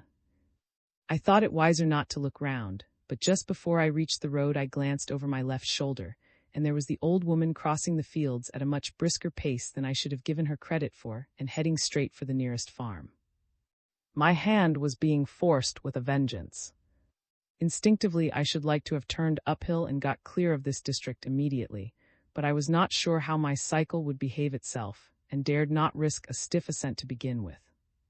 So I set off at top speed down the road I had come the night before, passing the old crone at a little distance off, and noticing more than one in the fields or woman at a house door, staring with interest at this early morning rider. When the news had spread of where he had come from, and with what language he interlarded his speech, they might do something more than stare. There was a telegraph office not at all far away. As I sped down that hill and swung round away from the sea at the foot, I did a heap of quick thinking. As things had turned out, I dared not make for any place of concealment far off the. Now that there was a probability of the hue and cry being raised, or at least of a lookout being kept for me, the chances of successfully slipping up the valley of some burn without anyone's notice were enormously decreased. I had but to glance round at the openness of the countryside to that. No, on thee I could at least run away, but up in the moors I should be a mere trapped rat. Then I had the bright thought of touring in zigzag fashion round and round the island, stopping every here and there to address an inhabitant and leave a false clue, so as to confuse my possible pursuers. But what about my petrol? I might need every drop if I actually did come to be chased. So I gave up that scheme. Finally, I decided upon a plan which really seems to me now to be as promising as any I could think of. About the least likely place to look for me would be a few miles farther along the same road that ran past my last night's refuge, in the opposite direction from that in which people had seen me start. I resolved to make a detour and then work back to that road. I had arrived at this decision by the time I reached the scene of last night's mishap. Fortunately, my cycle was running like a deer now, and I swept up the little slope in a few seconds and sped round the loch, opening up fresh vistas of round-topped heather hills and wide green or brown valleys every minute. At a lonely bit of the road I jumped off, studied my map afresh, and then dashed on again. Presently a side road opened, leading back towards the coast, and round the corner I sped, but even as I did so the utter hopelessness of my performance struck me vividly, that is to say, if a really serious hunt for me were to be set afoot. For the roadside was dotted with houses, often at considerable intervals it is true, but then all of them had such confoundedly wide views over that open country. There was a house or two at the very corner where I turned, and I distinctly saw a face appearing at a window to watch me thunder past. The noise these motorcycles make is simply infernal. It was then that I fell into the true spirit for such an adventure. Since the chances were everywhere against me if my enemies took certain steps, well then, the only thing to do was to hope they did not take them and dismiss that matter from my mind. I was taking the best precautions I could think of, and the cooler I kept and better spirits I was in, the more likely would luck be to follow me. For luck is a discerning lady and likes those who trust her. Accordingly, the sun being now out and the morning beautifully fine, I decided to enjoy the scenery and make the most of a day ashore. My first step was to ease up and ride just as slowly as I could, and then I saw at once that I was doing the wisest thing in every way. I made less noise and less dust, and was altogether much less of a phenomenon. And this encouraged me greatly to keep to my new resolution. If I leave it all to luck, she will advise me well, I said to myself. I headed coastwards through a wide marshy valley with but few houses about, and in a short time saw the sea widening before me and presently struck the road I was seeking. At the junction I obeyed an impulse, and, jumping off my cycle, paused to survey the scenery. A fertile vale fell from where I stood, down to a small bay between headlands. It was filled with little farms, and all at once there came over me an extraordinary impression of peacefulness and rest. Could it actually be that this was a country at war? That naval war indeed was very, very close at hand, and beneath those shining waters a submarine might even now be stealing or a loose mine drifting. The wide, sunshiny, placid atmosphere of the scene, with its vast expanse of clear blue sky, larks singing high up and seabirds crying about the shore, soothed my spirits like a magician's wand. I mounted and rode on again in an amazingly pleasant frame of mind for a spy within a hair's breadth of capture, and very probably of ignominious death. Up a long hill my engine gently throbbed, with moorland on either side that seemed to be so desolated by the gales and sea spray that even heather could scarcely flourish. I meant to stop and rest by the wayside, but after a look at the map I thought on the whole I had better put another mile or two between me and the lady with the baleful eyes. At the top I had a very wide prospect of inland country to the left, a treeless northern-looking scene, all green and brown with many lakes reflecting the sunshine. A more hopeless land to hide in I never beheld, and I was confirmed in my reckless resolution. Chance alone must protect me. Down a still steeper hill I rode, only now amid numberless small farms and with another bay shining ahead. The road ran nearly straight into the water and then bent suddenly and followed the rim of the bay, with nothing but empty sea links on the landward side. The farms were left behind, a mansion house by the shore was still a little distance ahead, and there was not a living soul in sight as I came to a small stone-walled enclosure squeezed in between the road and the beach below. I jumped off, led my cycle round this and laid it on the ground, and then seated myself with my back against the low wall of loose stones and my feet almost projecting over the edge of the steep slope of pebbles that fell down to the sand. I was only just out of sight, but unless anyone should walk along the beach, out of sight I certainly was, and it struck me forcibly that ever since I had given myself up to luck, every impulse had been an inspiration. If I were conducting the search for myself, would I ever dream of looking for the mysterious runaway behind a wall 3 feet high within 20 paces of a public road, and absolutely exposed to a wide sweep of beach? No, I told myself, I certainly should not. There I sat for hour after hour basking in the sunshine, and yet despite my heavy clothing kept at a bearable temperature by gentle airs of cool breeze off the sea. The tide, which was pretty high when I arrived, crept slowly down the sands, but save for the cruising and running of gulls and little piping shorebirds, that was all the movement on the beach. Not a soul appeared below me all that time. The calm, shining sea remained absolutely empty, except once for quarter of an hour or so, when a destroyer was creeping past far out. To the seaward there was not a hint of danger or the least cause for apprehension. On the road behind me I did hear sounds several times, which I confess disturbed my equanimity much more than I meant to let them. Once a motorcar buzzed past, and not to hold my breath as the sounds swelled so rapidly and formidably was more than I could achieve. The jogging of a horse and trap twice set me wondering, despite myself, whether there were a couple of men with carbines aboard. But the slow, prolonged rattling and creaking of carts was perhaps the sound that worried me most. They took such an interminable time to pass. I conceived a very violent distaste for carts. I do take some credit to myself that not once did I yield to the temptation to peep over my wall and see who it was that passed along the road. I did not even turn and try to peer through the chinks in the stones, but simply sat like a limpet till the sounds had died completely away. The only precaution I took was to extinguish my cigarette if I chanced at the moment to be smoking. In the course of my long bask in that sun bath, I ate most of my remaining sandwiches and a cake or two of chocolate, but kept the remainder against emergencies. At last, as the sun wore round, gradually descending till it shone right into my eyes, and I that the afternoon was getting far through, hope began to rise higher and higher.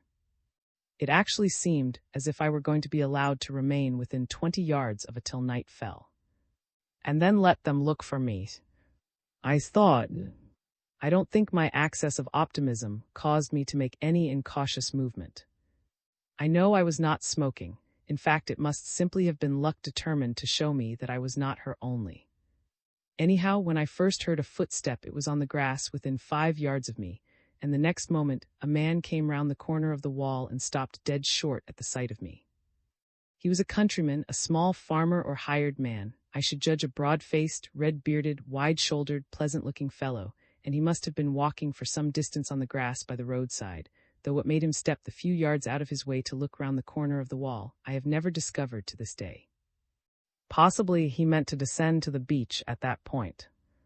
Anyhow, there he was, and as we looked into one another's eyes for a moment in silence, I could tell as surely as if he had said the words that he had heard the story of the suspicious motorcyclist. IV. The nails. A fine afternoon, I remarked, without rising, and I hope without showing any sign of emotion other than pleasure at making an acquaintance. Said he briefly and warily. This discouraging manner was very ominous, for the man was as good-natured and agreeable-looking a fellow as I ever met. The weather looks like keeping up, I said. He continued to look at me steadily, and made no answer at all this time. Then he turned his back to me very deliberately, lifted his felt hat, and waved it 2 or 3 times round his head, evidently to someone in the distance. I saw instantly that mischief was afoot and time precious, yet the fellow was evidently determined and stout-hearted, besides being physically very powerful, and it would never do to rouse his suspicions to the pitch of grappling with me. Of course I might use my revolver, but I had no wish to add a civilian's death to the other charge I might have to face before that sun had set. Suddenly luck served me well again by putting into my head a well-known English cant phrase. "Are you often taken like that?" I inquired with a smile. He turned round again and stared blankly. I imitated the movement of waving a hat and laughed. "Or is it a family custom?" I asked. He was utterly taken aback and looked rather foolish. I sat still and continued to smile at him. And then he broke into a smile himself. "I was just waving on a friend," he explained, and I could detect a note of apology in his voice. For the moment he was completely hoodwinked. How long it would last heaven knew, but I clearly could not afford to imitate Mr. "And wait and say." "Oh," I said with a laugh, "I see." And then I glanced at my wristlet watch and sprang to my feet with an exclamation.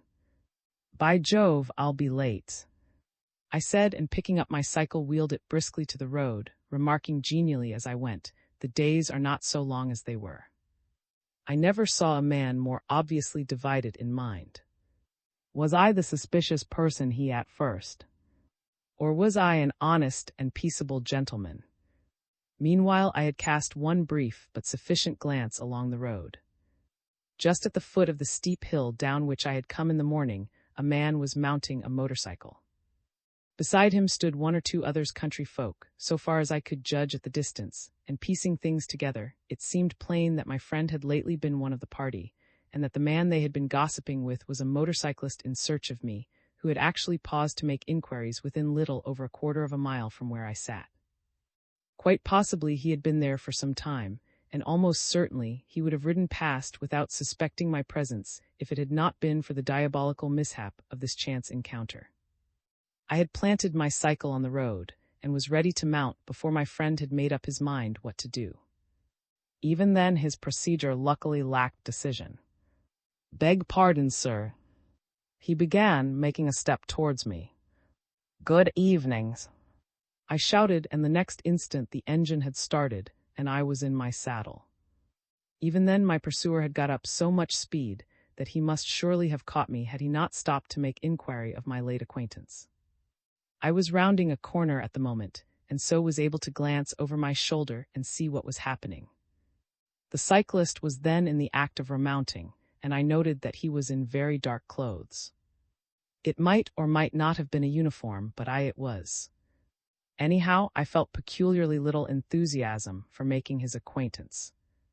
On I sped, working rapidly up to 40 miles an hour, and quite careless now of any little sensation I might cause. I had sensations myself, and did not grudge them to other people. The road quickly left the coast and turned directly inland, and presently it began to wind along the edge of a long, reedy stretch of water, with a steep bank above it on the other side. The windings gave me several chances of catching a glimpse of my pursuer, and I saw that I was gaining nothing. In fact, if anything, he was overhauling me. "I'll try them," I said to myself. Them were nails. Had done me no more than justice in assuming I had come well provided against possible contingencies. Each of my side pockets had a little packet of large-headed, sharp-pointed nails. I had several times thrown them experimentally on the floor of my cabin, and found that a gratifying number lay point upwards. I devoutly prayed they would behave as reasonably now. This stretch of road was ideal for their use narrow, and with not a house to give or a spectator to witness such a very suspicious performance, I threw a handful behind me, and at the next turn of the road glanced round to see results. The man was still going strong. I threw another handful and then a third, but after that the road ran straight for a space, and it was only when it bent to the right round the head of the loch that I was able to see him again. He had stopped far back and was examining his tires. The shadows by this time were growing long, but there were still some hours before darkness would really shelter me, and in the meantime what was I to do with myself and where to turn? Judging from the long time that had elapsed between my discovery in the early morning and the appearance of this cyclist at the very place which I had thought would be the last where they would seek me, the rest of the island had probably been searched, and the hue and cry had died down by this time. So for some time I ought to be fairly safe anywhere, until in fact my pursuer had reached a telegraph office, and other scouts had then been collected and sent out. And if my man was an average human being, he would certainly waste a lot of precious time in trying to pump up his tires or mend them before giving it up as a bad job and walking to a telegraph office. That in fact was what he did, for in this open country I was able a few minutes later to see him in the far distance still stopping by that loch shore. But though I believe in trusting to chance, I like to give myself as many chances as possible. I knew where all the telegraph offices were, and one was a little nearer him than I quite liked. So half a mile farther on, at a quiet spot on a hill, I jumped off and swarmed up one of the telegraph posts by the roadside, and then I took out of my pocket another happy inspiration. When I came down again, there was a gap in the wire. There was now quite a good chance that I might retain my freedom till night fell, and if I could hold out so long as that, well, we should see what happened then. But what was to be done in the meantime? A strong temptation assailed me, and I yielded to it. I should get as near to my night's rendezvous as possible, and try to find some secluded spot there. It was not perhaps the very wisest thing to risk being seen there by daylight and bring suspicion on the neighborhood, where I meant to spend 2 or 3 days, but you will presently see why I was so strongly tempted. So great, in fact, was the temptation that, till I got there, I hardly thought of the risk. I rode for a little longer through the same kind of undulating, loch-strewn inland country, and then I came again close to the sea. But it was not the open sea this time. It was a fairly wide sound that led from the ocean into a very important place, and immediately I began to see things. What things they were precisely I may not say, but they had to do with warfare, with making this sound about as easy for a hostile ship to get through, whether above the water or below, as a pane of glass is for a blue bottle. As I rode very leisurely, with my head half turned round all the while, I felt that my time was not wasted if I escaped safely, having seen simply what I now noted. For my eye could put interpretations on features that would convey nothing to the ordinary. Gradually up and up a long, gentle incline I rode, with the sound falling below me and a mass of high dark hills rising beyond it. Behind me the sun was now low, and my shadow stretched long on the empty road ahead. For it was singularly empty, and the countryside was utterly peaceful, only at sea was there life with death very close beside it. And now and then there rose at intervals a succession of dull, heavy sounds that made the earth quiver. I knew what they meant. Then came a dip, and then a very steep long hill through moorland country. And then quite suddenly and abruptly I came to the top. It was a mere knife edge, with the road instantly beginning to descend steeply on the other side, but I did not descend with the road. I jumped off and stared with bated breath. Ahead of me and far below, a wide island-encircled sheet of water lay placid and smiling in the late afternoon sunshine. Strung along one side of it were lines of ships, with a little smoke rising from most of their funnels, but lying quite still and silent as the farms and fields on shore. Those distant patches with the thin drifts of smoke, and the masts encrusted with small blobs rising out of their midst, those were the cause of all my country's troubles. But for them peace would have long since been dictated, and a mightier German empire would be towering above all other states in the world. How I hated, and yet, being a sailor myself, how I respected them.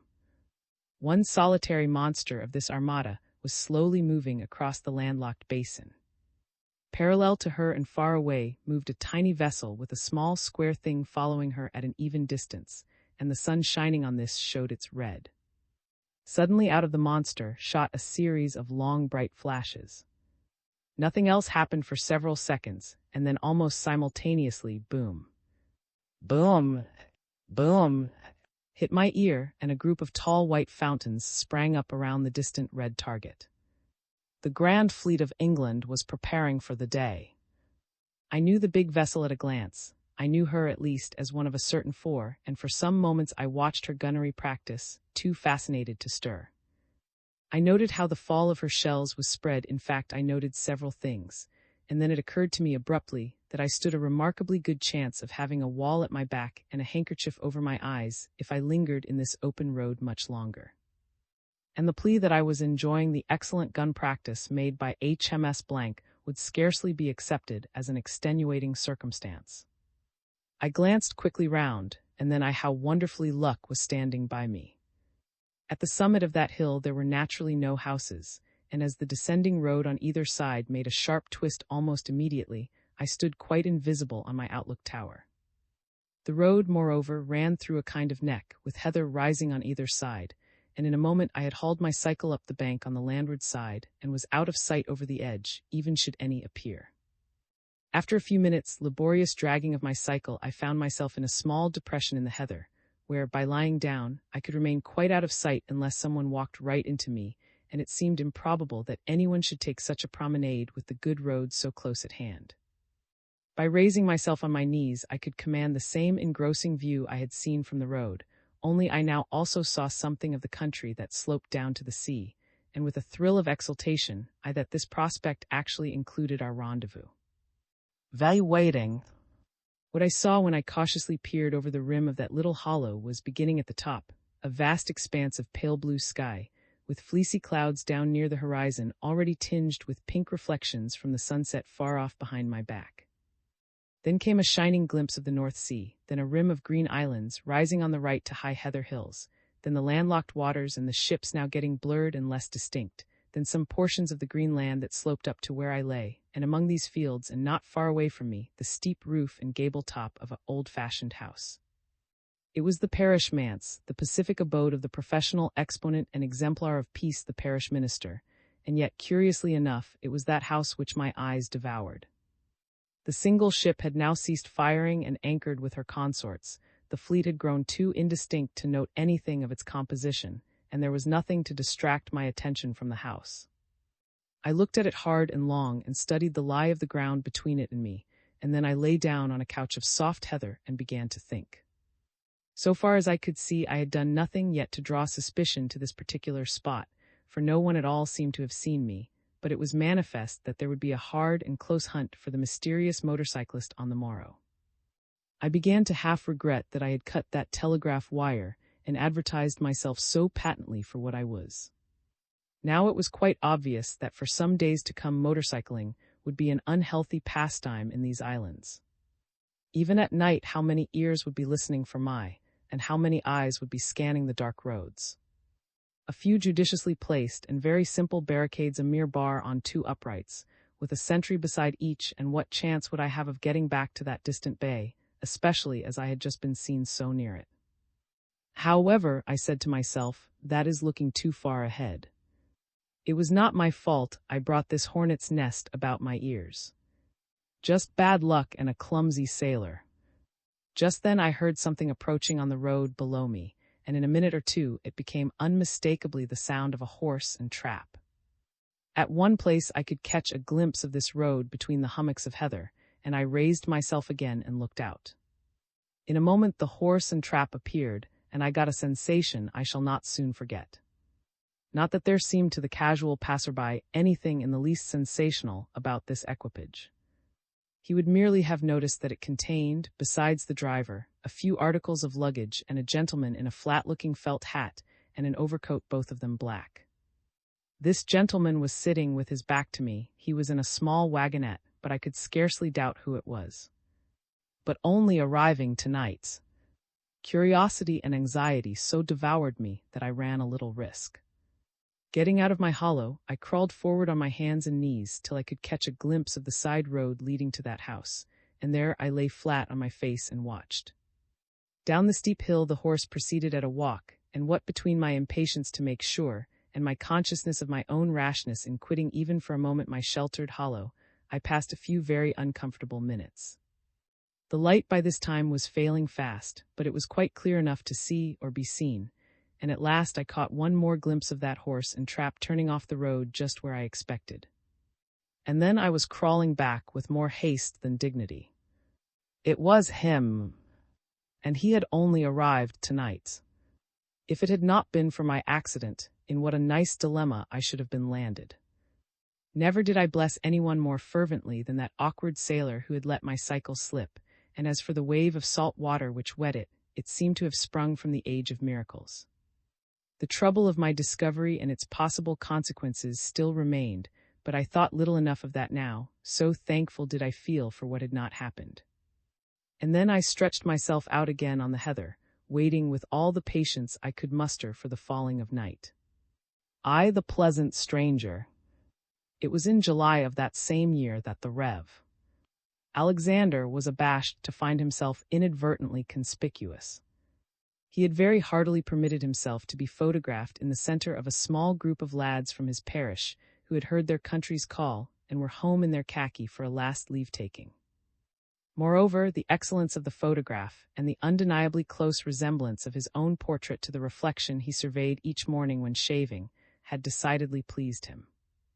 But the appearance of this group, first as an illustration in a local paper, and then in one that enjoyed a very wide circulation indeed, embarrassed him not a little. For he was a modest, publicity-avoiding man, and also he felt he ought to have been in khaki too. Not that Mr.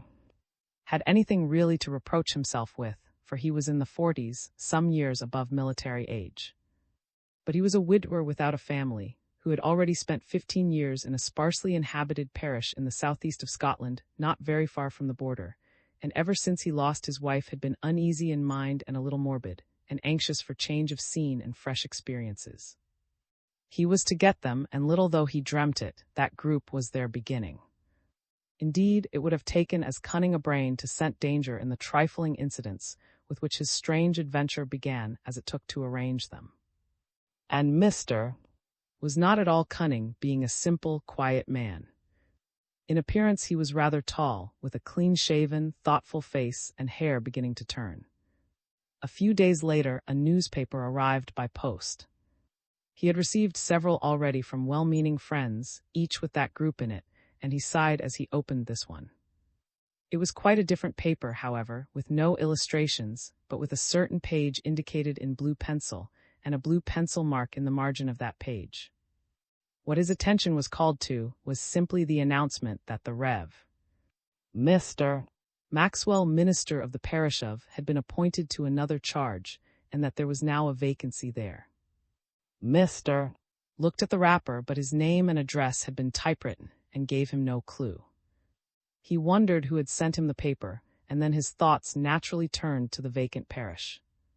He knew that it lay in a certain group of northern islands, which we may call here the Windy Isles, and he presumed that the stipend would not be great. Still, it was probably a better living than his own small parish, and as for its remoteness, well, he liked quiet, out-of-the-way places, and it would certainly be a complete change of scene. He let the matter lie in the back of his mind, and there it would very likely have remained but for a curious circumstance on the following Sunday. His little parish church was seldom visited by strangers, and when by any chance one did appear, the minister was very quickly conscious of the fact. He always took stock of his congregation during the first psalm, and on this Sabbath his experienced eye had noted a stranger before the end of the opening verse. A pleasant-looking gentleman in spectacles he appeared to be, and of a most exemplary and devout habit of mind. In fact, he hardly once seemed to take his spectacled gaze off the minister's face during the whole service, and Mr. believed in giving his congregation good measure. It was a fine day, and when service was over the minister walked back to his manse at a very leisurely pace, enjoying the sunshine after a week of showery weather. The road he followed crossed the river, and as he approached the bridge he saw the same stranger leaning over the parapet, smoking a cigar and gazing at the brown stream. Near him at the side of the road was drawn up a large dark green touring car, which apparently the gentleman had driven himself, for there was no sign of a chauffeur. "Good day, sir," said the stranger affably as the minister came up to him. "Lovely weather." Mr. nothing loath to hear a fresh voice, stopped and smiled and agreed that the day was fine. He saw now that the stranger was a middle-sized man with a full, fair, jovial eyes behind his gold-rimmed spectacles, and a rosy healthy, while his manner was friendliness itself. The minister felt pleasantly impressed with him at once. "Any trout in this stream?" inquired the stranger. Mr. answered that it was famed as a fishing river, at which the stranger seemed vastly interested and pleased, and put several questions regarding the baskets that were caught. Then he grew a little more serious and said, "I hope you will pardon me, sir, for thanking you for a very excellent sermon. As I happened to be motoring past just as church was going in, I thought I'd look in too. But I assure you I had no suspicion I should hear so good a discourse. I appreciated it highly." Though a modest man, Mr. granted the stranger's pardon very readily. Indeed, he became more impressed with him than ever. "I am very pleased to hear you say so," he replied, "for in an out-of-the-way place like this one is apt to get very rusty." "I don't agree with you at all, sir," said the stranger energetically, "if you'll pardon my saying so. In my experience, which is pretty wide, I may add the best thinking is done in out-of-the-way places. I don't say the showiest, mind you, but the best." Again the minister pardoned him without difficulty. "Of course one needs a change now and then, I admit," continued the stranger. "But my dear sir, whatever you do, don't go and bury yourself in a crowd." This struck Mr. as a novel and very interesting way of putting the matter. He forgot all about the dinner awaiting him at the manse, and when the stranger offered him a very promising-looking cigar, he accepted it with pleasure and leaned over the parapet beside him. There, with his eyes on the running water, he listened and talked for some time. The stranger began to talk about the various charming out-of-the-way places in Scotland. It seemed he was a perfervid admirer of everything Scottish, and had motored or tramped all over the country from to the Firth. In fact, he had even crossed the waters, for he presently burst forth into a eulogy of the Windy Islands. "The most delightful spot, sir, I have ever visited," he said enthusiastically. "There is a peacefulness and charm, and at the same time something stimulating in the air I simply can't describe. In body and mind, I felt a new man after a week there. The minister was so clearly struck by this, and his interest so roused, that the stranger pursued the topic and added a number of enticing details. "By the way," he exclaimed presently, "do you happen to know a fellow clergyman there called Maxwell? His parish is, let me see, that's the name." This struck Mr. as quite extraordinary. "I don't know him personally," he began. "A very sensible fellow," continued the stranger impetuously.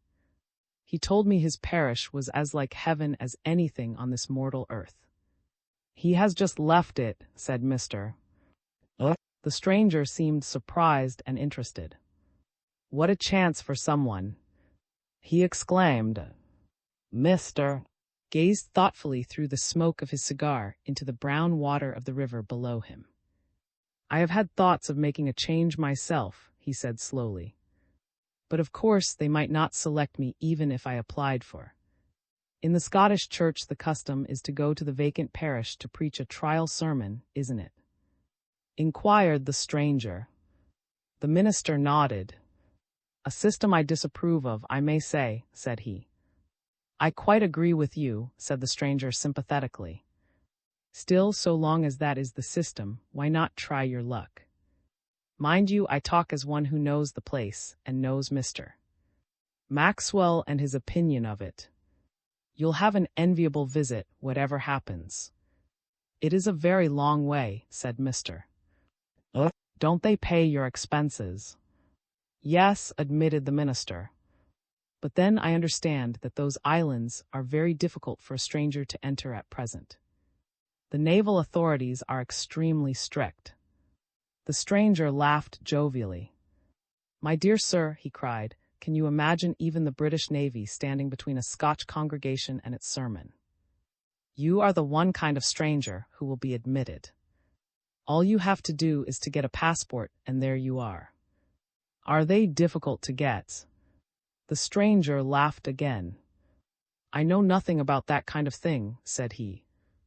"I'm a Lancashire lad, and the buzz of machinery is my game, but I can safely say this, that you will have no difficulty in getting a passport." Mr. again gazed at the water in silence. Then he looked up and said with a serious face, "I must really tell you, sir, of a very remarkable coincidence. Only a few days ago, some unknown friend sent me a copy of a newspaper with a notice of this very vacancy marked in it." The Lancashire lad looked almost thunderstruck by this extraordinary disclosure. "Well, I'm hanged," he cried, adding hurriedly, "if you'll forgive my strong language, sir." "It seems to me to be providential," said Mr. in a low and very serious voice. With equal solemnity, the stranger declared that though not an unusually good man himself, this solution had already struck him forcibly. At this point the minister became conscious of the distant ringing of a bell, and with a start the strident note of his own dinner bell swung with a vigorous arm somewhere in the road ahead. He shook hands cordially with the stranger, thanked him for the very interesting talk he had enjoyed, and hurried off towards his overcooked roast. The stranger remained for a few moments still leaning against the parapet.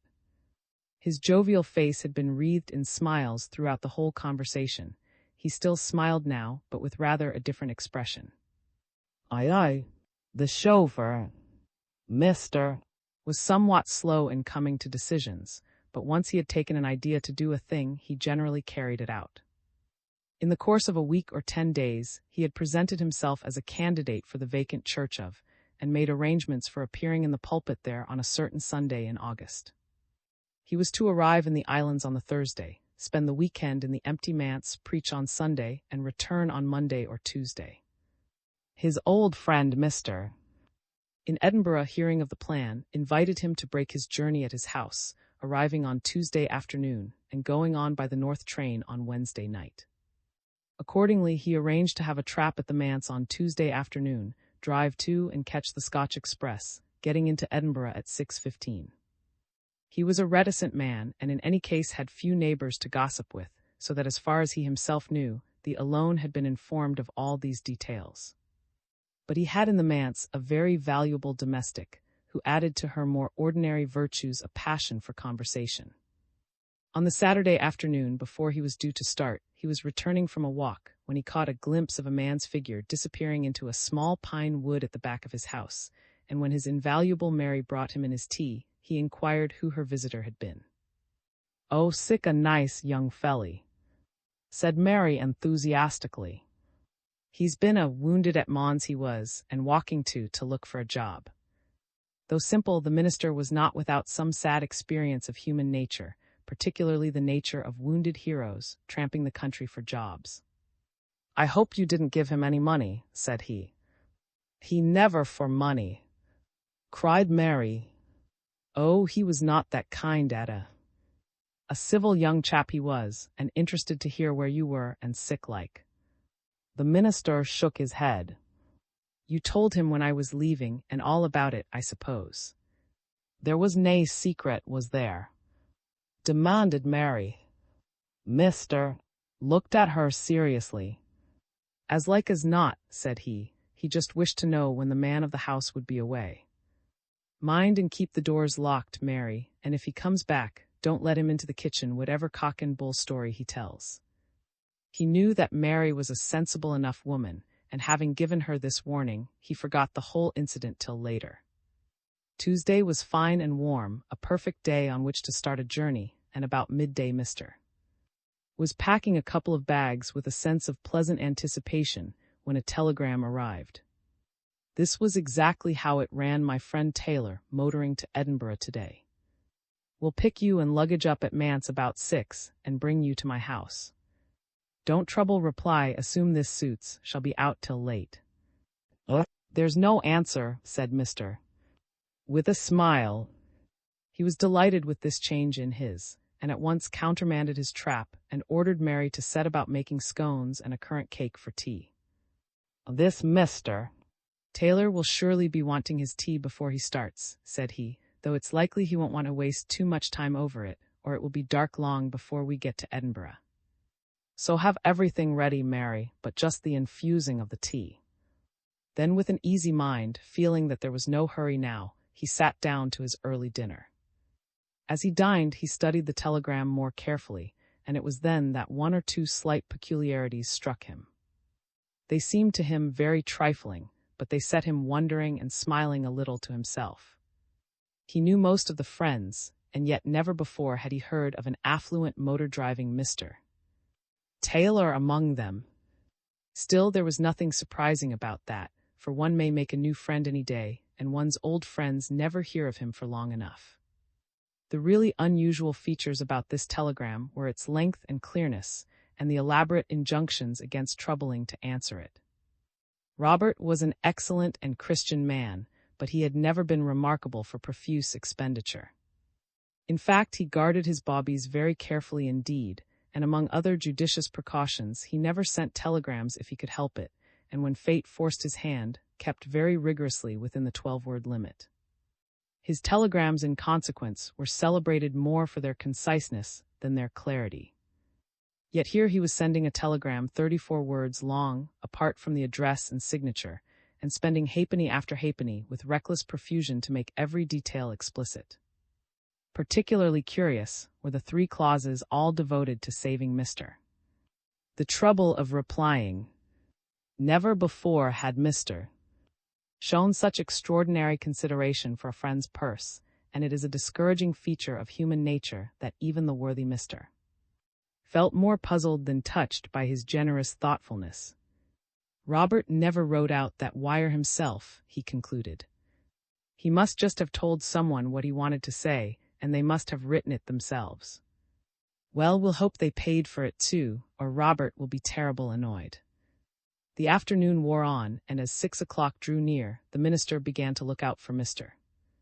Taylor and his car. But 6 o'clock passed, and 6:15, and still there was no sign of him. The minister began to grow a little worried lest they should have to do most of the journey in the dark, for he was an inexperienced motorist, and such a long drive by night seemed to him a formidable and risky undertaking. At last, at 6:30, the thrum of a car was heard, and a few minutes later a long, raking, dark green touring car dashed up to the door of the modest manse. The minister hurried out to welcome his guest, and then stopped dead short in sheer astonishment. Mr. Taylor was none other than the Lancashire lad. On his part, Mr. Taylor seemed almost equally surprised. "Well, I'm blowed," he cried jovially. "If this isn't the most extraordinary coincidence. When I got Robert's note and noticed the part of the country you lived in, I wondered if you could possibly be the same minister I'd met, but it really seemed too good to be true. Delighted to meet you again." He laughed loud and cheerfully and wrung the minister's hand like an old friend. Mr. though less demonstrative, felt heartily pleased and led his guest cordially into the manse parlor. "You'll have some tea before you start, I hope?" he inquired. "Rah!" cried Mr. Taylor. "I've a Lancashire appetite for tea." Ha. "Well, I'll have it in at once," said the minister, ringing the bell, "for I suppose we ought not to postpone our start too long." "No hurry at all, my dear fellow," said Mr. Taylor, throwing himself into the easiest chair the minister possessed. "I mean to have a jolly good tuck-in before I start." At that moment Mr. remembered that this time he had seen a chauffeur in the car. He went hospitably out of the room and turned towards the front door. But hardly had he turned in that direction when he heard Mr. Taylor call out, "Hallo! Where are you going?" And the next moment he was after the minister and had him by the arm just as they reached the open front door. Mr. ever afterwards remembered the curious impression produced on him by the note in Mr. Taylor's voice and that hurried grip of the arm. Suspicion, alarm, a note of anger, all seemed to be blended. I was only going to ask your driver to come and have a cup of tea in the kitchen," stammered the embarrassed minister. "My dear sir, he doesn't want any, I've asked him already," said Mr. Taylor. "I assure you honestly I have." Mr. suffered himself to be led back, wondering greatly. He had caught a glimpse of the chauffeur, a clean-shaven, well-turned-out man, sitting back in his seat with his cap far over his eyes, and even in that hurried glance at part of his face he had been struck with something curiously familiar about the man, though whether he had seen him before, or if not, who he reminded him of, he was quite unable to say. And then there was Mr. Taylor's extraordinary change of manner the very moment he started to see the chauffeur. He could make nothing of it at all, but for some little time afterwards he had a vague sense of disquiet. Mr. Taylor, on his part, had recovered his cheerfulness as quickly as he had lost it. "Forgive me, my dear Mr." he said earnestly, yet always with the rich, jolly note in his voice. "I must have seemed a perfect maniac. The truth is, between ourselves, I had a terrible suspicion you were going to offer my good James whiskey." "Oh," said the minister. "Is he then an abstainer?" Mr. Taylor laughed pleasantly. "I wish he were. A wee is his one failing, ha. I never allow my chauffeur to touch a drop while I'm on the road, Mr. Never, sir." Mr. was slow to suspect ill of anyone, but he was just as slow in getting rid of a suspicion. With all his simplicity, he could not but think that Mr. Taylor jumped extraordinarily quickly to conclusions and got excited on smaller provocation than anyone he had ever met. Over his first cup of tea, he sat very silent. In the meantime, the sociable Mary had been suffering from a sense of disappointment. Surely the beautiful liveried figure in the car would require his tea and eggs like his master. For a little she sat awaiting his arrival in the kitchen, with her cap neatly arranged and an expectant smile. But gradually disappointment deepened. She considered the matter judicially. Clearly, she decided, Mr. had forgotten the tradition of hospitality associated with that and every other manse. And then she decided that her own duty was plain. She went out of the back door and round the house. There stood the car with the resplendent figure leaning back in his seat, his cap still over his eyes and his face now resting on his hand so that she could barely see more than the tip of his nose. He heard nothing of her approach till she was fairly at his side, and in her high and penetrating voice cried, "Will ye not be for a cup of tea and an egg to it, eh?" The chauffeur started, and Mary started too. She had seen his face for an instant, though he covered it quickly but apparently quite naturally with his hand. "No, thanks," he said brusquely and turned away his eyes. Mary went back to the kitchen, divided between annoyance at the rebuff and wonder. The liveried figure might have been the twin brother of the minister. Aye. On the cliff. Gradually, Mr. recovered his composure. His guest was so genial and friendly and appreciative of the scones and the currant cake that he began to upbraid himself for churlishness in allowing anything like a suspicion of this pleasant gentleman to linger in his mind. There remained a persistent little shadow which he could not quite drive away, but he conscientiously tried his best. As for Mr. Taylor, there never was a jollier and yet a more thoughtful companion. He seemed to think of every mortal thing that the minister could possibly need for his journey. "Got your passport?" he inquired. "Yes," said the minister. "I am carrying it in my breast pocket. It ought to be safe there." "The safest place possible," said Mr. Taylor cordially. "It's all in order, I presume, eh?" Mr.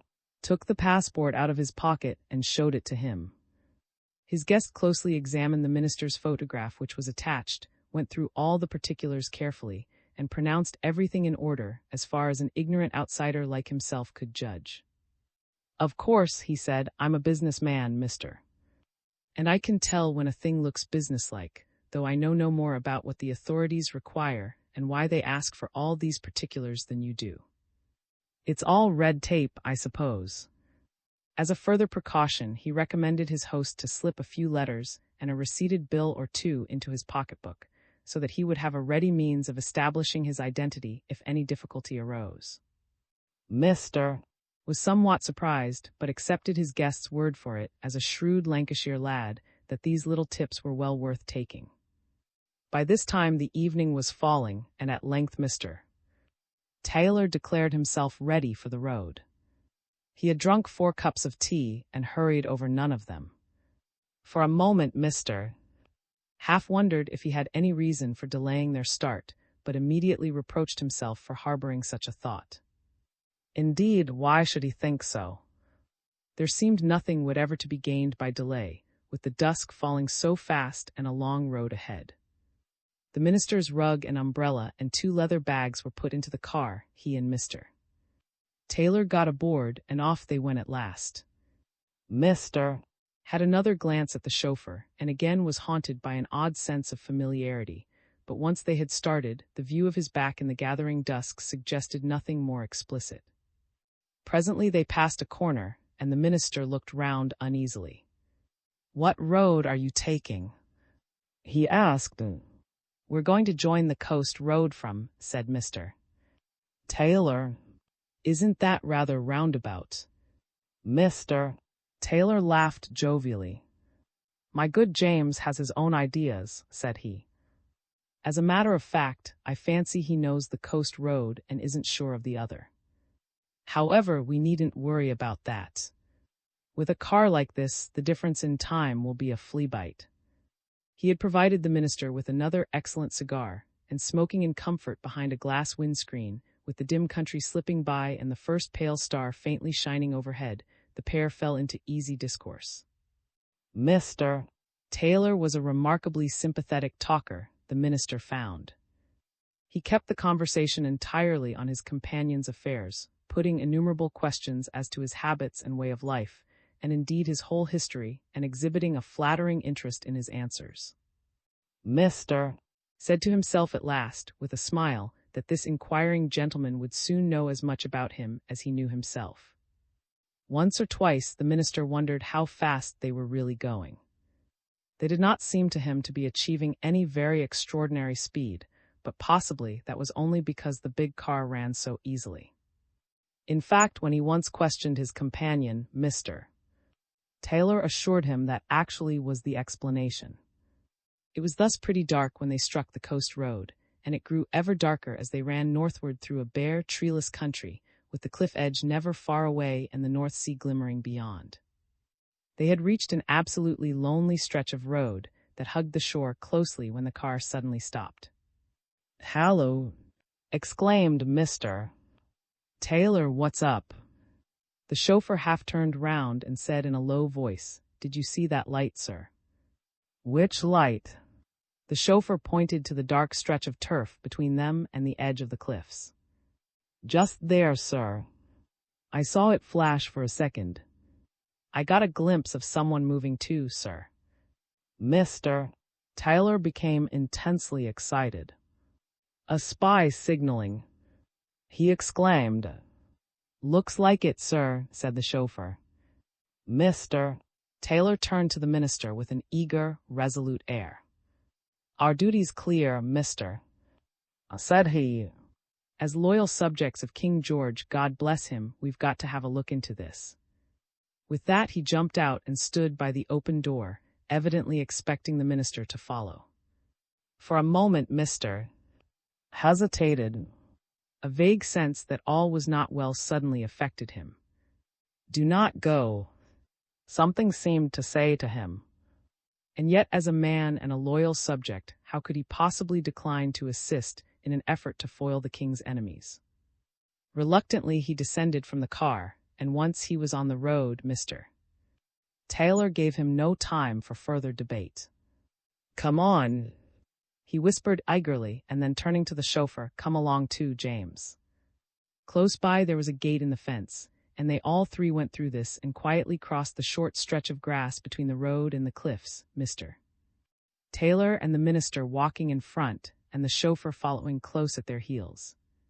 Now that the car was silent, they could hear the soft lapping of the water at the cliff foot, but that and the fall of their feet on the short, crisp turf were the only sounds. Mr. peered hard into the darkness, but he could see absolutely nothing. All at once that they were getting very close to the brink, and that if there were anyone in front, they would certainly be silhouetted against the sky. There could not possibly be any use in going further. Why then did they continue to advance? At that a clear and terrifying instinct of danger seized him. He turned round sharply and uttered one loud ringing cry. He was looking straight into the chauffeur's face, and it seemed as though he were looking into his own, distorted by murderous intention. Above it, the man's hand was already raised. It descended, and the minister fell on the turf with a gasp. He knew no more of that night's adventure. IV. Mr. Visitor. Upon a secluded road in the quiet suburb of Trinity stood the residence of Mr. Robert. It was a neat, unpretentious little villa graced by a number of trees and a clinging Virginia creeper, and Mr. was a neat, unpretentious little gentleman graced by a number of virtues and a devoted Mrs. From the upper windows of his house you could catch a glimpse of the castled and templed hills of Edinburgh on the one side, and the shining Forth and green coasts of Fife on the other. The Forth, in fact, was close at hand, and of late Mr. had been greatly entertained by observing many interesting movements upon its waters. He had looked forward to exhibiting and expounding these features to his friend Mr. and felt considerably disappointed when upon the morning of the day when the minister should have come, a telegram arrived instead. It ran, "Unavoidably prevented from coming to stay with you. Shall explain later. Many regrets. Don't trouble reply. Leaving home immediately." As Mr. studied this telegram, he began to feel not only disappointed, but a trifle critical. "Alec must have come into a fortune," he said to himself. 6 words, the whole of threepence, wasted in telling me not to reply.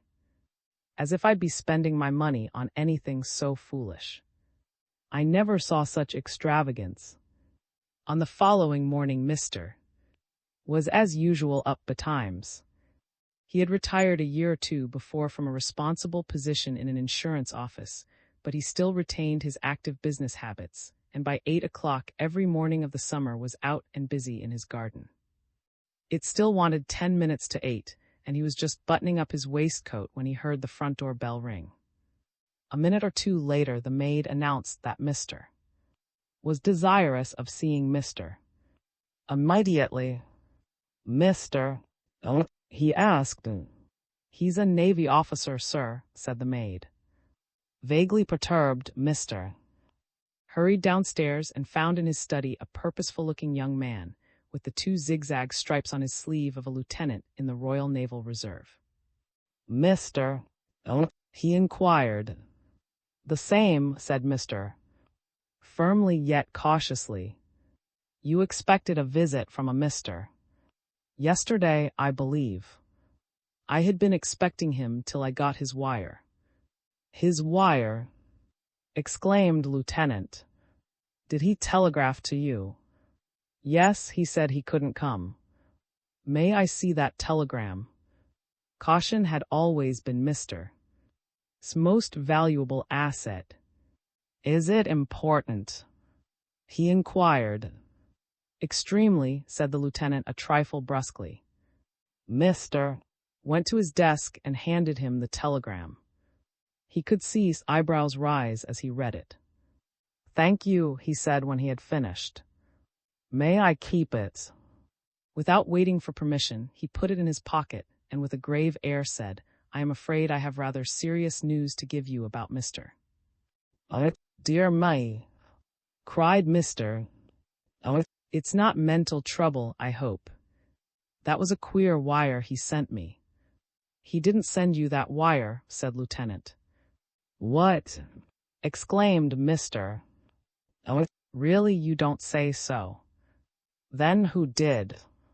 That's what we've got to find out. The lieutenant glanced at the door and added, I think we had better come a little farther away from the door. They moved to the farther end of the room and sat down. Mr. has been knocked on the head and then nearly drowned, said the lieutenant. Mr. cried aloud in horror. Made a warning gesture. This is not to be talked about at present, he said in a guarded voice. The facts simply are that I'm in command of a patrol boat, and last night we were off the coast when we found your friend in the water with a bad wound in his head and a piece of cord tied round his feet. You mean someone had tried to murder him? Cried Mr. It looked rather like it, said. And him a minister too. Gasped Mr. So we found later. But you'd surely tell that from his clothes. He had no clothes when we found him. No clothes on. Then do you mind? We took him straight back to the base, continued the lieutenant quickly, and finally he came round and was able to talk a little. Then we learned his name and heard of you, and Captain asked me to run up and let you know he was safe, and also get you to check 1 or 2 of his statements. Mr. is naturally a little light-headed at present. Mr. was a persistent gentleman.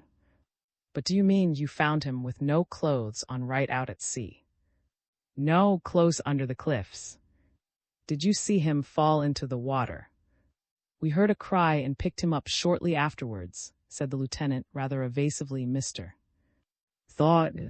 However, the main thing is that he will recover all right. You can rest assured he is being well looked after. I'd like to know more about this, said Mr. with an air of determination. So would we, said, and I'd just like to ask you 1 or 2 questions, if I may. Mr. was on his way to the Windy Islands, I believe. He was. He had got all his papers and everything ready to start tonight. You feel sure of that? He wrote and told me so himself. Lieutenant nodded in silence. Then he inquired, do you know a Mr. Taylor? Taylor? I know a John Taylor, who comes from Lancashire and keeps a motor car. No, said Mr. I don't know that one's. Why? Then you didn't send a long telegram to Mr. yesterday telling him that Mr. Taylor would call for him in his motor car and drive him to your house? Certainly not, cried Mr. indignantly. I never sent a long telegram to anyone in my life. I tell you I don't know anything about this Mr. Taylor or his motor car. If Mr. told you that, he's light-headed indeed. Those are merely the questions Captain asked me to put, said the lieutenant soothingly. Is he the officer in command of the base? Demanded Mr. a little fiercely.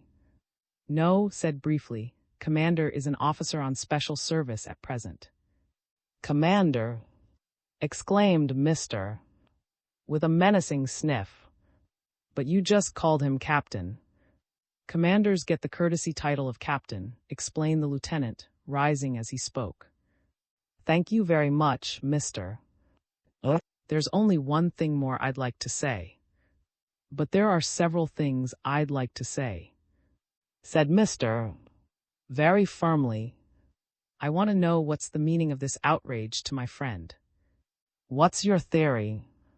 Before the war, Lieutenant had been an officer in a passenger liner, but he had already acquired in great perfection the real Navy mask. It seems rather mysterious, he replied in a most unsuitably light and indifferent tone, Mr. Considered. But surely you have some ideas. The lieutenant shook his head. We'll probably get to the bottom of it sooner or later. A good deal later than sooner, I'm afraid, said Mr. Severely. You've informed the police, I presume. The affair is not in my hands, Mr. Then whose hands is it in? I have not been consulted on that point. Ever since the war broke out, Mr. His views concerning the Navy had been in a state of painful flux. Sometimes he felt a genuine pride as a taxpayer in having provided himself with such an efficient and heroic service. At other times he sadly suspected that his money had been wasted, and used to urge upon all his acquaintance the strong opinion that the Navy should really do something and be quick about it too. Lieutenant depressed him greatly. There seemed such an extraordinary lack of intelligent interest about the fellow. How differently Nelson would have replied. Well, there's one thing I absolutely insist upon getting at the bottom of, he said resolutely. I am accused of sending a long telegram to Mr. About a Mr. Taylor. Now I want to know the meaning of that. Lieutenant smiled, but his smile, instead of soothing, merely provoked the indignant householder. Neither you nor Mr. are accused of sending telegrams. We only know that you received them. Then who sent them, I'd like to know. That no doubt will appear in time. I must get back now, Mr. But I must first ask you not to mention a word to anyone of this in the meantime anyhow. The householder looked considerably taken aback. He had anticipated making a very pleasant sensation among his friends. I of course shall use great discretion, he began. Lieutenant shook his head. I am directed to ask you to tell nobody. Of course, Mrs. Not even Mrs. But this is really very high-handed, sir. Mr. is a very old friend of mine. The lieutenant came a step nearer to him and said very earnestly and persuasively, You have an opportunity, Mr. of doing a service to your country by keeping absolute silence. We can trust you to do that for England, surely. For Great Britain, corrected Mr. who was a member of a society for propagating bagpipe music and of another for commemorating Bannockburn. Well, yes, if you put it like that, oh, certainly, certainly. Yes, you can trust me, Mr. But what am I to say to Mrs. about your visit? Say that I was sent to ask you to keep your lights obscured, suggested the lieutenant with a smile. Capital, said the householder. I've warned her several times about the pantry window. That will kill 2 birds with 1 stone. Good morning, sir. Thank you very much, said the lieutenant. Mr. was left in a very divided state of mind regarding the Navy's competence, Mr. sanity and his own judgment.